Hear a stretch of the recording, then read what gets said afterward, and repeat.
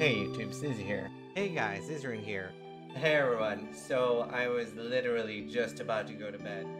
Hi, Zizaran here. Zizaran here with Zizaran here. Zizaran here with Zizaran here. Hi, Zizaran here.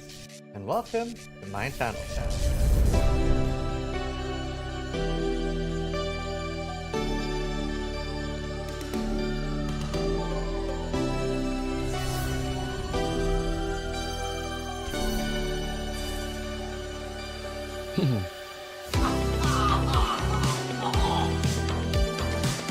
Wow, that looks like my girlfriend. Sharks is the best one. Go away! Leave! I believe in Sharknado, and you should too. Vote Sharknado to go away!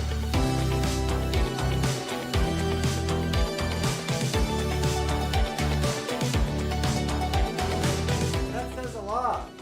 What? Excellent Gauntlet will be held on Earth? Yes.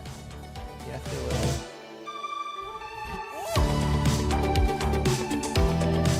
Oh my god! Nothing prepared me for that! So creative. Oh! Oh! We made so much money!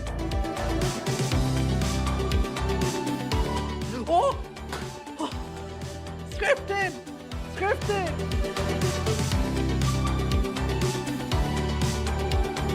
That's our card! That's our community card! We made this!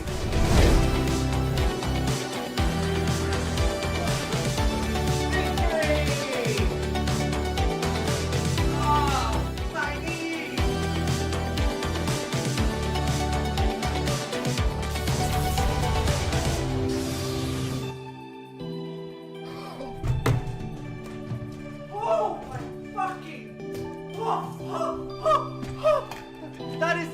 Oh my... This is the undisputed best axe in the game!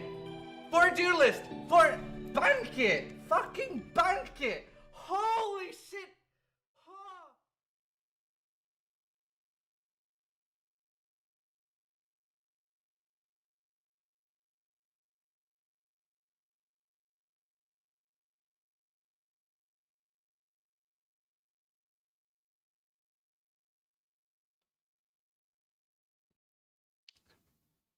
Oh.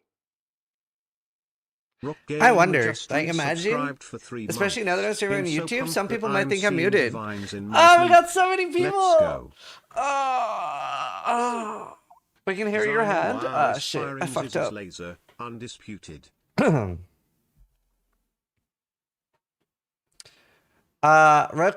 Scion, Nellies, thank you for the subs. Is firing Ziz's laser. Thank you, thank you. One Vaku just resubscribed for 27 months. Let's see. Blinkser is firing Ziz's laser.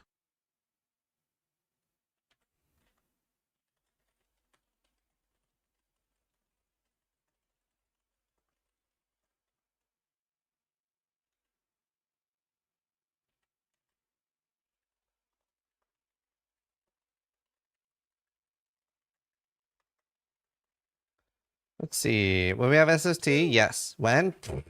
Hopefully tomorrow. For 53 I have to finish it tonight, New so I'm doing that after stalling. Wait till league start. I'm doing that after stalling.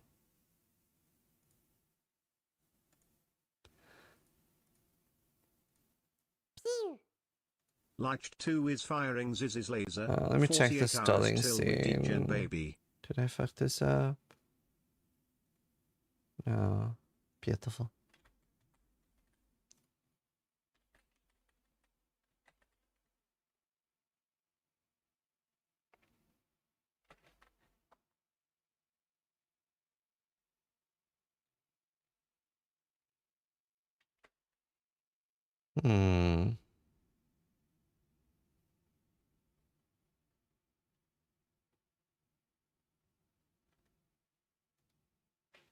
Did Sigarathas retaliate POB?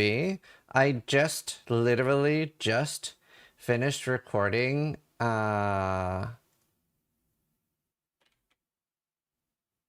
With Karata. Literally just finished.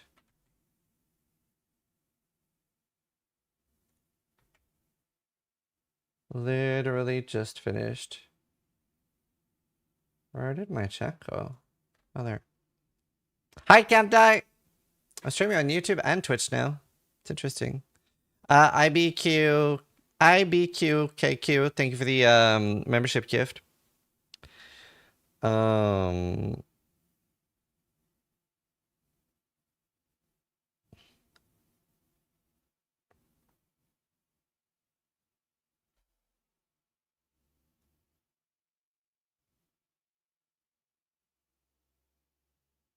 watched your Archmage video. What do you think is the best to swap from Firestorm to Ice Snow Frostbolt?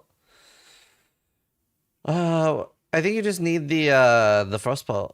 I think you just need the Frostbolt. That's the main problem. Like, as soon as you have it, I think you swap.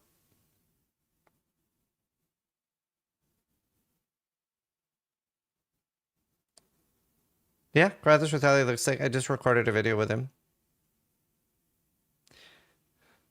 I have a Berserker build coming out as well, Vinso.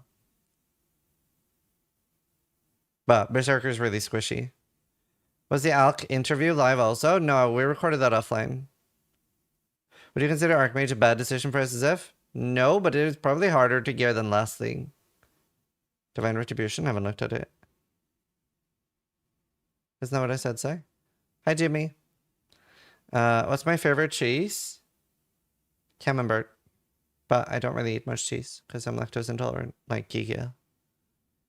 I'm basically lactose racist at this point. Like, I can like look at chocolate or cheese and I will die. Like, I'm not just intolerant. It doesn't cut it. You said Frostbolt? Oh, I just know about Frostbolts. Hey, it's Public Ally. Hi! What do you think is the best change to say? Recombinators being back. Recombinators being back for sure. I'm good. I feel really good. I haven't eaten. On Twitch, I'm going to try to play as many ads as I can before stalling. So I will throw another batch of ads now. I want to ideally do 6 minutes before stalling. I know I'll have more viewers during stalling, so I'd make more money, but I'd rather just not have ads during stalling. Just resubscribed for 3 months. Poggers. Good to see you, Ally. When do you start streaming on YouTube? Now, basically.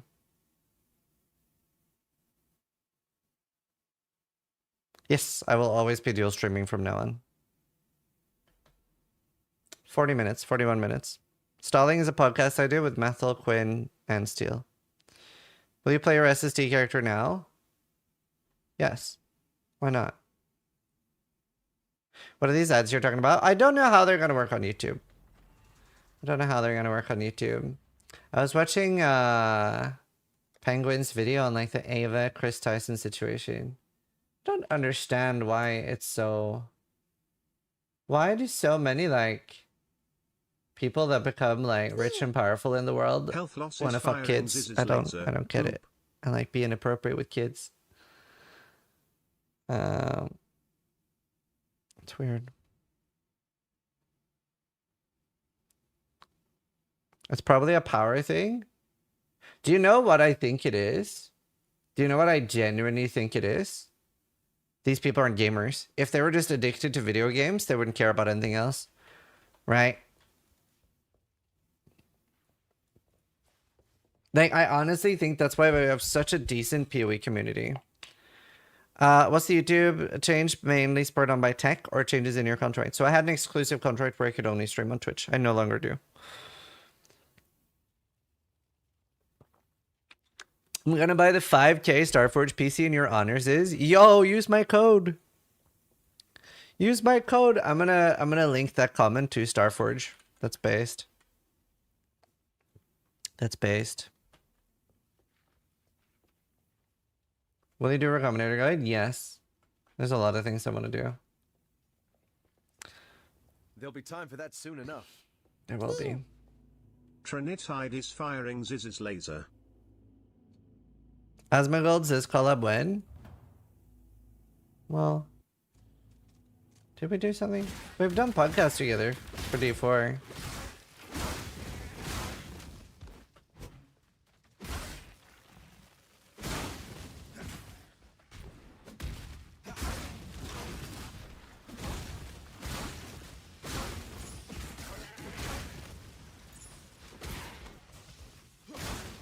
Where's that banger playlist? Yeah, you know what? Let's listen to the custom music for now.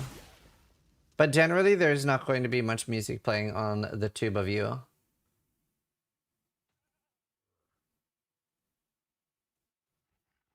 But you should hear this. If clicking play works? The fuck? Can you do an audio channel on YouTube? No.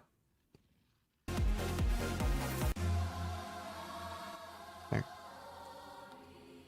The video playback is awful right now. Did Cloud Strike screw up again? I don't know.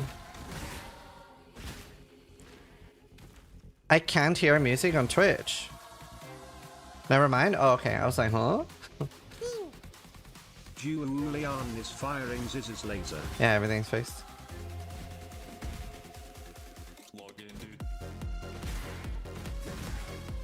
What's the plan today? I am just doing stalling. Oh, I really should do... Honestly, I really should do the YOLO, do the Path of Exile University. After this.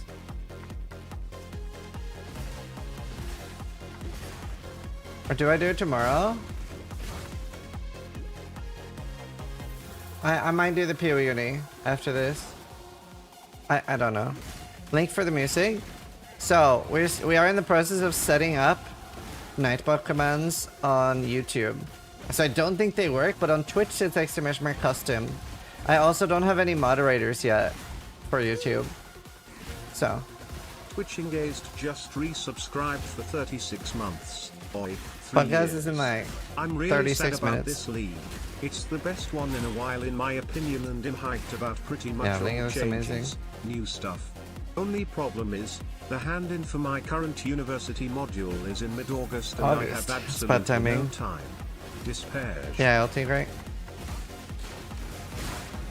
We can say whatever we want in here. You know, I actually don't know how to moderate. How do I moderate? Oh, put user in timeout. Remove? Oh, that removes that message. Hide user on this channel. I guess hide user on this channel is banning them. Firing Ziz's laser. Hope you enjoyed the rising. Excited Toe for Tank, this thank you for the pony. $5 donation. Let's go, D. Is Hexbus gonna be viable this Hexbus Mines? I mean, I can't think of why not. It hasn't gotten any nerfs. Maybe lost some aura stuff.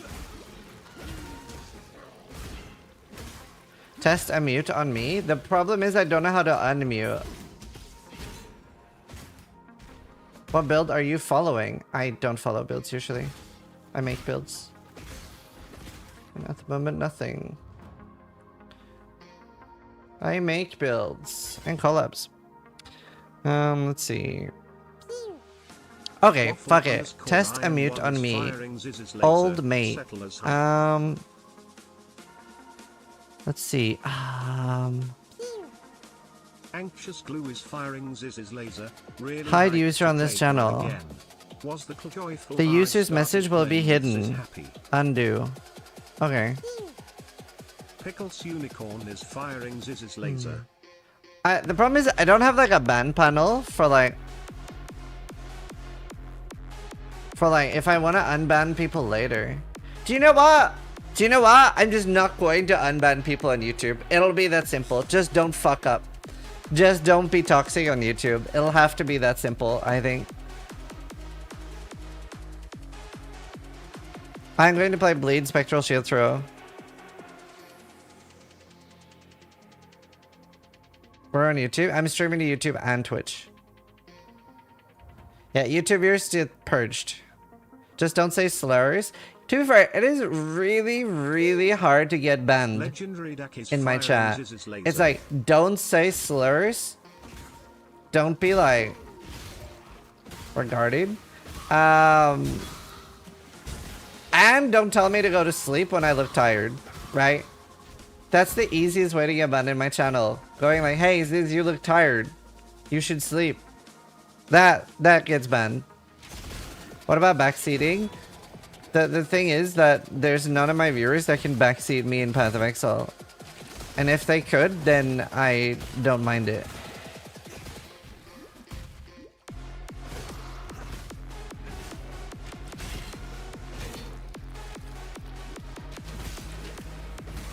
Just don't be a dick, noted. Yeah, it's pretty easy. Is this bannable? League is better than Dota? No, I mean, I'll never mind people disagreeing with me, and especially not when they're wrong. Nah, see what I did there? No, I mean, I ban for very little. Unless I'm playing Dota. I do ban more when I'm playing Dota. I was pretty good the last time I played Dota. There was very little bans. But one of the times I played Dota, I was banning for like the like mildest shit. So Madiki keeps track of anyone I ban during a Dota stream and just unbans them after the stream. Because I was banning for stuff like, one guy said, maybe Dota isn't the game for you. At least you're good at Path of Exile. Another guy said, CS lol. Yeah, I don't know. It's just a hateful game.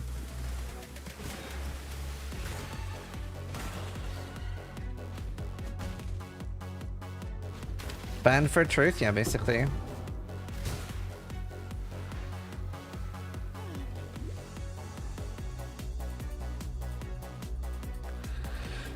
Is it SST Glad or Champion Gladiator? I haven't really, I don't feel like, I think Champion got a bit too fucked.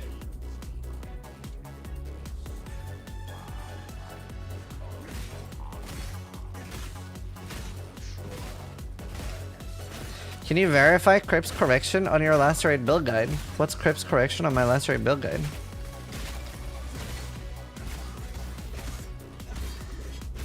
But maybe, like, if you let me know what it is, I would love to see it, because I'd rather improve it if there's something wrong.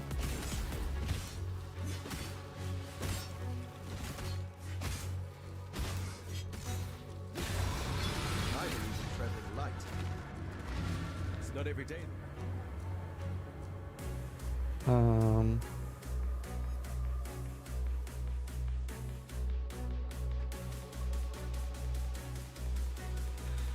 Let me look at that.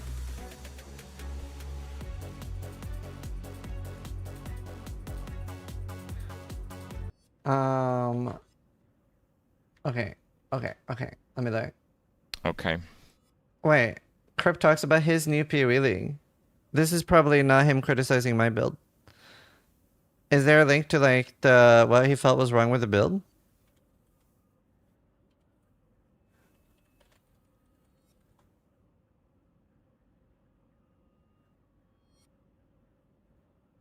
Oh, okay, but where in this does he do it? He spends 45 minutes discussing size POB. All of it. Havoc had a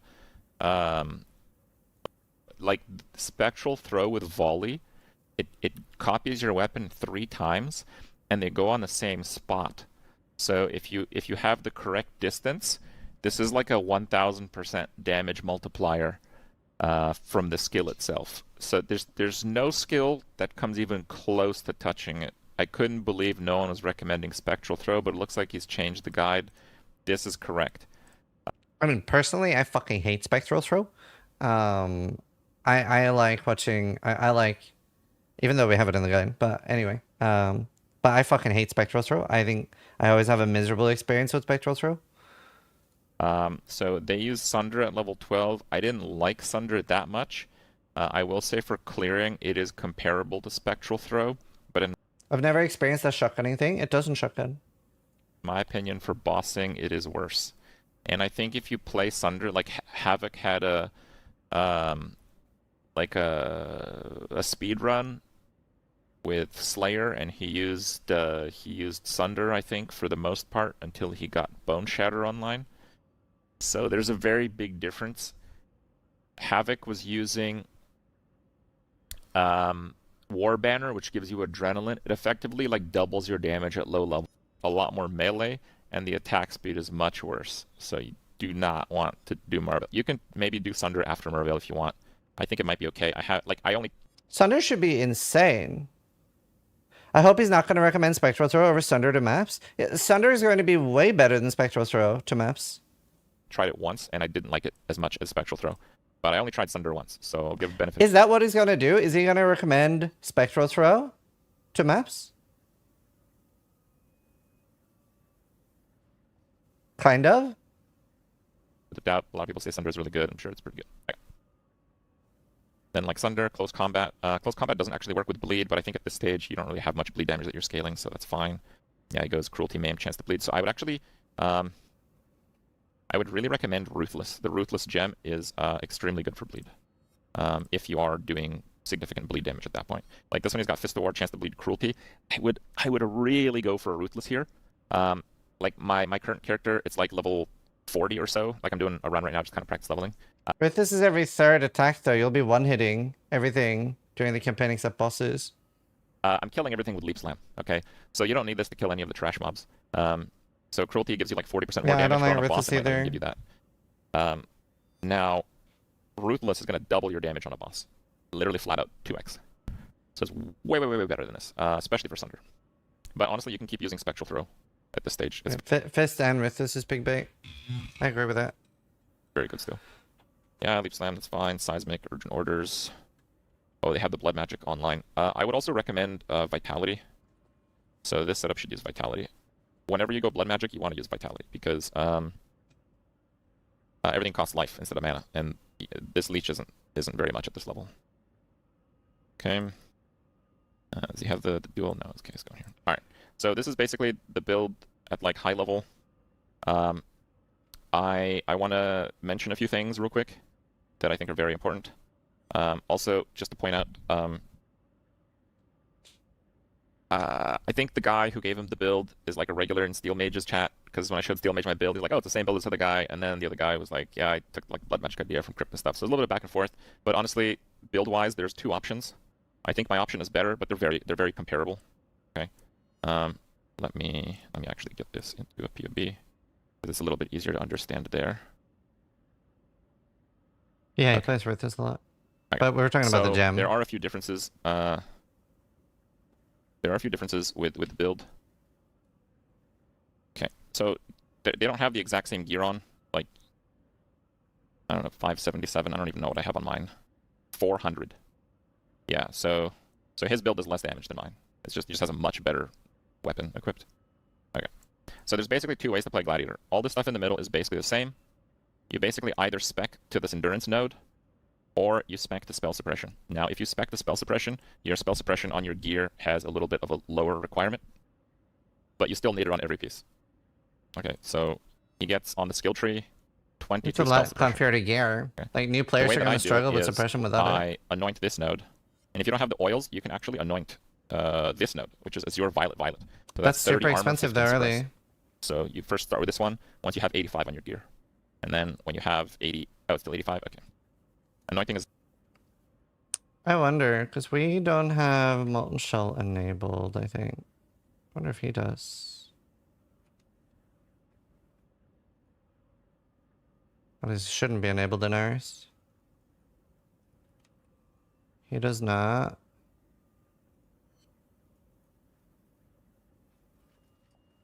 No, he does not.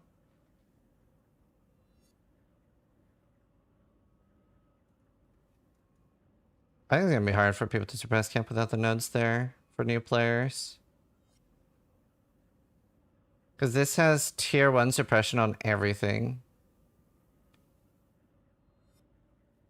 I haven't watched everything yet, but like, I'm not saying he's wrong about a lot of it, but we specifically make the guides for new players. Like, I really don't want to tell... He says that's day 2 rug gear. It's not. It's not for new players. It is not. There are probably like at least 100 or 200 new players in chat right now that can tell me that they are not getting tier 1 suppression on everything on day 2. Not even on week 1. This is for new players. Like, that's the thing, right? All of my stuff is catered to new players. There are a lot of things in my build guides. I try to be pretty open about this. There are a lot of things in my build guides that will be straight up unoptimal. right? Because if you already are a veteran player, if you already are a really good player, you don't need my build guides, right? I always try to account for people being newer to the game. This isn't Crib drama. No, I like Crib a lot. We talk a lot. It's also like, I would not have thought of blood magic if it wasn't for Crib. Enchanting your amulet. So this gives you 3 more spell suppression. It's also gold oil. I try to avoid gold oils for anything early for new players. I try to keep everything like below purple. Prevented, Cronax42 just really good. resubscribed for And 58 what counts as a months. veteran? She's love. 5,000 hours plus? Asking, is it worth it to go up here? And I've really struggled with this question. It is tough to say, is my answer. It's tough to say. I think the answer is yes. So let's talk about that. So I actually didn't get these max resist here. I didn't get those max resist there because I opted to get these axe nodes. Why did I get these axe nodes? These are just like damage. Yeah, this is like 20% damage here. It's like almost a skill We generally focus more tank than damage as well, because it has enough damage. gem. But this last one here gives you Intimidate. And Intimidate does not work on bleed. But what it works on is hit damage. So the hit damage is really important. That's why I get both Rage and Intimidate. Yeah, endurance does use gold oil The reason too. it's important is But because we have earlier ones for cheaper. we're using Cruelty. We're using Fortify. And to be fair, I'd rather have endurance as gold oil because that's not mandatory, whereas suppression capping is mandatory, right? Yeah, the POB is here in his video. I can't Fine. really link things in my And chat we're because using I'm in Leech. multi-chat. And all 3 of those mechanics, you need to have a respectable hit damage for them to actually work. So if you look at his hit damage, it's 87. Mine is 121. And again, my weapon has 2/3 of the damage of the ones in theirs. So I'd probably do double the hit damage. Double the hit damage means double the Fortify stacks, double the Leech, and much higher chance to get Cruelty, which is another damage multiplier, especially on bosses where it's probably not going to be full Cruelty stacks. Now, if you have like crazy gear, maybe you don't need that. You can get the max res, which are really good. You know, it's like 3-point-something% Also, per. for people watching on Twitch, I'm going to play another batch of ads while I'm looking through this. If you want to go get a drink, I just want to have enough ads accumulated before stalling so that there's no ads during stalling. Per point for elemental mitigation, which is an absurd amount of tankiness. And thank you, Jaysoon. The reason why I didn't get it is because I don't think elemental damage is going to kill this character. The effective hit points is actually infinity. That's right. It's infinity. The effective hit pool thing in POB has no merit on how tanky you are, though, on any build. The only thing that's going to kill something is a max fizz hit. 24,000, and this is without Molten Shell.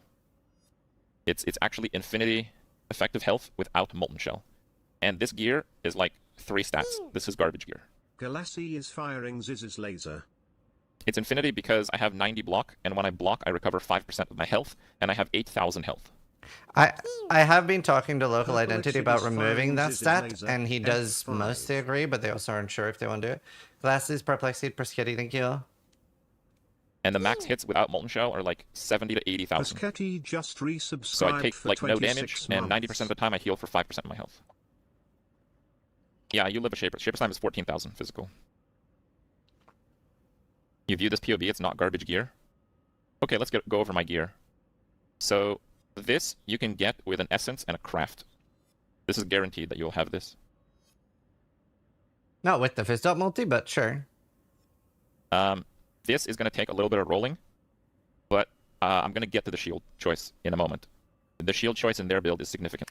The reason he didn't pick up that notes is because he doesn't grab the suppress on the tree. Yeah, the suppress on the tree is really important for new players. The biggest criticism he had of you is the short bleed time. As he says, higher bleed duration gives you higher damage in reality because you have a higher chance for the bleed rolls. I agree with that. I agree with that. Can't be worse. I'll go over that. T1 spell suppressed, tier 2 life helmet. Tier 3 life, tier 1 spell suppression Lamellar. But basically all of this gear is rob gear. You're gonna do expedition, and you're gonna get His almost is all 8 these items from seconds, Rog yours in the is first 2 3. days. 3 is short. So yes, I think this is garbage gear. I think 3 days into the league, I will have a better item in every single slot, except for like 2. Okay, let me touch on the shield real quick.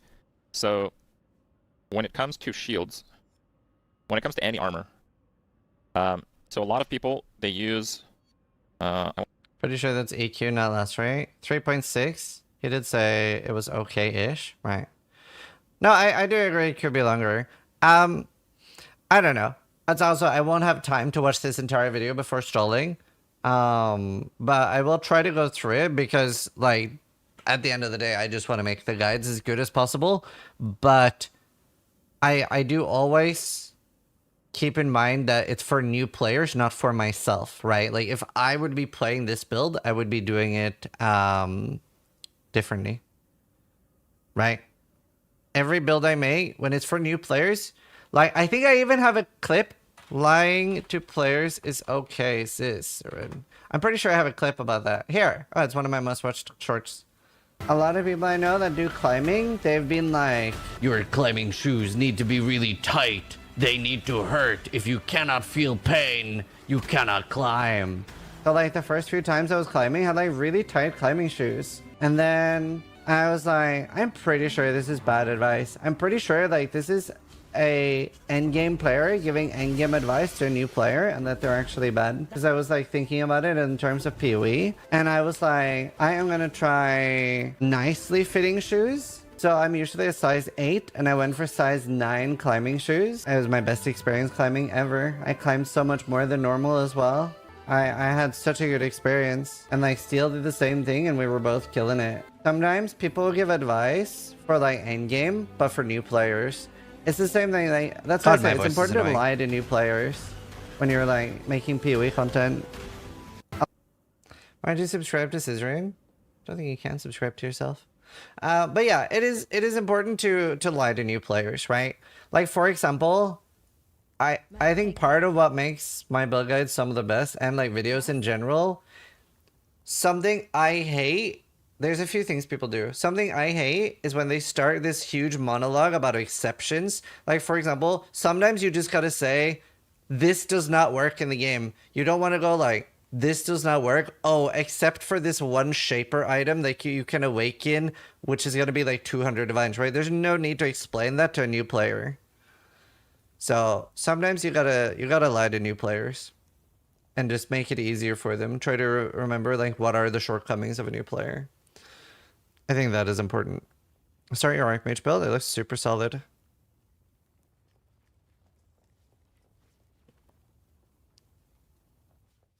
Yeah, that's right. I am.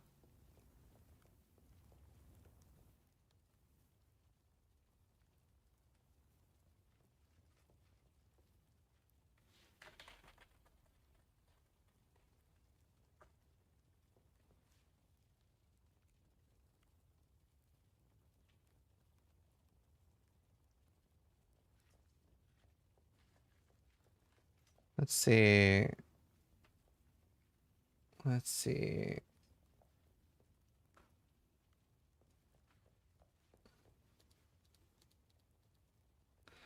There. It's probably on his YouTube. I can't really link things in chat at the moment. Title, testing Nightbot. Huh? Oh.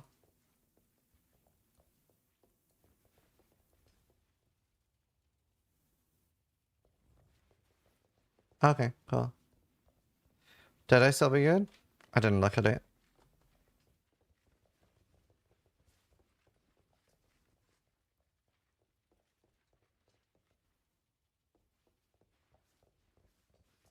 It probably just doesn't do anything, Adrian. I don't remember. I'll ask Sai.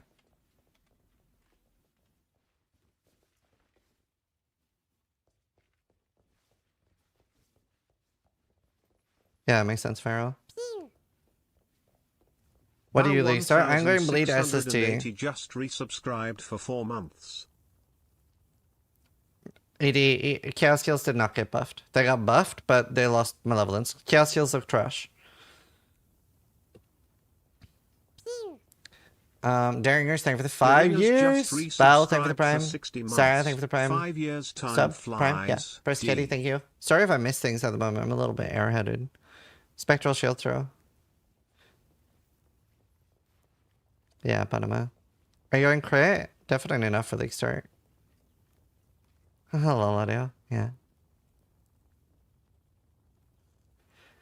Blight SSD sounds exciting. Yeah, I am doing a build guide on it. I'm working on it. Hopefully we'll have it ready tonight.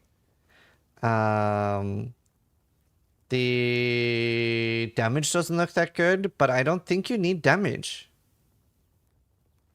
Like, I managed to get it to like 2 million with not very good gear. I don't think you need more than that for League Start. Because of the Bleed Explosion. So my goal is Blight maps, Blight Ravage maps. And I think the Bleed Explosion being 20% carries super hard. Feels weird not being able to cat W in chat. Yeah, YouTube is weird on emotes. Like, do you agree with Taitai's tier list? Haven't seen it. I've been so flat out.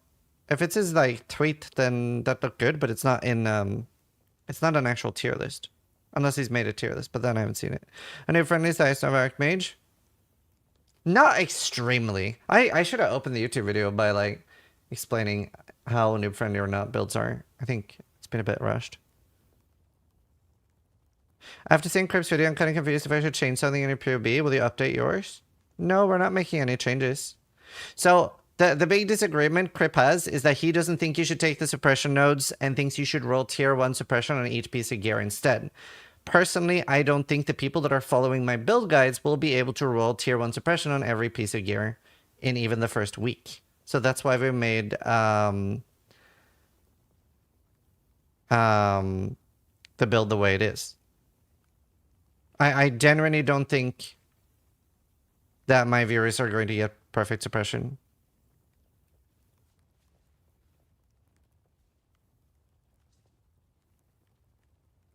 He said he wasn't sure what was better. Chat makes it sound more negative than it was. Yeah. I mean, just watch both videos. It's probably a lot of good advice. He's a good player. I'm trying to account for bad players or new players. Are you saying I'm stupid? Absolutely. Absolutely. I think Path of Exile makes us all feel stupid. What have they done with Malevolence? Can't say anything in patch notes. You usually run it with Divine Blessing.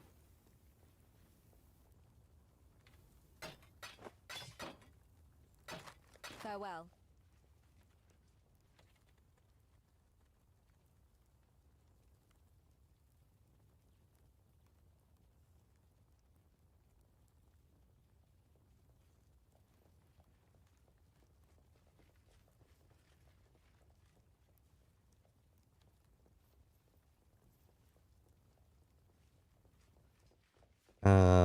Are you doing blood magic on your SST? Yes.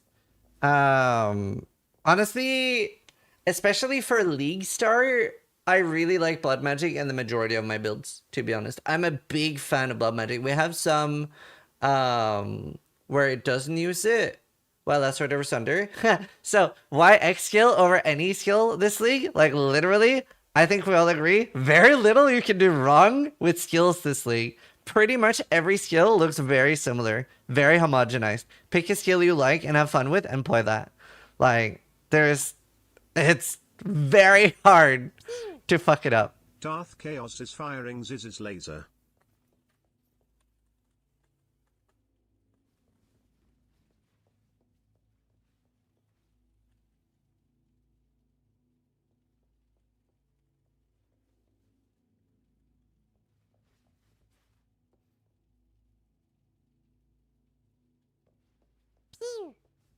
Serbo Deemer is firing Ziz's laser. Let's see. Or Runner Reflection something worth it to run? Depends on the build. So ideally that's what I want to test here. I want to test like insta switching to SST. So I'm gonna hopefully I literally am running out of time. Hello. But yeah.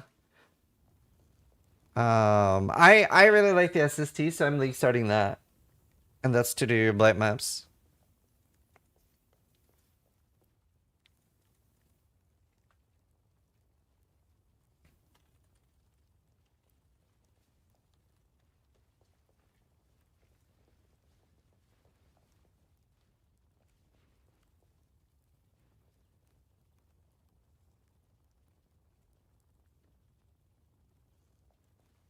Can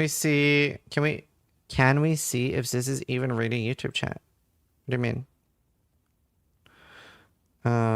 Are you going hardcore this league? Yeah, hardcore trade. Why is everybody going blood magic? Because pride got nerfed. Sorry, determination got nerfed. Oh, Adrian, you asked earlier about the exerted boost kill from exit. That's for Earthquake Clear. It doesn't affect lacerate.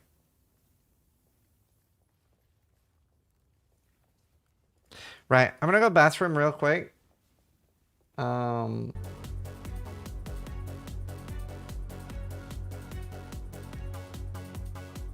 Yeah, I probably will use Marinette.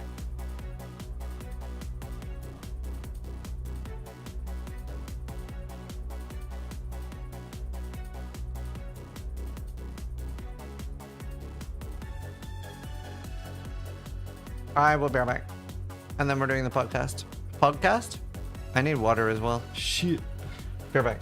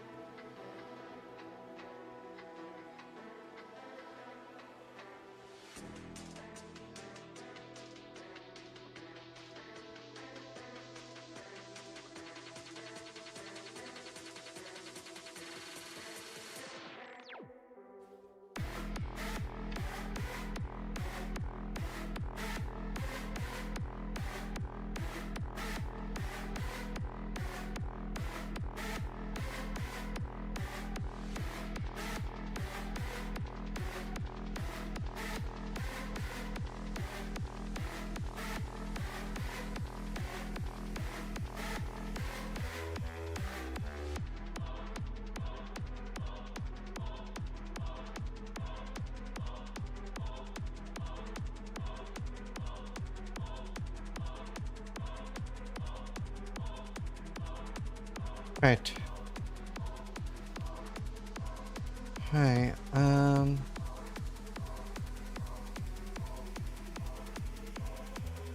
Rajin, thank you for the gifted sub. Right. I'm gonna start setting up the podcast and we'll do audio checks and stuff.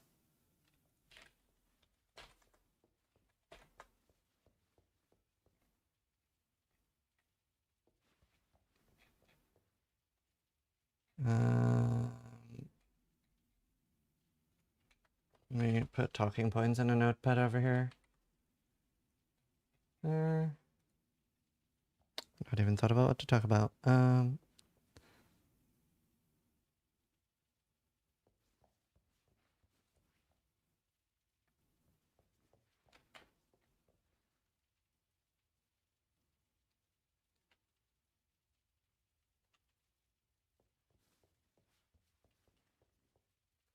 There. Opinion on Hex plus Mines. It's really good Sanctum Farmer. I don't think he got nerfed.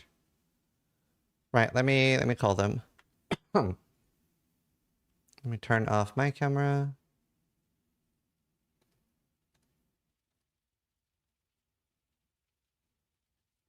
Also, chat, I will not be able to read chat anymore, obviously, since I'm doing a podcast, so questions are gone. I hope you enjoy the podcast, guys.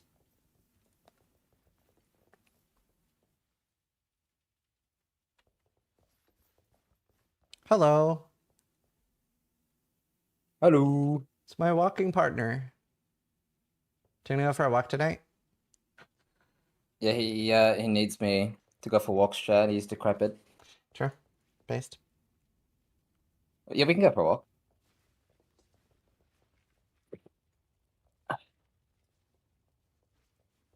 All right. Yeah, my decaying armchair. Look. The fuck? I You should get a Herman Miller. You sit so much. You're a professional sitter. Do you want me to try to get you one? honestly, I kind of like my chair. I'm okay for now. Let's do a Yes. mic check on Steel. Hi, Methel. Did my penis go through? Your penis? Test, cock. Oh, yes. Yes. I was so confused.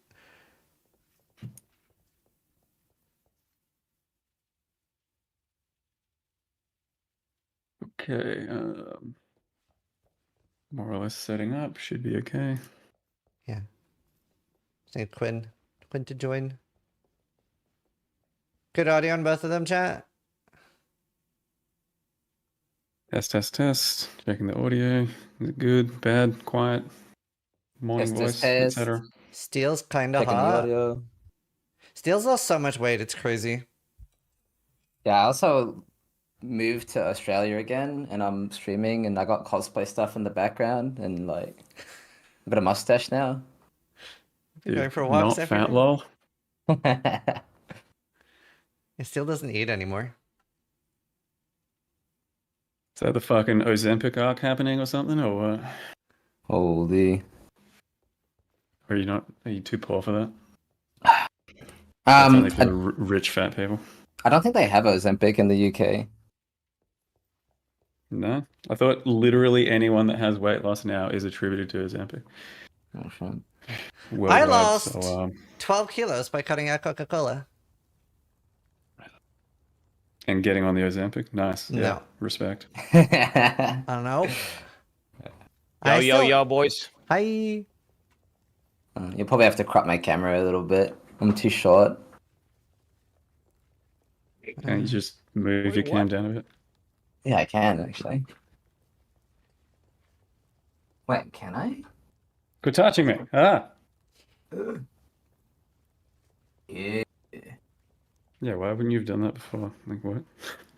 Well, I don't like this angle. But you're thin now. It's a good angle. True.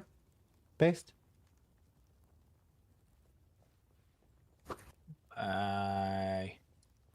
Yeah, I need to get coffee, boys. Shower, boys. They're gonna. I mean, the kettle's boiled. I'll be like 2 seconds. Like legit 2 seconds. Bro. I believe you. I don't. He wouldn't lie to us. Shit. He'd lie to everyone, including his family. What the fuck, Matthew? Wait, why did you just say that? That was too far. That wasn't even funny. That was just mean, dude. What the fuck? Jesus Christ, I was not lying to my family. What the fuck? The only thing I'm saying is lies know no bounds. That's all. That's Clearly. funny.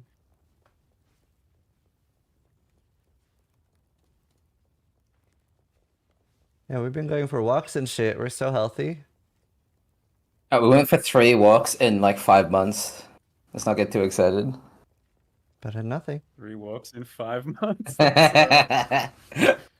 Real. That's what that is, Bethel. That's real. Okay. I'm too loud. No, I'll turn it down a I gotta minute. replug my shit, I think.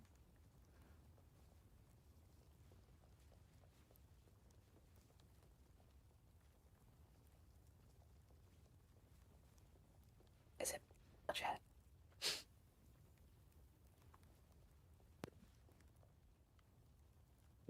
Perfection. Okay. I think everything looks good.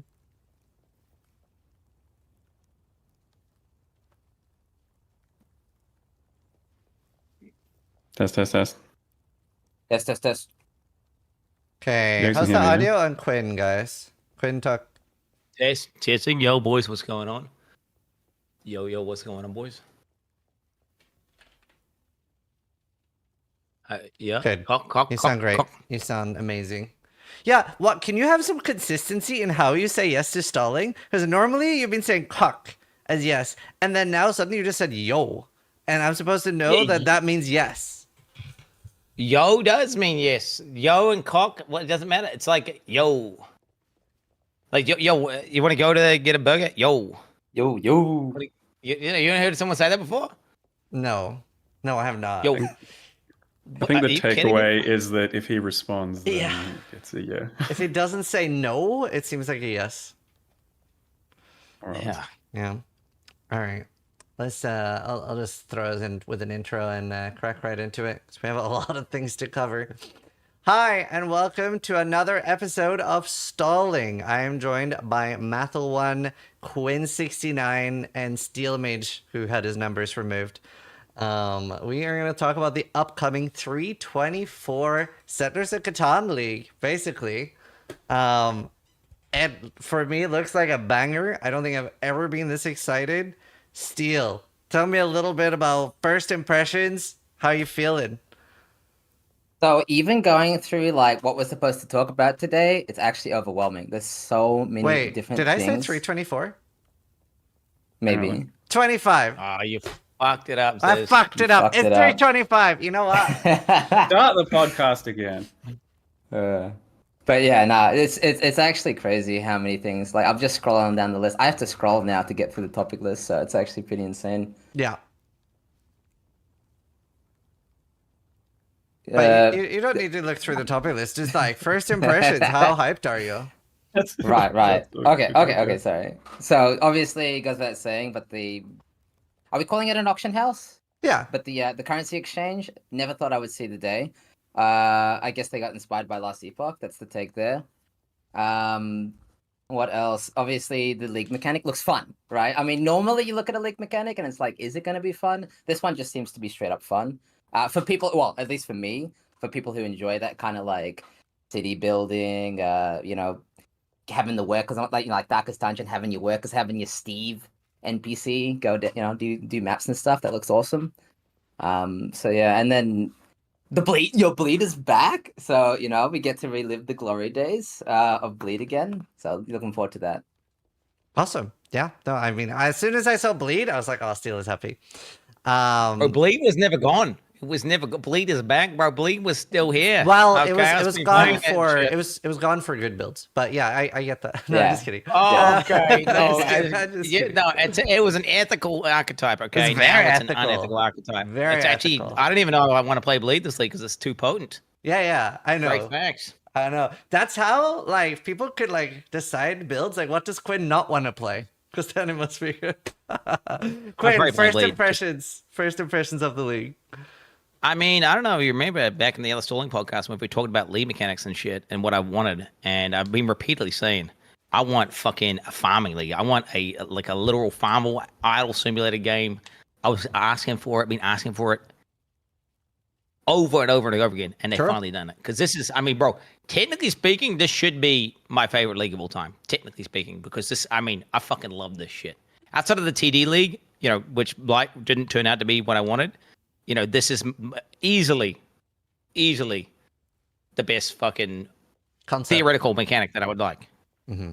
Bro, I don't know if you guys have that. I don't know if you guys have that autism of like liking setting up a base, min-maxing your workers, deciding what you want to invest in, and then just leaving it and sitting it, forgetting, just knowing that it's going to be farming while you're not there. It's like cheating, almost, but not. It's ethical cheating. And I don't know. It certainly scratches an itch, and I'm really hoping, because obviously it looks like a pretty basic one. I'm really hoping it's gonna hit the mark. Yeah. No, I feel a lot of the same. Mathel?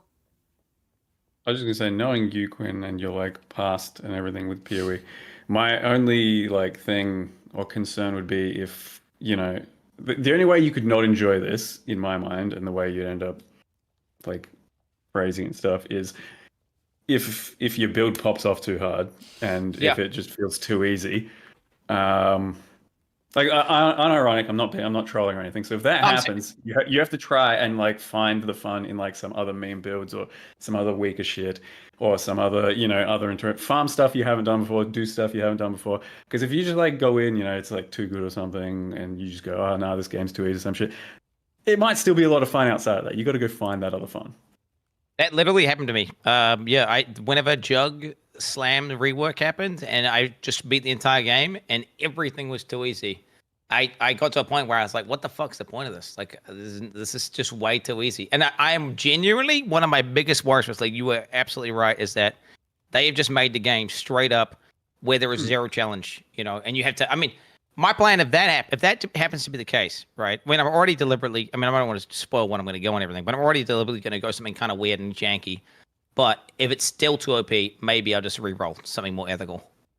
Yeah, because I could fully see a way that you can find a good combo right now with all the defenses and offenses out there in the game that you're going to basically face roll a whole bunch of content and then just go, this wasn't. I mean, in that case, just fucking cut some of that shit out. Do the other stuff. It's the reason I'm not playing Jug. I want every single part of me says I should go Jug this league. It looks completely broken. It's insane. You will literally be unkillable, and you can still get like 2 mil DPS with like the shittiest gear unimaginable. And then you could just tank everything, right? But you have to play the Gladiator Quinn node. You have to. It's made for you. You can literally for 100 seconds go, I'm ramping. But for 100 seconds, it's like literally made for you. Yeah. I do that node, dude. That node does look lit. It does look. See, it does actually look potent as fuck. I do like it. Well, my main concern for Quinn is that just he misses League so much that he wants to get back to it. I think so. Like I reckon he might when you're caught up in the moment, maybe, but it's already been like a week, and when you're having fun, I mean, why? Like if this is popping off and he's having fun, like you just instead of being depressed, why go back to be depressed? Like what? How much is your highest hype right now? Because this, to me, this in my memory, I feel like this is the most hyped league that they've ever done. It's like either that or the Metamorph one. The Metamorph one was also kind of crazy, but then they kind of announced PoE 2, so it was like kind of like almost it was like I don't know, it was kind of diluted because of the PoE 2 announcement. I feel like this has got to be. Yeah, I agree. I feel like this is the biggest announcement they've had because with PoE 2, even though it's super hype, there was also fear, right? There is fear involved with the PoE 2 announcement, whereas this is just positives. I've never seen Reddit so happy, all the chats so happy. Like everybody seems really excited for this. So I agree. Yeah, I think this is the most hype I've been for an actual league mechanic as well. So, like usually there's a lot of hype and it might be diverted somewhere else. And you're like, okay, league mechanic might be good, might not. For me, it's much more about the league mechanic this time around, where I'm just like, this thing could absolutely slap. And I think it's going to give us another whole bunch of tick boxes, another boxes to tick while playing, and just keep you like locked in there and just online, and that's pretty exciting. Yeah, for me, I've just been looking at that countdown, counting every day. It's still 2 days to go, dude. It feels like it's taking forever. So that's where I'm at. Yeah, so I'm very anxious to get in. Yeah, no, honestly, I don't know if you guys agree, but for me, the thing that got me the most excited about the announcement was recombinators. It's something I wanted back for so long. And what I really like about it personally is just how it makes me interact with other gear. Because without recombinators, there's so much that I'm like, okay, I'm vendoring this. Like, that is cool, but has no purpose for me, right? Whereas recombinators just changes my entire approach to the game. So that was what I was excited for. I'm hoping it's like readily available enough, the dust or the juice or whatever to do it, because like If it is, then that really changes like how you do things. Because even during the Recombinator League, you'd still sometimes run out of them, or like have to think about whether or not you're going to use it on this. Whereas if this is like a readily available enough resource, you're just going to be picking up everything, going fuck it, smash that, and just see what happens. And it's just going to be a non-stop bonanza of like, let's see what we get. Yeah. Or No. Rog. He pulls out those items, bro, and they're like, it's like T1 Dictators, the best fucking roll you can get, super rare. And then it's got every other mod is bricked. And you get another item, and it's like, it's Dictators on a bad base. You just randomly slam that over to a good base, dude. Oh my god. Yeah. I'm looking forward to it for SSF. Yeah. Like, I'm worried about actually, one thing though. I really hope that we can't have double fractures. I really think it's so nice when we can only have one fracture on item. I think that's just fucking stupid. And like last thing with fractured influenced gear, I was like, bro, like please stop. Yeah, did we actually find out what the nerfs to recombinators were? I know they mentioned Sentinel mods can no longer spawn, but do we know if there's any other restrictions? I thought that was mostly. I don't know if we have any other info except for that you can't get like the combined mods, the random shit.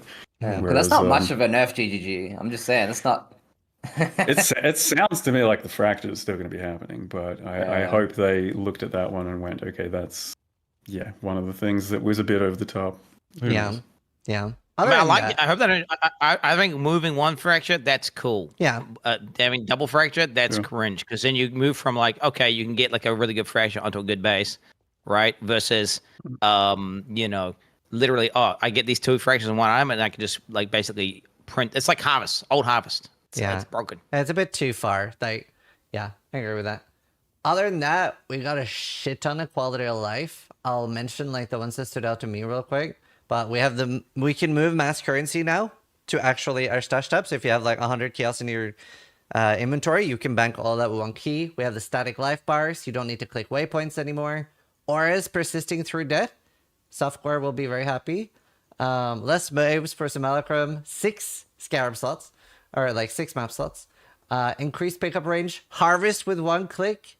And we can see div cards on the atlas now. Those are like the TLDR of all the quality of life we had. Any favorite? Any you're particularly happy with, Quinn?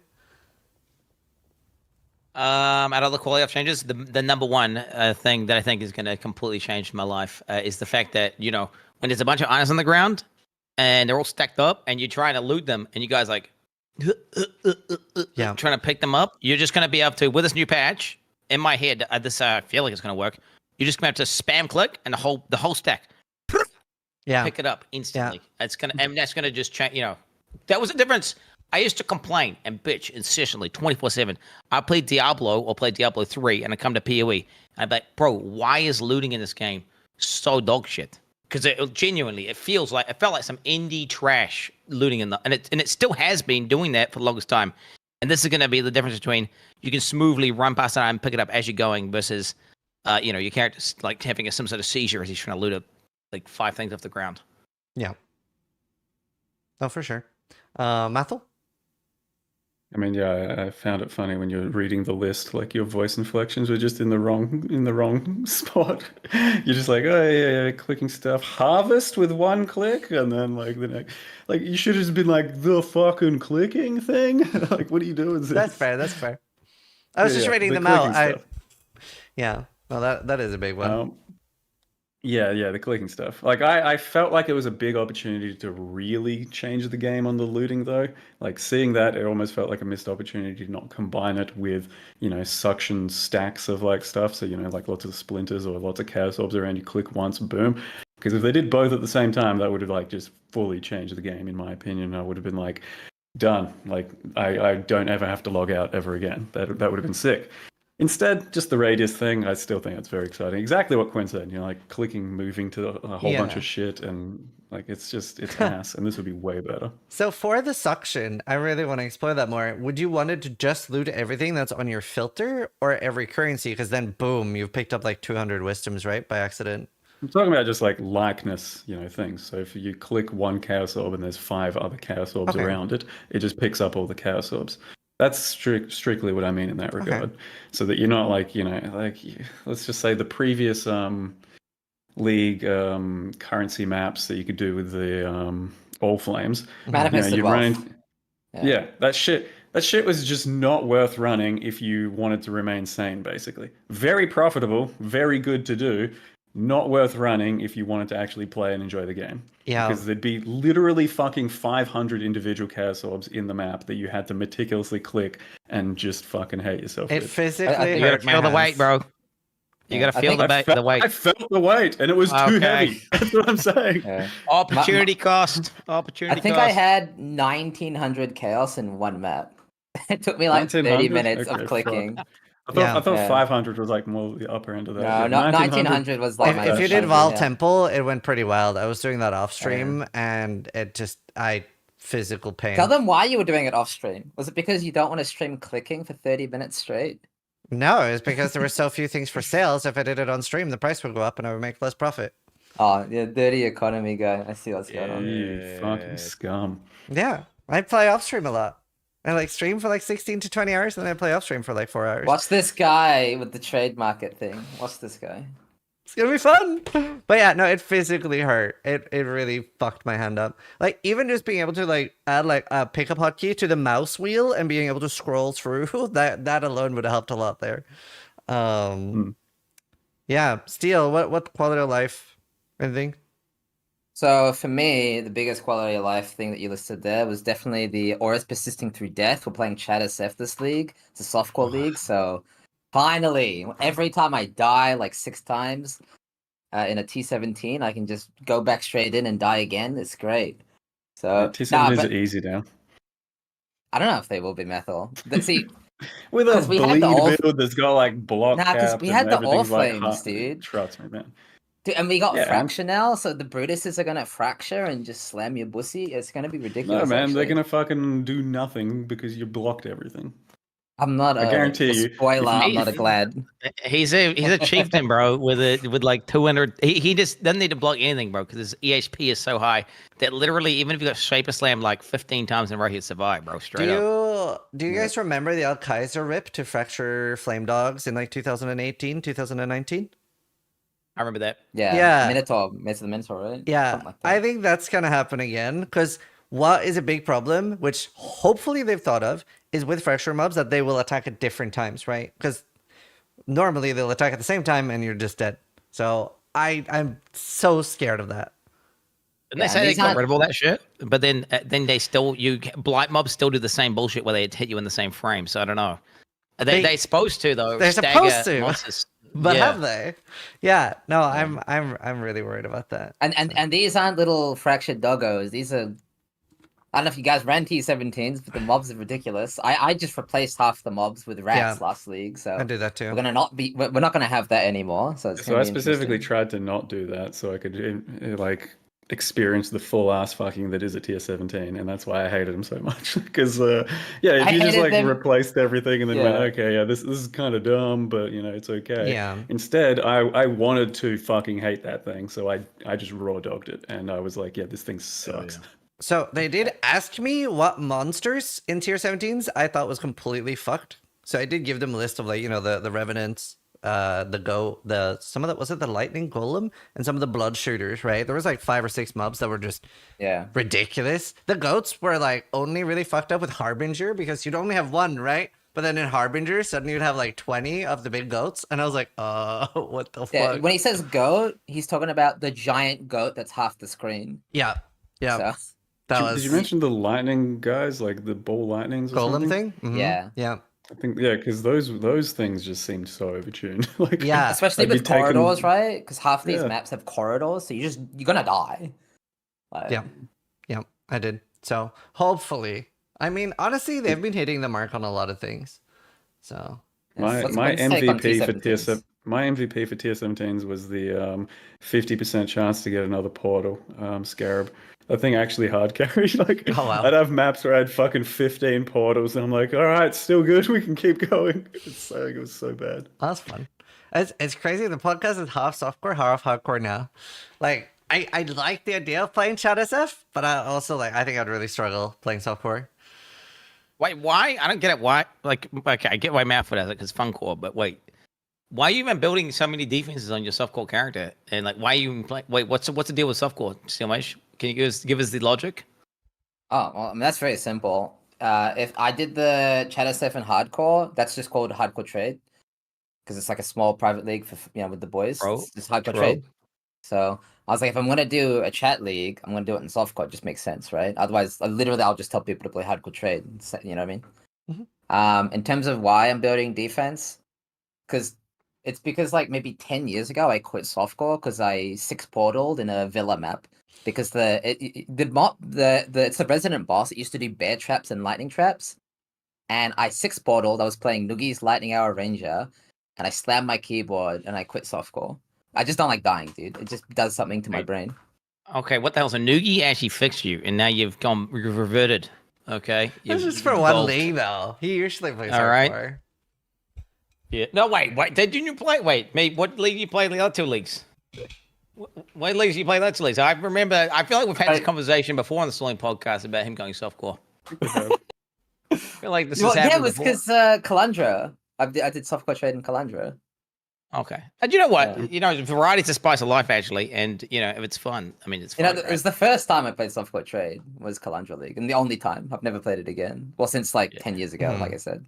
Yeah, I mean, I've even considered it because I think there's at least chance that I would enjoy softcore now because of the void maps, because they're actually quite exciting, right? And you can make some crazy characters on softcore.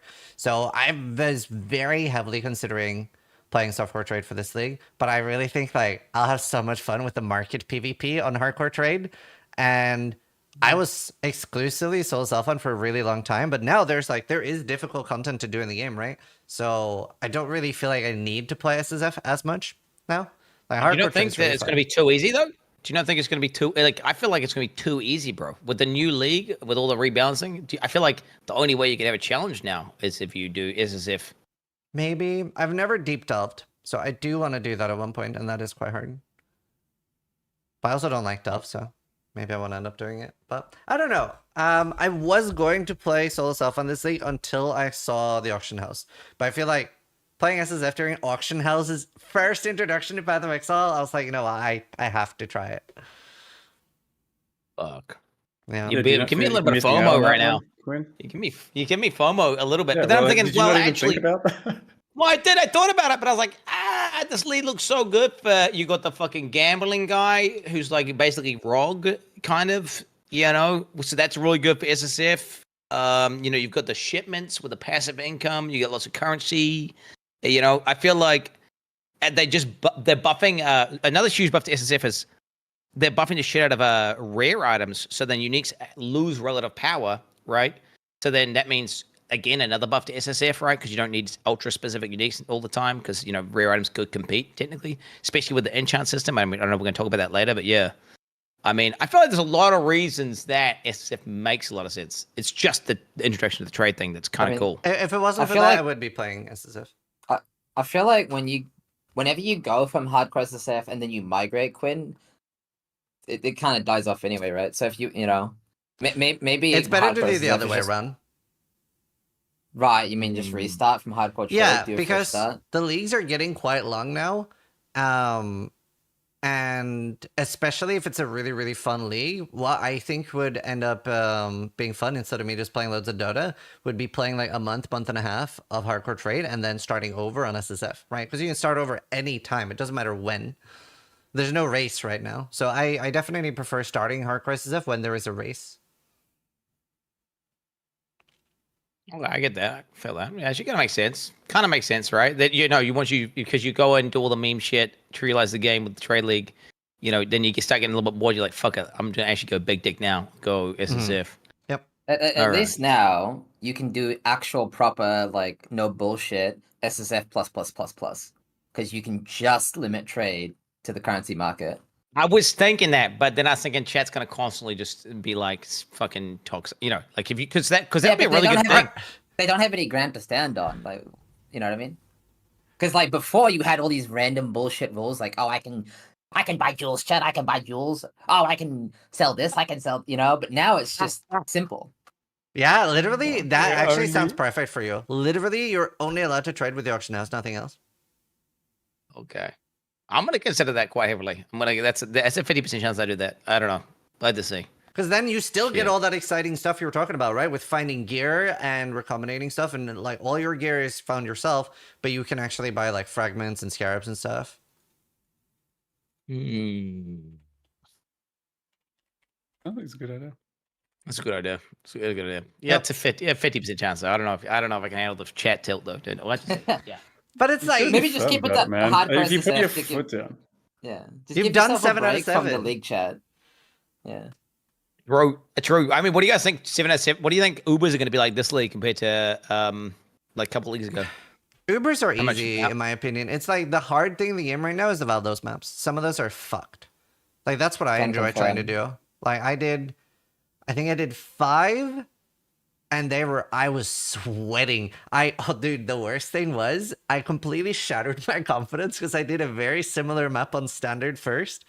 And the first thing that happened is I got off-screen one-shot slammed by Brutus, right? So like I entered a map and insta died, and I was like, oh no. So I started like basically shaking. But I did manage to do like 5. It was nerve-wracking. It was so much fun. Mm-hmm. Is that because your characters are too OP though? That you feel like that the Ubers? I mean, don't get me wrong. I do feel like there's a chance that maybe if every build does 10 million DPS with no investment, like that actually will be too easy. But is that because you're just playing super OP builds? So yeah, that you think the Ubers are too I easy? definitely I mean, think it is the power creep thing. But like I said, we do have the Valdos maps for like really high difficulty, and we are getting more Valdos maps now. it's weird because I don't like the gimmick. I don't like that. Like, you know, for example, the fear to me just looks stupid and cringe, right? Just like like the Velo mats where they had like there's some big guy on the screen and he attacks like 50 times a second and then one shots you, right? Like that to me is also like that's not like true difficulty. You know, watching Mathel on some build with a fucking Abyssus with 3k life and he's trying to like fight a U-boss with every single mechanic kills him in one shot. Like that's a lot more difficult than just having a guy who just like 1 billion DPS with like 500k EHP Yeah. doing a Veldo's map. So just to add know? to that, they're not easy. They're easy when you have like a mage blood, right? Like Yeah. it takes a while before they're easy. At least True. on hardcore, like True. a while, like literally 2 to 4 weeks of no life full time streaming to get to that point. Yeah. So they're pretty hard. Like Yeah. they're hard. It does depend on your build as well. Like if you make a very specific build, like you can make specific builds where Uber Maven is easy, right? And you focus on farming Uber Maven, or maybe Awakener. Like Awakener, once you can tank the meteor, isn't too bad. Like the meteor and the beam. Just But take like the having size a video. but tanking or making a character for everything, that is still quite difficult without the graveyard, I think. Maybe let's just say there's more avenues for making the Ubers easier than ever before. Basically, True. like you can get to the right builds, to the right defenses, to the right offenses with the right skills much easier than you ever could than before, where it took a few specific builds or a few specific interactions. And now, there should be lots of ways to get to the part where you're going, okay, Ubers aren't too much of a challenge. It's still hard to get to that point though. Mm-hmm. Yeah. Yeah, I it'll feel be that. So interesting. instead of 10 builds being viable, it's like 100 builds being viable. But then if you pick one of the really, really OP ones, it's probably going to make it kind of boring. Yep. You have a lot of choice there for sure. I do want to move over to the league mechanic. We are getting gold now, which is interesting. I'm really curious if Sanctum is going to drop gold, but I guess we'll see. How do you guys feel about the workers and like the map sync? Like we can send people into maps now. Mathel. I think it's cool as fuck. Like that's why I'm kind of excited about this league mechanic, because it has potential to just be really cool, to make you want to constantly like micro and interact with it and set stuff up, as opposed to just like logging off for the day and kind of going, okay, come back whenever and keep blasting. Right now, it feels like you're gonna potentially want to just do a bunch of micro to keep setting stuff up. The mechanic for the maps, that seemed like the coolest thing to me, because I grew up playing D2 and had, just like everyone had a fucking Pendle bot and a Mephisto bot and shit like that. And then checking what they, did the next day. It's like fucking unwrapping a Christmas present. And that could just be like, I don't know. I get the feeling it's going to be a bit undertuned because it kind of has to be. you know, check your map dudes, and maybe they've got like fucking 5 cows for you and like a couple of shitty cards. But if it's just, you know, brute forced enough and done enough and you get enough stuff, maybe there's a chance that, you know, you get some pretty cool shit and it becomes this sort of every day's Christmas sort of thing. And if that's the case, man, that's going to be so fucking cool. See, I really hope this is like sadistic and mean, but I really hope they have a "this is what we picked up, this is what we left behind" menu, and you'll see like a mage blood in the left behind menu. It's like, sorry, our inventory was full. Jesus Christ. Yeah. Dude, I think it's fucking awesome. An awesome mechanic, the map runners, because of the fact that they can make it quite juicy, right? And it's still going to be like 1/1000th as efficient as like the 5-man magic find bullshit farm, right? So what it means is it's useless for those guys who are turbo meta gaming, right? Doing all that bullshit. Whereas for the guys who are just like, you know, those guys who can earn like 20 divines an hour or whatever doing that bullshit are going to earn whatever it is, 100k an hour from the map system. The normal guys who, you know, are just playing the game normally, right? Just single player, whatever fucking build. You know, we all get the same. Which means I feel like they can create a baseline where it's you know, quite good, and it doesn't scale, which I think is just such a good mechanic, because it doesn't matter how meta cuck you're doing or what you're doing, everyone gets the same shit. Outside of maybe the guys who go progress through the game faster, get more gold, maybe they get to the point where they min-max the guys a little bit faster. But otherwise, you know, assuming we can all get to that same point where you min-max your characters out, it's the same for everyone. Which I'm a big fan. You know, because obviously if you're playing, think about it, who's going to gain more advantage out of that system? Like a guy playing like a 1 APS Marauder doing like, you know, 500k DPS, or, you know, a dude who's like clears a map in like 30 seconds with some sort of dead-eye like ice arrow bullshit. Yeah. You know, which is what I love. I hate when they put mechanics in the game and it like, all it does is create even more of a divide between the fucking, you know, the normal guys and the people who are turbo blasting with the most meta shit. You know, dude, whenever they add a reward in the game and it's a fixed reward, it's just like, oh yeah, you kill that boss, you just get that. You know, you put this on, you just get this thing. Like to me, it's like, and that's this whole mechanic, right? Like the whole ship thing. Yeah, it's the same shit. They, you know, we all just get the same amount back. Okay. Yeah. Yeah, it's good. It's good that there's like a ceiling on it, is what you're saying, basically. Like there's only so much you can do with it before, you know, it's kind of capped, and then you just move on. And it's what your build is doing after that point. But yeah, I like that as well. I was also going to mention, because yeah, it's a good catch-up mechanic as well. Like for the more single players, for the people that are kind of you know, may have to take a day or two off, may have to work, some shit like that. You can have some extra, you know, dudes running maps and sometimes check in on them, you know, set some extra stuff. And instead of just like coming back to the exact same spot you were at and just being like behind, maybe you come back like 20 cows richer, and then you can fuck around with those 20 cows and buy a couple of things that you really need. Yeah. So I like that one too. It's like a bit more casual friendly.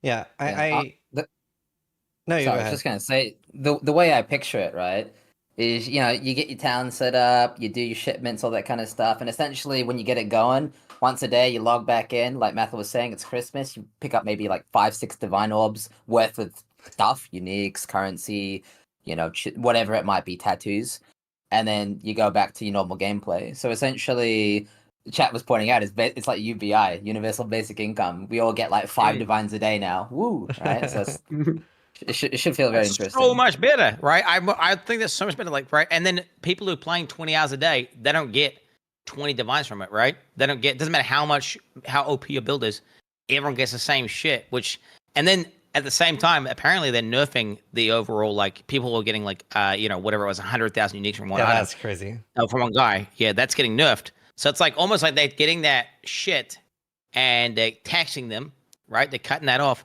and then they're giving it to everyone else, right? Yeah. The little guy. Yeah, Which is like, hey, W.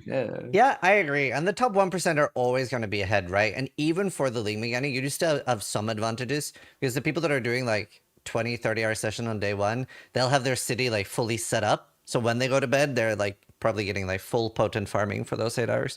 So there's still like benefits for both. So I think it's a really cool way of doing it. I definitely agree with Methel. I think it'll be super undertuned. And I wouldn't be surprised if they're like, okay, we'll buff it a little bit. Maybe they'll go too far again, like the graveyard thing, right? That was like undertuned, then went way overtuned. So, yeah. I have seen something. Fuck it up. Yeah. Yeah, I hope this is just a W league. What they need, okay, if anyone from GG's listening, we need to have a way of fishing. Okay, it's almost like gacha Yes. farming, or I don't know what you want to call it in the current year, but it's effectively in these games. I played a lot of these games. You need a way to dump gold to fish for very specific, like 5-star guys who are just better than the rest. So you can go for the perfect team, and then your base, if you do that, it's like 20% more efficient. But it can't be easy, and you have to be able to gamble to do it. Because then when you gamble like the guy who's got the max stats and juiced out the wazoo, it's epic. I mean, it's literally just gambling, but it's with an in-game currency, and it's fun as fuck. And it creates like a longevity to the mechanic where you've got a long-term goal of getting the perfect squad. And I really hope they have a good gambling system where you can roll for guys to try and get like the best squad, so to speak. Yeah. And it's not like, everyone gets the same rank 5 guy on day 3 and all units are the same. And, there needs to be some sort of like depth to it, right? And progression. You should also be able to buy like 5 million gold for $50, I reckon. Yeah. No, dude. And the workers should have like pretty little outfits. I misread that. Really cute. They can have like a pity system that once you spent $1,000, you'll get a crystal. Wait. I think we're all on the same page. Yeah. Well, that's actually what I want to talk about next. Like, I've seen a lot of people being a little bit worried about this having like a mobile feel, and it's funny because this type of game is what I've suggested PoE mobile should be. I'm not a huge fan of ARPGs on a phone to begin with. And I wondered how you guys feel about the time gating, because normally I'm very against it, but I'm not implicitly against it when you can't pay to speed it up. So, Steel, do you have any take on the time gating?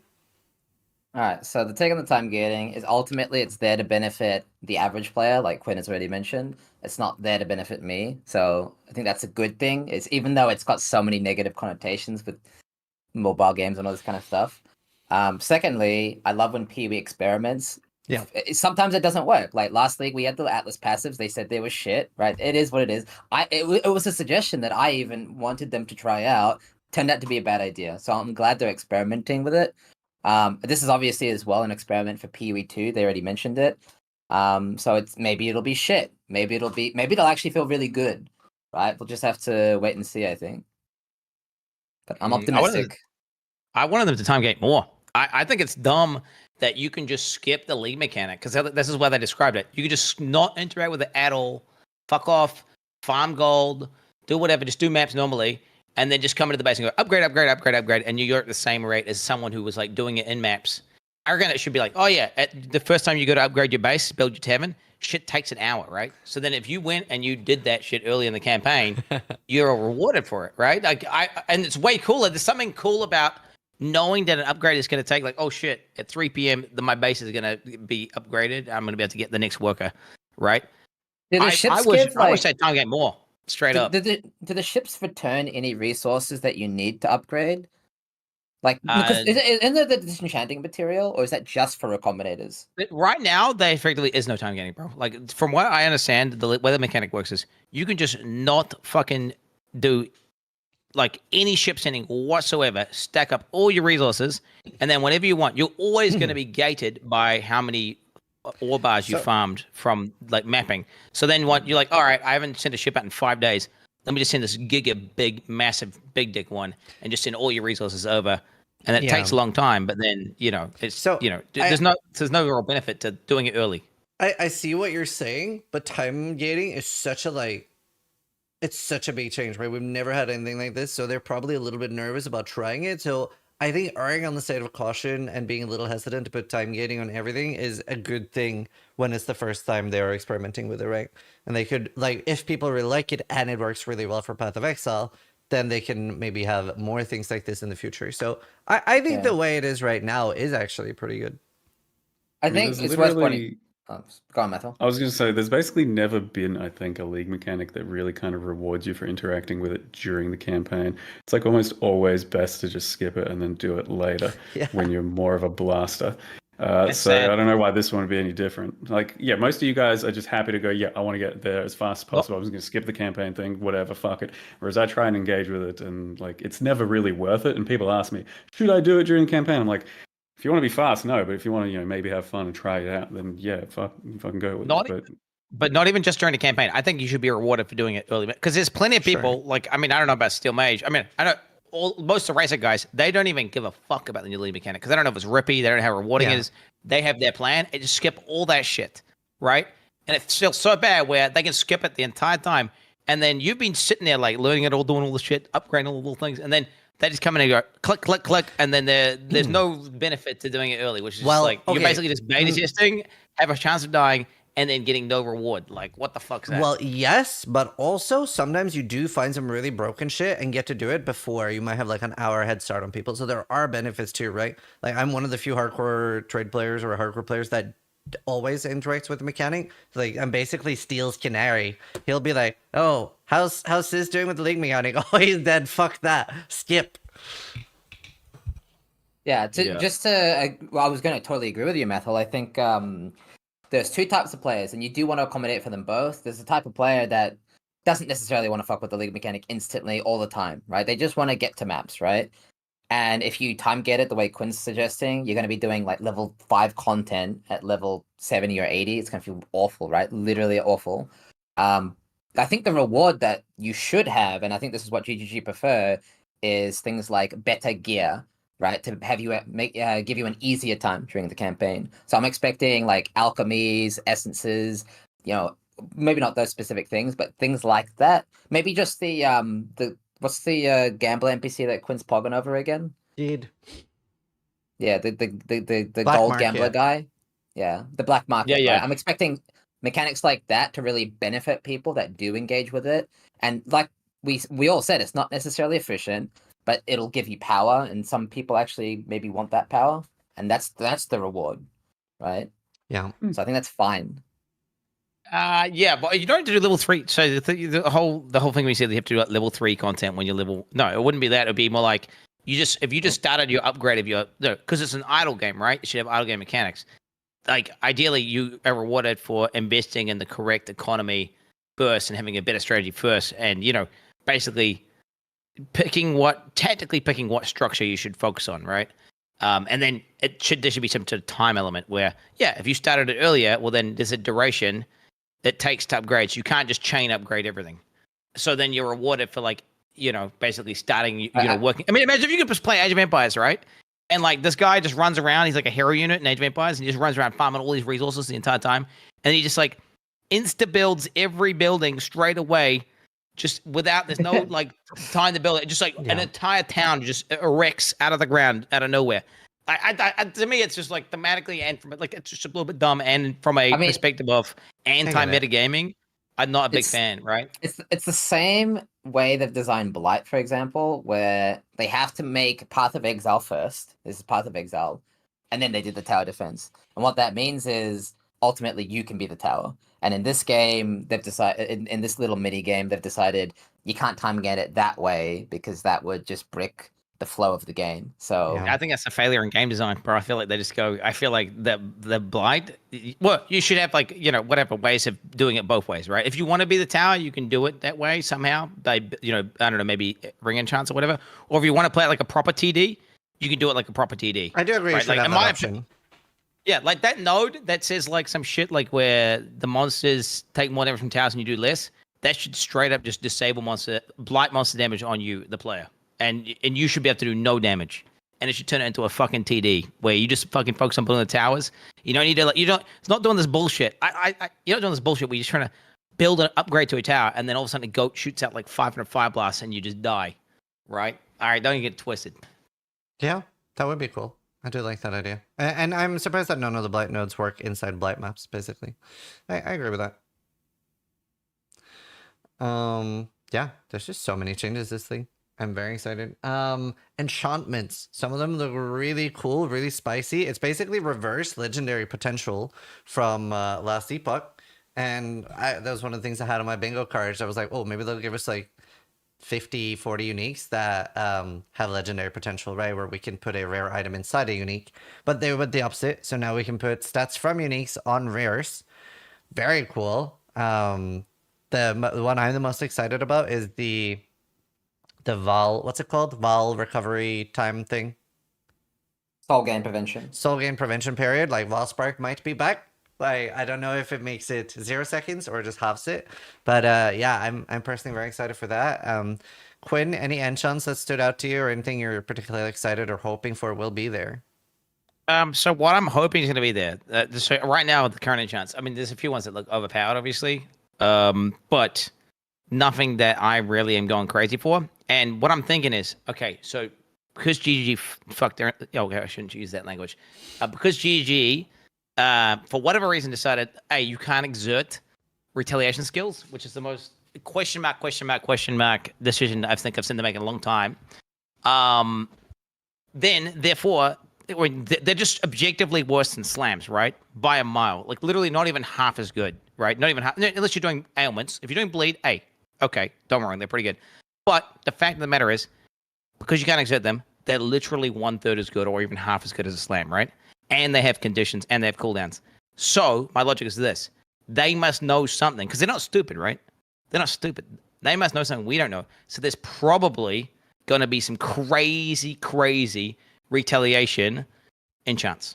Like your retaliation skills deal triple damage, or your retaliation skills actually fire 5 times, or your retaliations, some crazy shit, right? Which is going to interact with retaliation skills in a way that, we don't expect.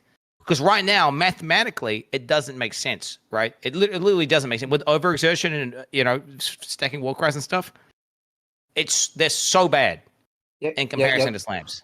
I'm going to need you to pass the copium over here. Yeah. Just I'm not going to definitely doing something wrong. That is some potent copium. That is potent. Have to be. Man thinks we just missed a triple multiplier somewhere coming later just to justify it. No fucking way, dude. I don't think But think about it. Gladiator used to have a thing that said your counterattack skills deal double damage, right? Maybe they just put that on a fucking enchant, right? Maybe that's all that's going to happen. Yeah. And then there we go. Hey, retail skills are at least like 80% as good as slams at that point, right? So Still worse, So but you said they're 3 times worse than slams. There was a post on Reddit that said they're basically the same thing, but they have a shittier downside. But if you can work around that downside, maybe it won't feel so bad. Because you got to keep in mind, you're comparing it to slams. The slam, I've dealt with this all week. People are like, I do not want to press 4 war cries, right? And you don't have to press the war cries on the crushing fist. So you just have a different cancer, so to speak. You have a different shitty thing. Yep. So people are auto exerting, right? But they're doing some crazy auto exert shit. Hey, where they don't have to press half the buttons. Yeah, you've been kind of misled because people, most people are pressing war cries, right? I think there's one build Al Kaiser's cooking that may automate everything, but that's after Uber. That's you've seen it, right? It's the one with it's got Uber drops. Got Uber drops. The game's over by then. If you like auto exert just 2 war cries, right? And you just press 2, because you don't need to press those buttons unless then you get to a boss. You press 2 war cries. It's like, oh shit. Maybe we should press like 3 totems, right? Like, I mean, fuck. I don't think it's that. The fact, even just doing like exerting just with intimidating, even then just self slamming is still better. Just not with just intim, because mathematically it's 2200 divided by 2 is 1100. That's nearly double like ground slam and and stuff like that. Yeah. So. Yeah, but I mean, if you had the war cry wheels and you got good uptime, I mean, I don't know. It's one of these things where I'm not disagreeing with you that slams are better. I'm just saying that I have dealt with for the last week, and I love that you're saying this. War cry buttons aren't that bad to press. I agree with Quinn. They really aren't that bad. Speaking as a guy who's doing that. But people do not want to press those buttons. Let me tell you, they would much rather press crushing fist once every. The only time they have to press it though, bro, is when they get to a boss. They don't need to press it any other time. You can just literally have auto seismic, right, and just clear the map. You're doing like fucking 5 million DPS by pressing one button, hits the entire screen. You get to a boss, okay, you press a couple war cries. I mean, I don't know, dude. To me, it would be totally fair and balanced if they let us exert retail skills. That would, and even then, they would still be worse than slams. No, they would. And not even. They would still. No, they would. They would. You've done. I've done a lot of retaliation POBs, bro. Do you know how long I spent POBing retail? I've got crit. I got hit. I got fucking impale. I got impale bleed. I got bleed crit. I got. Okay. Do you know what I do with slam? I put a slam in the most basic tree ever, a two-handed weapon. Instantly, it's beaten. Instantly. So Like without even trying. So, bro. I mean, right- Eviscerate Bleed is pretty good. Okay, it's okay. right before making this podcast, I was recording a collab with Goratha, and he was talking about how he wants to play Retaliate. He's league starting it, and he's been I doing listen some as well. spicy builds lately. So I think he'll fix it, and it'll be really. I think it'll be really No, good. it's don't get me wrong. When I say it's bad, I'm just saying, okay, well, I only get 5 million DPS, right? With the same gear that a slam character would get 10 million DPS. Right? When Now, you you say can make the DPS, opposite. by the way, I have to ask you a question. Are we talking so let's say I grand slam, boom, and let's say you're crushing a fist, boom. Are you talking about the average damage of each hit, or are you talking about actual damage I'm per talking second? about bleed DPS. I'm talking about bleed DPS. Oh, interesting. Well, I haven't. So you're talking about eviscerate then? Yeah, I'm talking about Eviscerate. I'm Eviscerate Eviscerate looks gaming, bro. better than Eviscerate is potent. Like, well, it's only thing is, hit builds were good, right? I was super excited and I was freaking out because I was like, dude, this is so good. I'm gonna fucking own, dude. Fist of War, Intimidate, bro. Fist of War, intimidating shout, right? Double damage. Fucking hitting a guy for 20 million damage is gonna be fucking sick. And then they just say, no, you can't do that. And then it was Fist of was supposed to work, by the way. Well, Fist of War does work, but the fact you could Yeah. double damage it, right? I don't know, man. Technically, you're just losing intimidating. Just double Technically. damage. Just double damage. Well, it basically made the hit builds go from being potent as fuck. No, they're wrong. Okay, I got a Paradoxica Bloodthirst set up.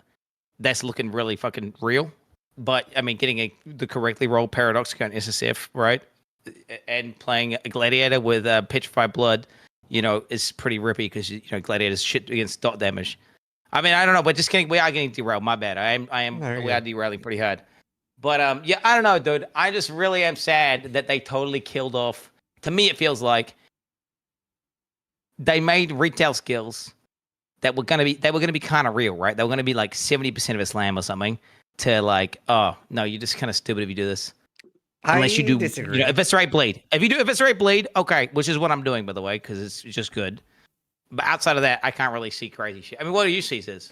I think it's too early to judge. I think that it'll be more annoying to play, but that it will be really, really good. So with Karatha League starting it, I don't know. I think we'll. Are you League starting Eviscerate, did you say? Eviscerate Bleed, Right. yeah. We can talk about League starters later, but either way, it looks really good. And like to point out what Steel was talking about, like, yeah, people that hate Warcry so much. So we actually have like I think both the Slayer and we have a Berserker with like an auto cast setup for people that just want like it'll be a weaker setup, but it'll be like easier to play. And people really value that a lot. Like there's some lazy pieces of shit out there that just want to right click, and I respect that. So we do have that. It'll be fun. But yeah, Mathel, any enchants you were really looking forward to? Besides the triple retaliate? Besides triple retaliate, which is obviously coming and going to solve, you know, retaliates and make them the best thing in the game, which is what they're supposed to be, right? They're supposed to run around fucking one-shotting everything with retaliates. Goddamn right. Because why wouldn't they? So yeah, I don't know. I was going to say some stuff. Fuck it. Doesn't matter. I think the only thing that's a bit of a shame is I think just randomly as an offside thing, like unarmed stuff gets a bit shafted on this stuff again. Like it got kind of shafted during Crucible as well.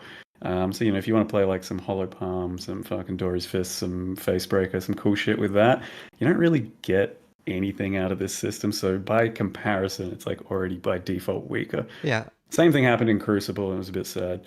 So it'd be cool if, you know, they could have done something to those specific items. To gloves? Get like, yeah, or to I agree. even the gem. I don't know. Like it's hard to say how to fix that, but it would have been cool to have something there.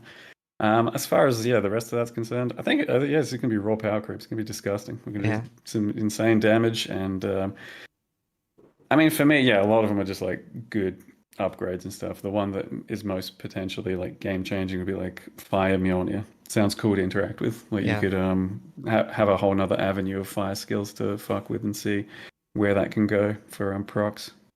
I do like what you said about unarmed though, and if 2DD are listening, that could be something considering with if you have a weapon enchant on your glove, it disables your weapon, like it's the entire slot.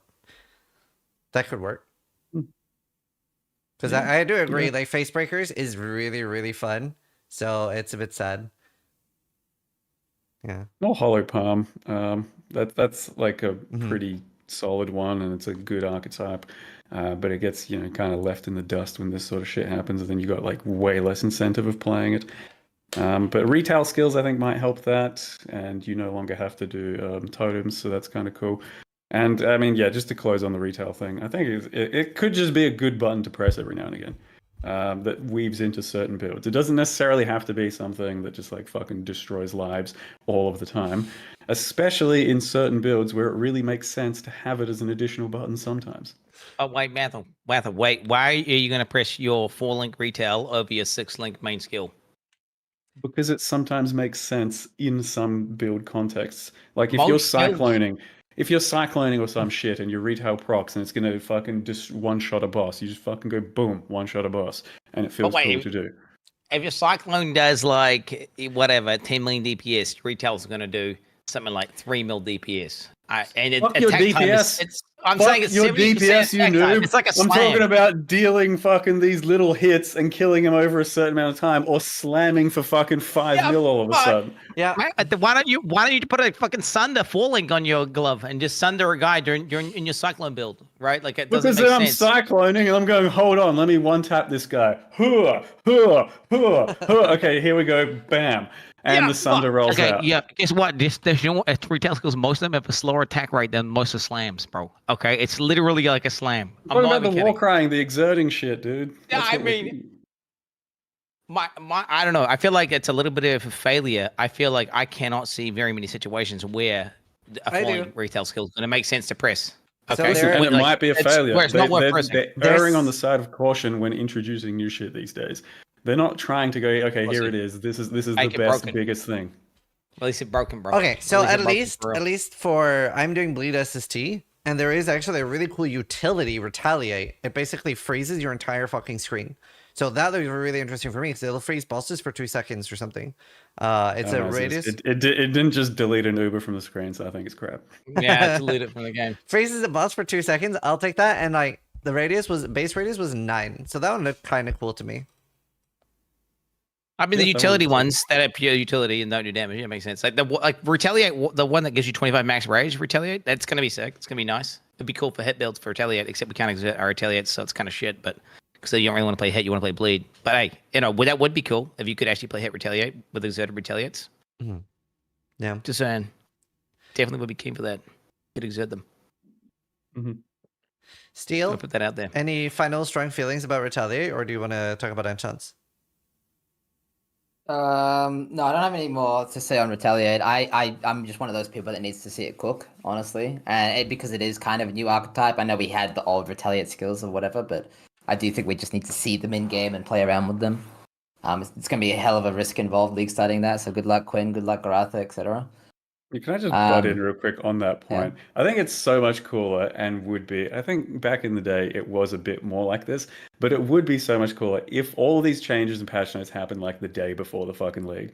Because you guys have just had too much time to get in your own head, to look at POBs, compare notes with every other creator, check what this guy's doing, check what that guy... All right, this is going to be good, this is going to be good. No, why, that's not going to be good, this is going to be good. No, just fucking day one, people are like, oh shit, Retaliate skill, let me put that in. Fucking, it does something, yeah, maybe this works, and just keep going. That would be good. Like, because patch notes used to be like a couple days before, something like that. And people could still speedrun that shit. A week before is just insane. You guys get way too much time to like min-max the fun out of the game. There it is. Dude, imagine if all the patch notes said was, we changed some stuff, we added some stuff, enjoy, guys. And that was it. That is how the casual user plays games. True. Like if you ever come across some other game, as one of you, sweaty nerds as well, come across some other game that you want to play a bit more casually, you don't read those patch notes. You don't give a fuck. You just like, okay, yeah, let me log in and see what feels different at this point. And sometimes things feel different. Sometimes some feel the same, and it's just cool. I've been reading patch notes since I was like 12, bro. Like since I was playing WoW, I'd be like, no, is every single game ever, no matter how casual you're taking it. MMO champion, bro. You scroll to your class. You look at how much did I get buffed by? Oh shit, 10% damage on Crusader Strike. Let's Right. go, So I'm saying baby. that's a game that you're sweating it up in, but there's games that you're like a bit more casual in. There's plenty of games you're going to just jump into after a year of not playing it or something for stream, and then go, oh yeah, I heard some stuff's different. You're not going to fine tooth comb Yeah. every patch note for the I past year check for every, that. I check every chat. I go back to D3, bro. I check the patch notes, man. Shit, bro. Like, goddamn. I mean, I'm in the patch note, kept but up with the patch I notes do the agree entire with time. you though. I've been reading the patch notes to D3, and I ain't been playing the game, bro. Okay, I ain't even been playing the game. Like, that's how much of a patch. But no, I agree for sure. Later will be better. It would almost be. I mean, it would just be more mystery, right? I mean, that's one of the things I love about PoE is that there's no PTR. Like it's fucking Yes. sick, right? That Yes. because you actually don't know. You actually because things can look good on paper, but then you get in, it's like wow. I remember when I played Splitting Steel in League Launch, and literally all my support gems didn't work. I had my first ever Act 1 Bussy Rusty.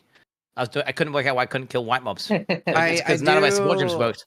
I do remember feeling a little bit sad when Diablo 4 was launching and people were making videos saying they'd already played 1,000 hours and the game hadn't launched yet. And I was like, brother, what the fuck? Yeah, that was dog shit.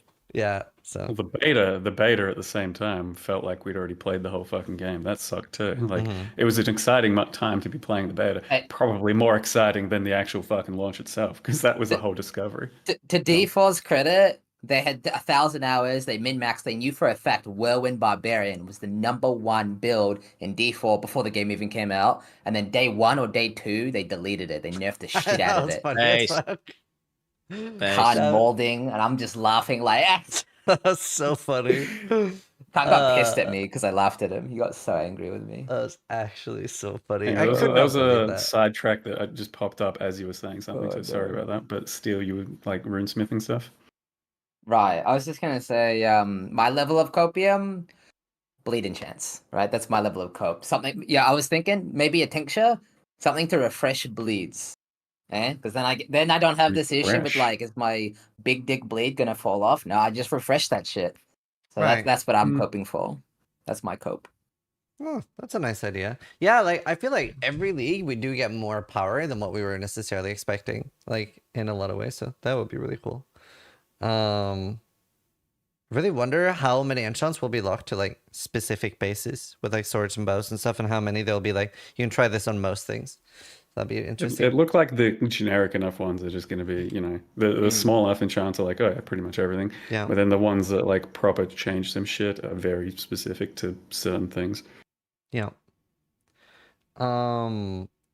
We can talk about the new ascendancies because we've already touched a lot on melee. Everybody knows melee is insane this league, so we can skip that part. Like, just big buff for melee, melee good, slam hard. But we are Lost Raider, the best ascendancy ever, and we got Warden. Mathel, you play a shit tons of different builds. What's your hot Warden take? I think it's fucking cracked. I love Warden. I don't know about the entire thing. The tinctures are something I like. It's going to be a vibe check. I'm gonna try them out at some point and be like, yeah, okay, this one feels okay. The mana drain, to know about that, and especially on a build by build basis, like it has potential to be really good, especially with how powerful they can be. It has potential to just feel like ass and go, no, fuck that. I just want flasks. So that's a bit of a vibe check, but the elemental side of Warden, I think it's pretty damn OP.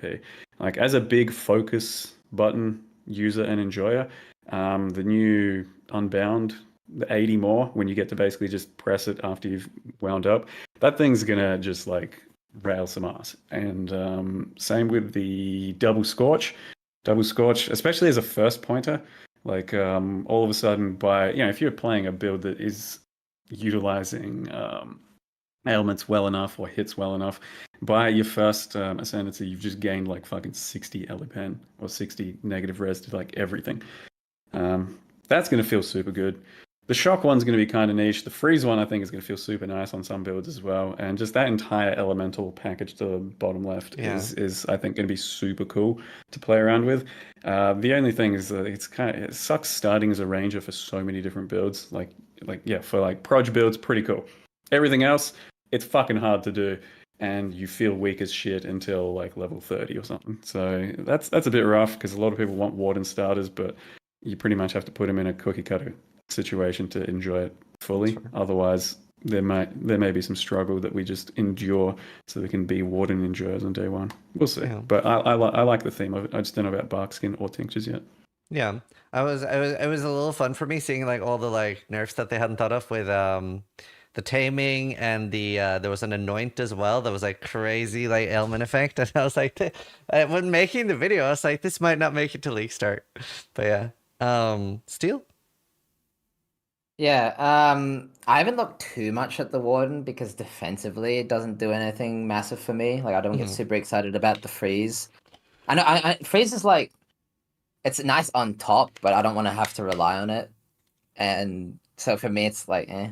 And then the Freeze feels super good on Buckskin, softcore, where you can Yeah. afford to die, but otherwise freeze like is a game changer for some builds. So you'll enjoy Yeah. it for like if you're playing it SC. yeah, I'll probably try it out in Shadowseth, yeah, granted. And then Buckskin, the rework is it's not bad, but so for those of you who don't know, this is not the old Buckskin from Affliction. The Buckskin is low reservation, lovely, but instead of giving you armor or Fistia, it gives you flat reduction, which we haven't really played around with since what? Back when Act 3 was the final act, Yeah. back when we all ran Arctic Armor. So it might be really good, 300 flat reduction. It might feel Yeah, kind how's of the whatever. math on it? Is it before or after other mitigation? I can't even remember. The Yeah. math is basically it's dog shit because it's Right. overpowered if you get it's pretty much like if you get hit by loads of little hits, completely broken, you get like you can get like 100% reduction, right? 90% reduction, 80% reduction. But the second you get hit by a hit that's one shotting you, it's literally just like whatever the number says. So it just is like 300 life effectively. Right. So it's fun. It's for the campaign. I mean, it's broken. Yeah, if you do it as your first ascendancy, you will literally be immune to damage, like immune to physical damage. It's gonna be broken. But again, it's like you look at it like max hit, right? What does it give you? 300 max hit. Okay, and it doesn't scale, so it just gets progressively worse the further you go through the game. Yeah. Which to So me is yeah. Yeah, defensively, Warden doesn't give me doesn't get me super excited. And then the obviously everyone's talking about the ailment stuff. That is crazy. But looking at the tincture side of things, I would need to just see the tinctures because the tinctures that we have so far that we've seen, it's like attack speed, crit multi, and then the bases. That doesn't get me like excited enough. That you know what I mean? It's just raw damn. Especially for how necessarily- they look like they're gonna feel. Yeah. So for me, I need to see the full list of tincture mods, and then that will obviously change everything the moment I see that list. Until then, I'm kind of like, I'll leave it to like something. Yeah, I'll just leave it alone for now until I see the tinctures. Yeah. Quinn, Warden take? Even if tinctures were broken and the most OP shit ever, I still wouldn't even spec it. That's how much I hate tinctures. Like the fact there's like a cooldown button you press and it's on your flasks when I think flasks should be removed from it. It's like a super flask, and I hate flasks. So I hate a flask. So I would, even if they're broken, I'm never touching that side of the tree. Left hand side of the tree, everything except the one that Matthew likes, like the one where you have to ramp for 10 seconds and then you go sicko mode. I hate that one. I don't like with those looping mechanics. Because you can't just press a button. It's not like focus. You can't just press a button. It's like, No, it is. yeah, you start hitting the guy, and then it is. Yeah, I'm pretty What do you sure mean? it's like it's you build up to 100, and once that's done, you basically get to press the button whenever you want and deal 80% more for 10 seconds. If you can press the button, okay, well that's OP. That was my I didn't know. understanding of it. You can Maybe press I'm the My button. understanding was, my understanding was it just you get to 100 stacks and it just procs automatically. No. You press the button. Oh, No, it's like okay, well, that's broken then. 80% more for 10 seconds as well. no, that's broken. Yeah, so Okay, it's like never mind, it's that's bad broken. for things like Yeah. Sanctum, right? You're never gonna have that up for the bosses there, pretty much. Or if you do, you have a Yeah. damage problem anyway. But like for mapping, it's gonna feel super good. You get to the map boss and you're like, Yeah. nah, dead. I do Warp Frost. I think that's an awesome mechanic. And I wish it was like on a non-dog shit. Well, okay, the ascendancy is broken for doing damage, and like what? Maybe it's so broken for damage you could actually just invest in loads of defenses and make it tanky enough. Yeah, I would like to see Warp Frost like mechanics like that because I love freezing shit. I love ailment. I mean, I don't know if I'm Stun Andy, but like before they fucking ruined Stun and made I love Stun.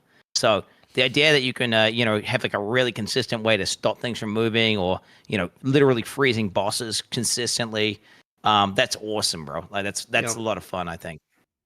And with the buff to, action speed on bosses as well, where you're going to be consistently freezing them for 2 seconds. And every time you freeze them, the bot, like an Uber, gets slowed down by 50%, that's pretty nutty, bro. That's cracked. Yeah. So No, yeah, I don't know. It looks really good, but again, it just looks for hardcore. Being a hardcore gamer, I just look at that ascendancy and I say, oh, okay, I do loads of damage, and then I just get one shot randomly. And it's like, well, what's the point of playing it, right? It definitely for hardcore seems like something you definitely don't start with and do as like a second build or third build, because I feel like on hardcore, getting the Exarch Shield and Lightning Coil and the a good implicit, because you can get 78% conversion now, right? Is the max 77 or 78?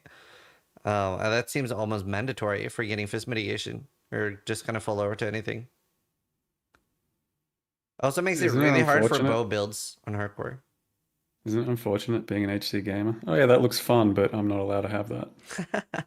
Which is why they need to Yeah. give us another way of like give us a unique or something. Let's say just give Give it us more Warfrost. fucking defense for free, bro. It's Should cool. be No, I easy. like a ram being stunned. That's an awesome idea. Warfrost is a really cool. That's cool game design, bro. Like a minimum amount that they can, like if you freeze, they get frozen. Like that's really cool. Obviously, you don't want to kill the ascendancy and just put it on an item and then make it not unique. But other mechanics like that where you can ramp up a big CC. I think that's cool.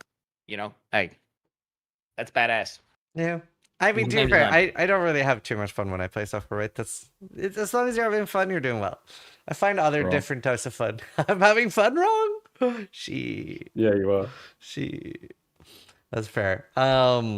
Another big thing that changed this patch is quantity is deleted, which I'm very happy about. It was in like all of my wishlist videos since like 2019, 2020.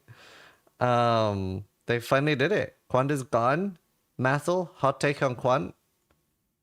I just don't think it was a big issue. Like, I guess that's a hot take. Like, That is a hot take, yeah. It didn't mean shit to me. I don't think that many people were doing it or feeling FOMO of not doing it. It was typically an opportunity cost to some extent. I mean, yeah, on the high end, if you just on SC have a real good character, you could have lots of quant, you could have lots of DPS and still like blast through. But it's a certain type of gameplay that's not for everyone anyway. Like, you know, if you want someone to run a fucking 1,000 of some map, let them fucking have fun that way, which is just, I don't know. To me, that'd be torture. Like, it's so, you know, my torture is someone else's fun, and now that fun's a bit taken away for them. I don't think it really matters that it was there. I don't really think it matters that it was gone. Like, at the end of the day, people can still blast in some capacity way harder and faster than you with a more rarity setup or more Yeah. range-based setup or more like tailored around your Atlas and then Scarabs and shit. So, I mean, that stuff still exists. So it's, I don't know. I just don't see it as a big issue in general. I think there was a lot of FOMO, especially during like Affliction and stuff like that, with you were a little bit not playing the same game if you weren't doing it. So I definitely think there have been leagues that because of it, there is FOMO, and I think there will be less FOMO with rarity. Quinn? Magic Find and Qantas dog shit and should be deleted from the fucking game. It's complete trash. Mathel, that take was awful. I don't know what to tell you. It's just like, dude, I was playing Affliction League and everyone was doing quant shit. Andy, I was dude. watching You their can't handle clips. missing out. I was watching their clips and they stalemates and said, we'll kill one guy and it would drop 4 times as much loot. Why? Because they're playing some shitty fucking guy with insane damage scaling, specifically designed to equip as many quant items as possible to maximize the amount of loot that drops. That's fucking stupid. You should get loot from doing more difficult content, not doing loot for equipping dog shit gear and playing OP meta builds, okay? Like, Matt, would you like it if there was a thing in the game where you just like keep clicking on an NPC and just pressing dialogue options, and that was the most efficient way to get gear in the game? Even though it was like dog shit gameplay, awful, but it's the most efficient way to play the game. That would be bad, because then you're like, well, I don't want to do that. It looks shit, but I kind of have to because it's OP, right? It's when shit like that exists in the game, it's just bad. Bro. It's just bad. I mean, you know my takes. If you're that affected by FOMO, which you and plenty of people are, then you can't help but feel like you're fully just getting cucked by stuff like that. And if you're not using it, whereas I don't know, it's surprising for a guy that likes to live in his own lane and create his own thing. Go SSF, HC, exclude all these fucking builds. Can't do this. Can't do that. Can't do this. But then at the same time, you go, oh, but that's so good, I have to do it. Would you want them to add that? Makes sense to me, dude. Mathel, would you want them to add in a build that is 5 times as good as all other builds? Is that a good thing for the game? Like, you don't, right? You don't, and that's what Quant was in Affliction League. It was like literally still mentions this. I was doing the same shit, and they were getting 5 times the loot just because you guys made specific characters, right? They could basically It's called that Friends, Quinny boy. And- Party and- Quant still and- exists, Quinny boy. It's bad. It's dog shit and They toxic and didn't bad for the remove game. Party Quant. Okay. The only time quant is good is when it's balanced, and it's never balanced. It's either dog shit and no one does it, or it's OP. And do you know what? When something like that exists, just delete it, bro. Just get rid of it because it's a balancing nightmare. You know, people getting 100,000 uniques from one guy because they got fucking quant with like second Quinn. balls and shit. Quinn. Watch Snaps and MP stream day 3. That's all I'm gonna No, say. I'm not. Fuck That's all that I'm gonna shit, bro. say. Fuck that. It shouldn't exist. They shouldn't be able to group in PoE, bro. Straight up. Fuck grouping. Yep. Make the entire game SSF. Jesus Christ. You'll find something else that you're afraid of missing out on, and then they'll have to delete that too. You want my hot take, Quinn? The happiest I ever saw you in PoE is 2 times. Number 1, when you're playing a spell cuck, blowing up the entire screen with Impulsor. Number 2, when you dropped 1 billion items and you basically were like, oh, divine orbs, oh my god, everywhere, oh my god. It was short-lived, Steel, and then I was Those jaded. moments are fun. That's jaded. fun. The only times he's ever his chains off of himself is when he's actually enjoyed the game. Yeah. You can have that without quant, dude. You can have a fucking monster that's got a super low chance of exploding with currency, dude, without having fucking quant gear. Okay. Look. All I'm saying. I like when lots of loot comes out. You play D3, all the shiny beams. Bing, bing, bing, bing, bing, bing. Like, I like it, you know? I mean, has there been a podcast where I haven't bitched about quant and magic fun gear? No. Because I don't think it has been. I do it every time. And Yeah, you we guys have a know list. you guys know my takes. It's good riddance. Fuck, they need to go further. And also, there's another change I think they should make that they're kind of already making, but I don't think they've gone far enough. Right now, they've put a hard cap on how much like total quant a monster can scale to, right? To like nerf the top like 0.01% of players. I think that should be fucking extended and pulled down, bro, and pulled down. And there should be like a hard cap. I don't know what the number is, like 10,000% quant on a monster. At a certain point, the monster just can't get any more quant from like mods and shit. And I don't you agree know with what? That shit where like it lags the game out and drops so many items, the game is crashing. It just doesn't happen, bro. You know, and they should actually move to more Right. fixed rewards. Okay, If you're more not fixed tag rewards. lagging, you're not juicing hard enough, boys. Step up. Tax the rich. Is that what you're saying, Quinn? Tax the rich, and then put in more mechanics in it, like actually like the new one, time-gated ones, with their limits to how much you can get. Hey, that's my take, bro. It is what it is. Here, having friends is OP. Here, Quinn, me and Steel are going for a walk later. Are you jealous? It's nice having people nearby, people to play with. Bro, what the Oh, fuck? shit. Don't do him Holy like that, dude. He actually would be jealous. I do, yeah, I am. Dude, it's sad. wait, It's no, You it's should sad. come Well, visit. it's You're not welcome jealousy, bro. anytime. No, I want to come visit, Quinn. When's It's the not cup shit? jealousy, but When's it's the cup like, mention? bro, there's no other streamers in like a fucking That's why I 1,000-mile imported radius of me. them. I have You know? several. Yeah. I mean, I don't know. If you got a room with like, you know, hey, if you got like a good school nearby and you got a house that has like fucking 7 rooms, maybe. There's houses here with 7 rooms, but like seriously, you should definitely come visit for a month. It'd be sick. It's so nice having other streamers nearby, and we have like mini podcasts on our walks, and we'll like have Karn going like, "Oh no way, they didn't buff this enough." I was gonna say, yeah, Khan is like him in real life. He just rants about Bone Zone all the time. Literally. It's like fuck joke. Shit is energy. Yeah, like we went out Yo, for be right back, drinks. guys. I can't and- either. Yeah. We went out for drinks, and Noogie and Karn were getting proper into it, and me and Steel were just sitting there smiling and being like, "This is fucking hilarious." So they were having like a full-on discussion about like what was buffed enough, what wasn't, what's OP, and it's great. I love it. And like even when I just walk with Steel, I was like, "These are just full-on podcasts." Like it's great. Quinn's gone for another drink. I see. You're welcome too, Methel. You should come visit. Yeah, like listen, I may one of these days so I can check out the climbing gyms. That's the main thing. Exactly. Haven't you seen Methel's like videos? Every time he travels, he comes down with like some deathly ailment. That too, yeah. So I'm pretty fucking not into traveling just for fun these days. I'm still probably going to, like, you know, enough time passes and the pain of the previous travel seems to go away. But yeah, it just has not been working out for me in the past year or Yeah. two. Because both of you, there's no streamers really near either of you, right? No. I mean, I've got. I know of a few streamers, but not any, you know, that I'm in touch with or anything like that. Right. So I mean, yeah, it's like On that point, Quinn doesn't necessarily need streamer friends. Like, if you guys need to have friends that specifically are all in the fucking PoE or the streamer circle, I mean, fair enough. But there are people outside of that too, for the record. Sure. And It none of is, my friends are like streamer friends or anything. I it got is really climbing friends, I got nice. running friends, I know some school friends. There's still Yeah. people you can keep in touch with. Yeah, I have normal friends too. It's just streamer friends are really nice too, so I can like I'm bitch not about something. normal. No, you're definitely not normal. You're very abnormal. Very abnormal. But yeah.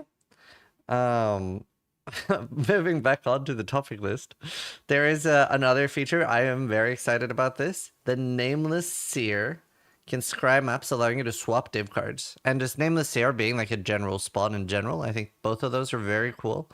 For those that don't know, this basically allows you to put the divination cards of something that drops Mage Blood, like Defile Cathedral, on Beach. I'm very excited for this. Steel? Yeah, so goes without saying, we saw this last league, and everyone popped out. Remember, you guys remember during the announcement? Everyone's like, "Oh my god, we could farm whatever map we want." No, you can't. The div card. Which scarab was it again? It was one of the expensive ones. Was it the really expensive one?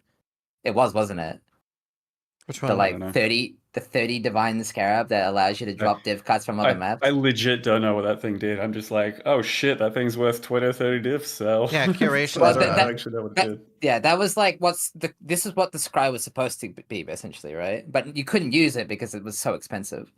So now obviously it's not got the power. Just to be clear, it's not that scarab. That would be actually insane. But it's giving that functionality, that quality of life of allowing us to farm whatever map. So that's amazing. We actually get access to that now. I feel like they announced it last league, and now we actually get it. Yeah. Because if you're not fob gun, basically. Yeah, I was farming it, and getting those on hardcore were a pain. They were expensive, and yeah. And it was stupid. It felt stupid. It was way too much stuff. I was like, I changed my loot filter sounds to different slot machine things, and like the entire map was like. Brr, brr, brr, brr, brr, brr. I was like, ah, this is cursed. Yeah. Mathel? What? Nameless Seer? Do you like it? Hate it? Nameless Seer. Yeah, I like it. I mean, it's a bit of a shame it's only the highest tier maps, I suppose. Wait, can you not just choose any map? I guess. Huh? Can you not just choose any I thought it was only showing up in tier 16s plus, is what I meant. Oh, I didn't. If that's the case, I didn't catch that. 16s and 17s. And it was, yeah, T16 oh, only. that's sad. I thought it was any map. They could just make it more common in 16s and 17s and have it show up in any rarity would be nice, I think. Something like that. Yeah, well, I'm assuming they'd want to prevent people just like blasting through the earliest tier maps over and over and over, in case that becomes the most efficient method or something again. But I think 16s only is just a bit harsh for some of the funner stuff like that. Maybe red tier maps at least, something like that. Right. Oh, the Seer can it's cool spawn mechanic. early, but scrying is only 16. That makes sense. Oh, is that what it is? Right. Yeah, I think So it it gives can an still extra spawn it, option. Yeah. I mean, I'm kind of okay with that. That's fine then. Yeah, I thought it was just only showing up in those. Oh, it is only 16. Yeah. Oh. I was gonna say, I that's thought it. it was, but my memory's bad. So, I mean, I thought it was only T16, bro. Oh. I mean, yeah, the seal's badass, though. I like that guy. It's cool. And again, it's a static record. it's You fun. can't, like, having 500% quantity doesn't mean it gives you 5 items. So that's Yeah. a W. Yep. More cool features for the poor. Any other? Hey, white map, scour and go, bro. Scour and go. Nameless Sea is the same in a scoured map as it is with like 6 mods, bro. It's badass. Yeah. Any other final take on the Seer, Quinn? Do you like the div card swapping feature? I don't care about the div card swapping thing. I mean, it's cool because I mean, it's like, okay, sweet as if I get that thing, maybe this div card I want to get, I can like put it on beach or whatever map I want to run. Which is like that's a nice little quality of life thing. But no, I don't really. Do you know what? I fucking hate running residence, and then that 1/6 armor div card is really nice. So it would be actually kind of nice. But then again, it's by the time you get to the point where you can scry, that I won't need that. So yeah. But yeah, no, Nameless is cool. Yeah, I really like it too. And it would be really nice if you could swap like white maps earlier and yellow maps earlier. Would be nice. Yeah. We are getting a few other things back as well. Sentinel is back in. Personally, I'm terrified of Sentinel. I don't know how you guys feel about this, but I can't think of a mechanic in the game that does a worse job of saying how scary it is. Because like sometimes it's like, oh, I'm gonna one shot you. It doesn't really. At least I felt like during Sentinel League, it didn't really tell you how much they were each getting buffed. Right? It did a bad job of that. So you could be attacked by 2 monsters, one that's going to deal 3,000% more damage, and one that's going to deal 30% more damage. So I have PTSD about Sentinel. Quinn, any? how do Bro, you the feel about only that? thing good about Sentinel League was the recombinators. Everything else about that league sucked. So I actually, if I see that shit, I'm probably just gonna run past it on my map. Like I'm just gonna whatever. That's that shit mechanic that I don't like, and I'll just keep going. Okay, it's very rewarding though, but yeah, that's fair.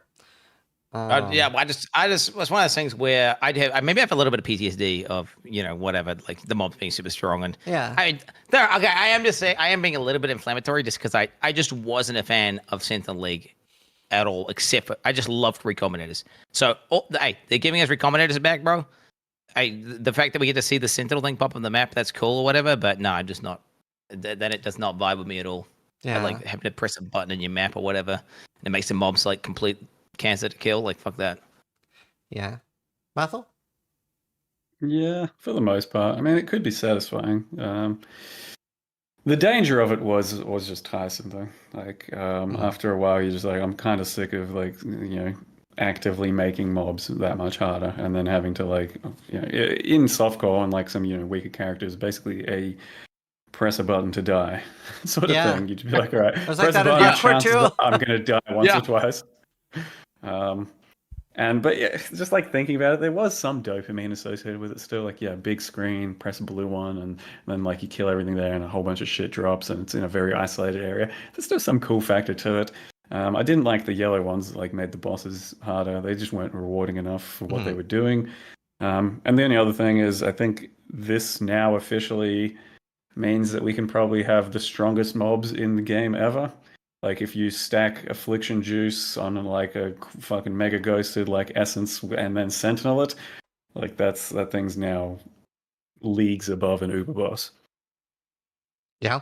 No, I agree. I have PTSD from what were the Exarch dogs called? Molten Minotaurs? No, they were scary too, but there was something else. It was like a small thing that jumped, and I've Oh, absolutely Jaguars. Boy Jaguars. I'm so happy they got nerfed 3 times.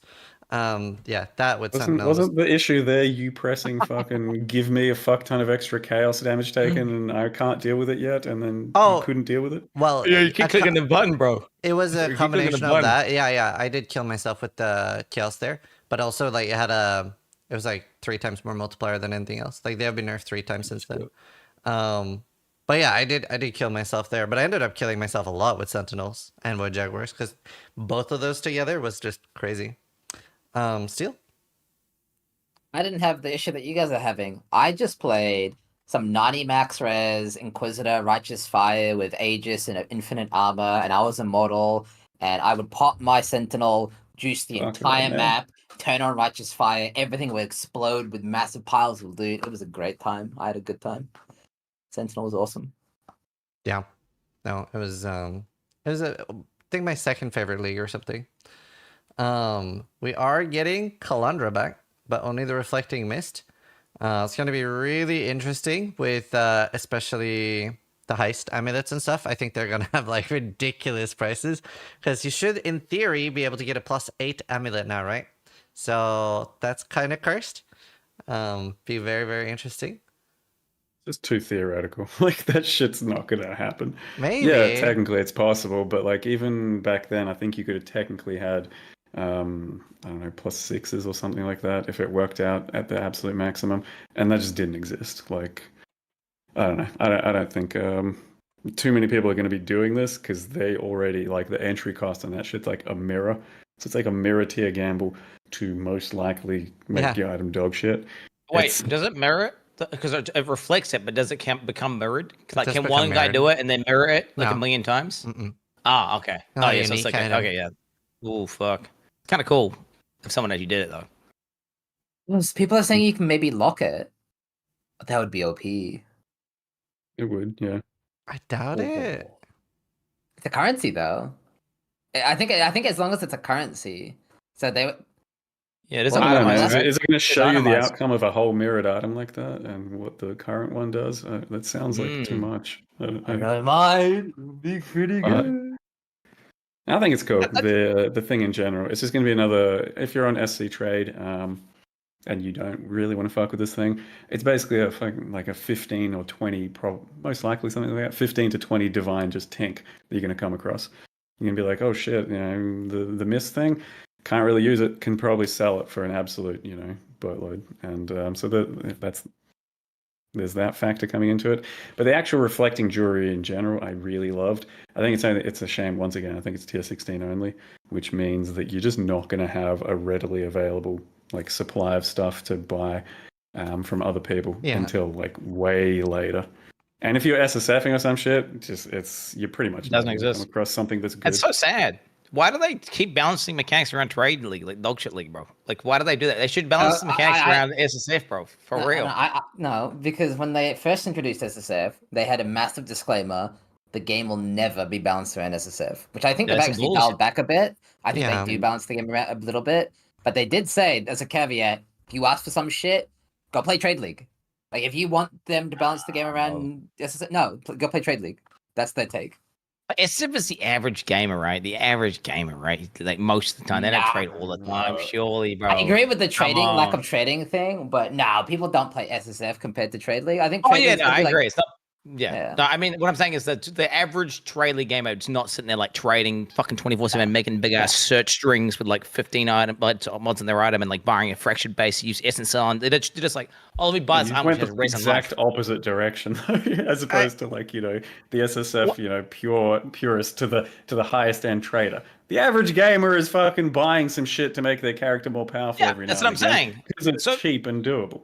Why not balance shit around the average gamer and then which would be technically very SSF friendly, right? AKA making like reflecting things. I quite mean, common. they have been adding a lot of things, Because right? it They have, ruins trade. yeah. They, Fuck trade, bro. I think the way Fuck they balance trade. right It's now is already pretty No, good. it's trivialized not a anyway, bro. fucking You real can get whatever take. you can already get whatever you want, dude. Like Jesus. I mean, so what? You get a few more Murtail items, dude. Like shit. Not You a know, few like more. fuck it. It ruins the economy. It makes everything too easy. It devalues I argue that's actually right, going because- out and finding stuff at that point, because instead of that, you can always just fucking go to trade and click exit. We have this Like- fucking argument almost every time where you I do. just That's what I'm saying. passionately, I do. entitledly go, give me more SSF buffs. and shit." I do. I don't like it. Like the Crucible, was so shit for SSF, bro, and it was so broken for trade. And it's like, dude, I get all these Crucible trees and they're all trash because they balanced all the good trees around being super rare because people are gonna have to trade the bases. It's like that to me was sad egg, you know. Listen here, Quinny boy. Back in my day, we just used to not trade to play SSF. Back in my day. True. To be fair, they have been doing a lot of good things, like the fragment swap and stuff, that Ubers can finally fragment swap. That was pretty huge for SSF. There's not much other balance I would really want for SSF. There are a few things where it's very clearly made for Trade League. Only thing that I thought was really annoying that they did was the Talisman rollback. But yeah, maybe that was too powerful for trade, but I don't know. It definitely felt just okay make it- for... Hear me out, bro. What about if they just make it so you can't migrate from SSF, and then they just keep some of that shit? You know, they just have a very small, like, hey, T0 uniques are like 10 times as common on SSF. Hey, you know, I think a lot of people want... if we got migrate. Yeah, I think the game you're looking for is Trade League, Quinn. That's what you sound like you want to play, and I reckon that's what you should. No, this is the reality. He wants to trade, but chat's gonna make fun of him. That's all it is. No, That I want to is all play a it bill is. with a Shimoriori, bro. But Shimoriori never drops because it's as rare as a fucking mirror. But mirrors never drop, bro. Am I having a You know, stroke? it's like- What are you we, saying? we should balance around the people that play, and then have You know? 10,000 people yelling at them at all times. I just want to, That guy is the one we should balance around. bro. I just want to play a game where I just want to be able to use a 0.7 attack rate mace that does like 1,000 flat damage. You know, but it's shit. It's like 1C or something, whatever it is on Trade League, bro. But I can never get it in SSF. Like that's edge, bro. The one thing I will agree with is there are a lot of changes that they could make to benefit SSF that do have a good outcome in Trade League, right? A good example of this is like the swapping fragments and all that kind of stuff, right? That's a good thing. I like that. But I don't think we should be getting 10 times drop rates of Yeah, T0s. And I agree. SSF. I was being a little bit Fuck that. sarcastic there. I was being a bit sarcastic, but you know what I'm saying, right? Like recombinators are more common on SSF, or crucible trees are better on SSF. You know what I'm saying? We can't migrate. I do think we should have access to fun things, but there Yeah. should also be a space for things that like mirrors and reflecting mists and Hinokoro's locks. I think those things should also exist. Those special ultra rare moments that are like, oh my god, I got one, right? That doesn't necessarily have to happen. Every week. I'm not saying they get rid of that, right? I'm just saying like stuff that doesn't exist in SSF should exist in SSF, right? Because it pretty much doesn't exist in SSF, right? Like some things they could just rebalance a little bit, you know. Hey, this is pointless though, because SSF is like we're having a conversation about like a player base that is basically dead. Yep. I think there's a good SSF player base, just It's not too bad. Like 10% or 5% of the player base, right? Yeah, Like, 5-10%. 5%. Yeah. Well, I mean, yeah, especially if you like include softcore solo self-fun and hardcore solo self-fun. Like hardcore solo self-fun is very few people. And it's also a lot of argument like is go on. Well, I was gonna say, like, even a lot of people that are on Trade League play almost SSF, right? I have so many of my viewers that say like some leagues they literally trade for like 2 items, right? So there's like depends how you look at it. But yeah. What were you gonna say, Matthew? It's almost the same thing as like opting into HC. Like by opting into HC, you are eliminating the potential for a lot of random fun shit that you just, it's too dumb to do, right? Or you're not ready to do it or whatever. It's the same thing, man. You're opting into SSF to eliminate a whole bunch of stuff that you probably won't ever see because it's, for you to see it, it should be a very big moment. Likewise with HC, you are opting out of a lot of shit by signing into that. That's just the game. Like it's at this point they have done a way where you can opt into several things to just make the game different and harder and stuff, as opposed to opt in to make something easier or different in that way. And I don't think it's ever going to change in that way. Yeah, but I mean, balancing the game around like it's very, very tiny, like the top meta guys. Like for example, when they nerfed Necropolis League shit because what have they did, because of the fact that like people are making ultra Meritea Giga items. Well, you know what I'm saying? Like whenever they nerf something because some top guy is doing some bullshit, right? It's almost like everyone suffers and it was only a small percentage of people doing it. So it's like, I don't know, why do they even do that? Why not just make it a little bit broken? Australia's already broken, right? Why not? There's a little bit of context to that, though. Like the Beyond stuff, for example, was just destroying the servers. I don't know if you got to catch it. The exiles dying, spawning Beyond portals. It was really bad. I think Fabgun was saying it's the most extreme like lag he's ever experienced. Like the servers, because I think the GGG have said Affliction was cost them a bunch of money because of how insane the servers were getting just like rammed. And this was worse than that. This was worse than that. So I think at that point they step in and say, no, we can't be basically DDoSing our own servers. That's stupid, right? Yeah. I think that's fair. Yeah. No, I mean... There's a middle ground, though. There's a middle ground. Yeah, okay, I'm just saying. It's definitely change they can make that'll be good for SSF and they, also good for trade. And just, where is that? Yeah. I mean, they have been doing that. I think they're getting better at it. So we'll just keep suggesting things and I'm sure they'll keep things in mind. But yeah, we'll move on to, there's just too much to go through and we don't have too much time left. Usually they do these around 2 hours. I do want to talk about Ritual. We are getting King of the Mists back and he was very Ritual themed. Getting new unique items from that as well. And we are not getting That Which Was Taken. Very sad about that personally. That Which Was Taken was one of the coolest items. Like my favorite item is Watcher's Eye. I am personally a big fan of items that have like lots of RNG. Like they could be the most insane thing ever and they could be dog shit. So we did not get That Which Was Taken. Very sad about that.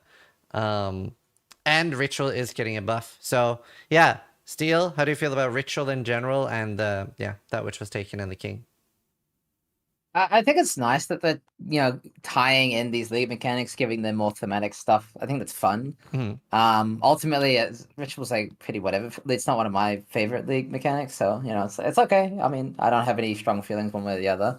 I guess the more potent thing though is the Spectre Corpses we're getting back, and the Necropolis League Jewel, which I will be using in my build. So it's cool to see the return of some of these Affliction mechanics that I thought that will probably go on for good. So yeah. Mathel?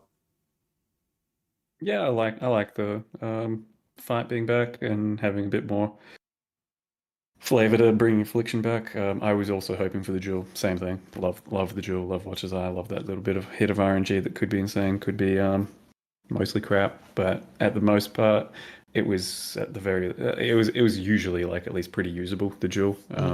So it was just a nice item to have an extra bit of thing to build around. Either way, I'm still happy they at least put the Parandus Jewel in instead, because I thought that was going to go away, and that thing was cool and fun as well. True.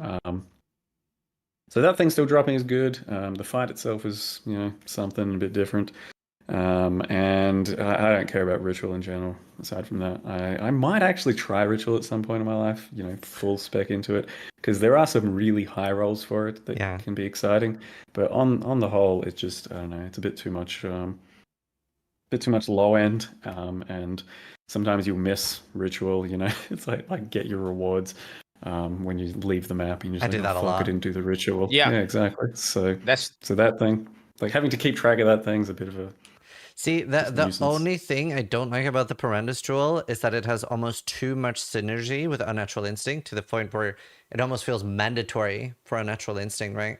So that ends up being like, you only really, at least I felt this way, I don't know if it's stupid, but I feel like I almost always would only use both of them together, which also shoots Unnatural It's just up to the price. availability of that thing, though.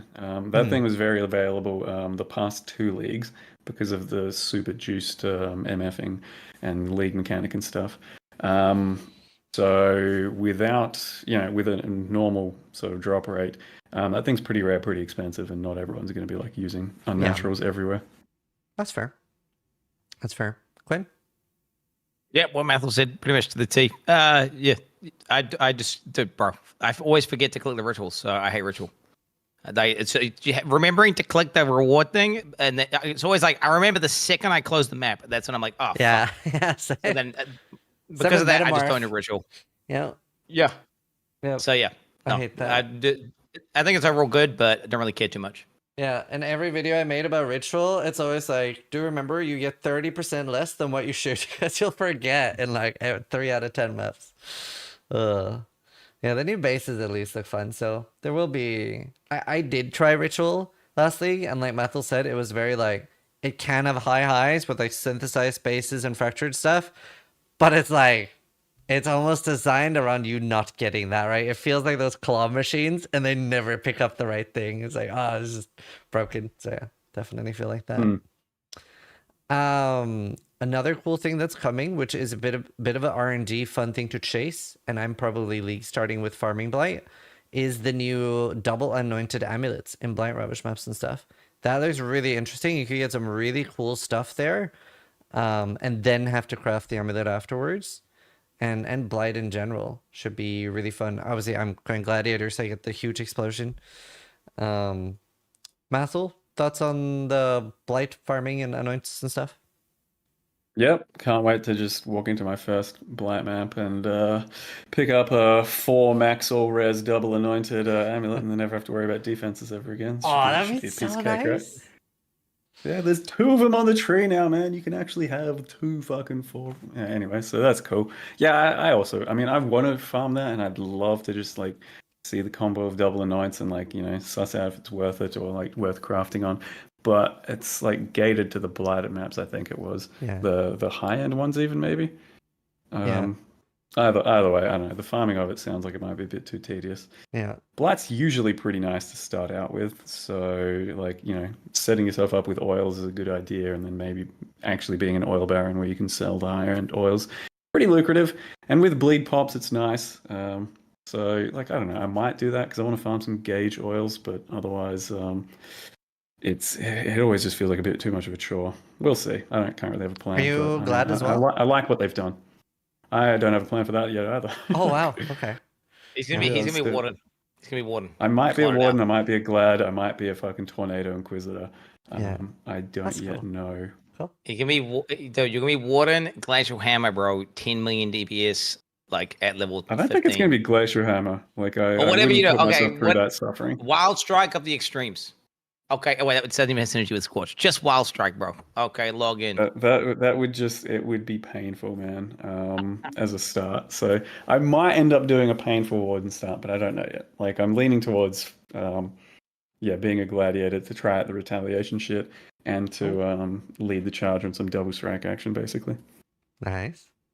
Steel? So yeah, for Blight, that's cool. And Blight, I like what they did with the Blight changes. I'm still just not sure if I want to farm it yet. Yeah, that's fair. That's fair. Steel? So 2 takes here. Number 1, it's not just the double anointed and all that kind of stuff. There's the removal of oil extractors. True. So Blight got a buff if you. Well, I guess it depends if you actually actively are farming the oil extractors or not. But either way, oils are going to be more scarce. Scarcity creates value. Yeah. And we also got new scarabs, which is always pretty spicy. We'll have to see if there's any cool tech there. There's the one where there's like 500 billion bosses in one lane. True. So I don't know, maybe there'll be some exploitable mechanic there. Yeah. And that scarab is particularly nice because not everybody knows this, but Blight you normally want to do in trash maps, right? So it forces into one lane. But now with that, you could do Blight in beach map, and it doesn't it can't spread out to multiple lanes. So that is very cool. Yeah, and then you could put into you could also add div cards to that. Maybe there's some who knows, there's maybe some shenanigans there. And then on top of all of this, you mentioned Blight Ravage maps are the best way to get double annoyance, so Blight Ravage maps have that extra value. Combine that with the base type. So for those of you who don't know, I guarantee people watching don't know that bases drop with up to 30 quality. It's the only way to get quality now above 20.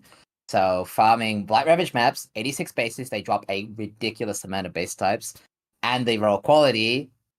Those qualities are going to be worth a ton. I mean, that could be a good money maker right off the bat. I'm doing. So, yeah. Shit. Yeah.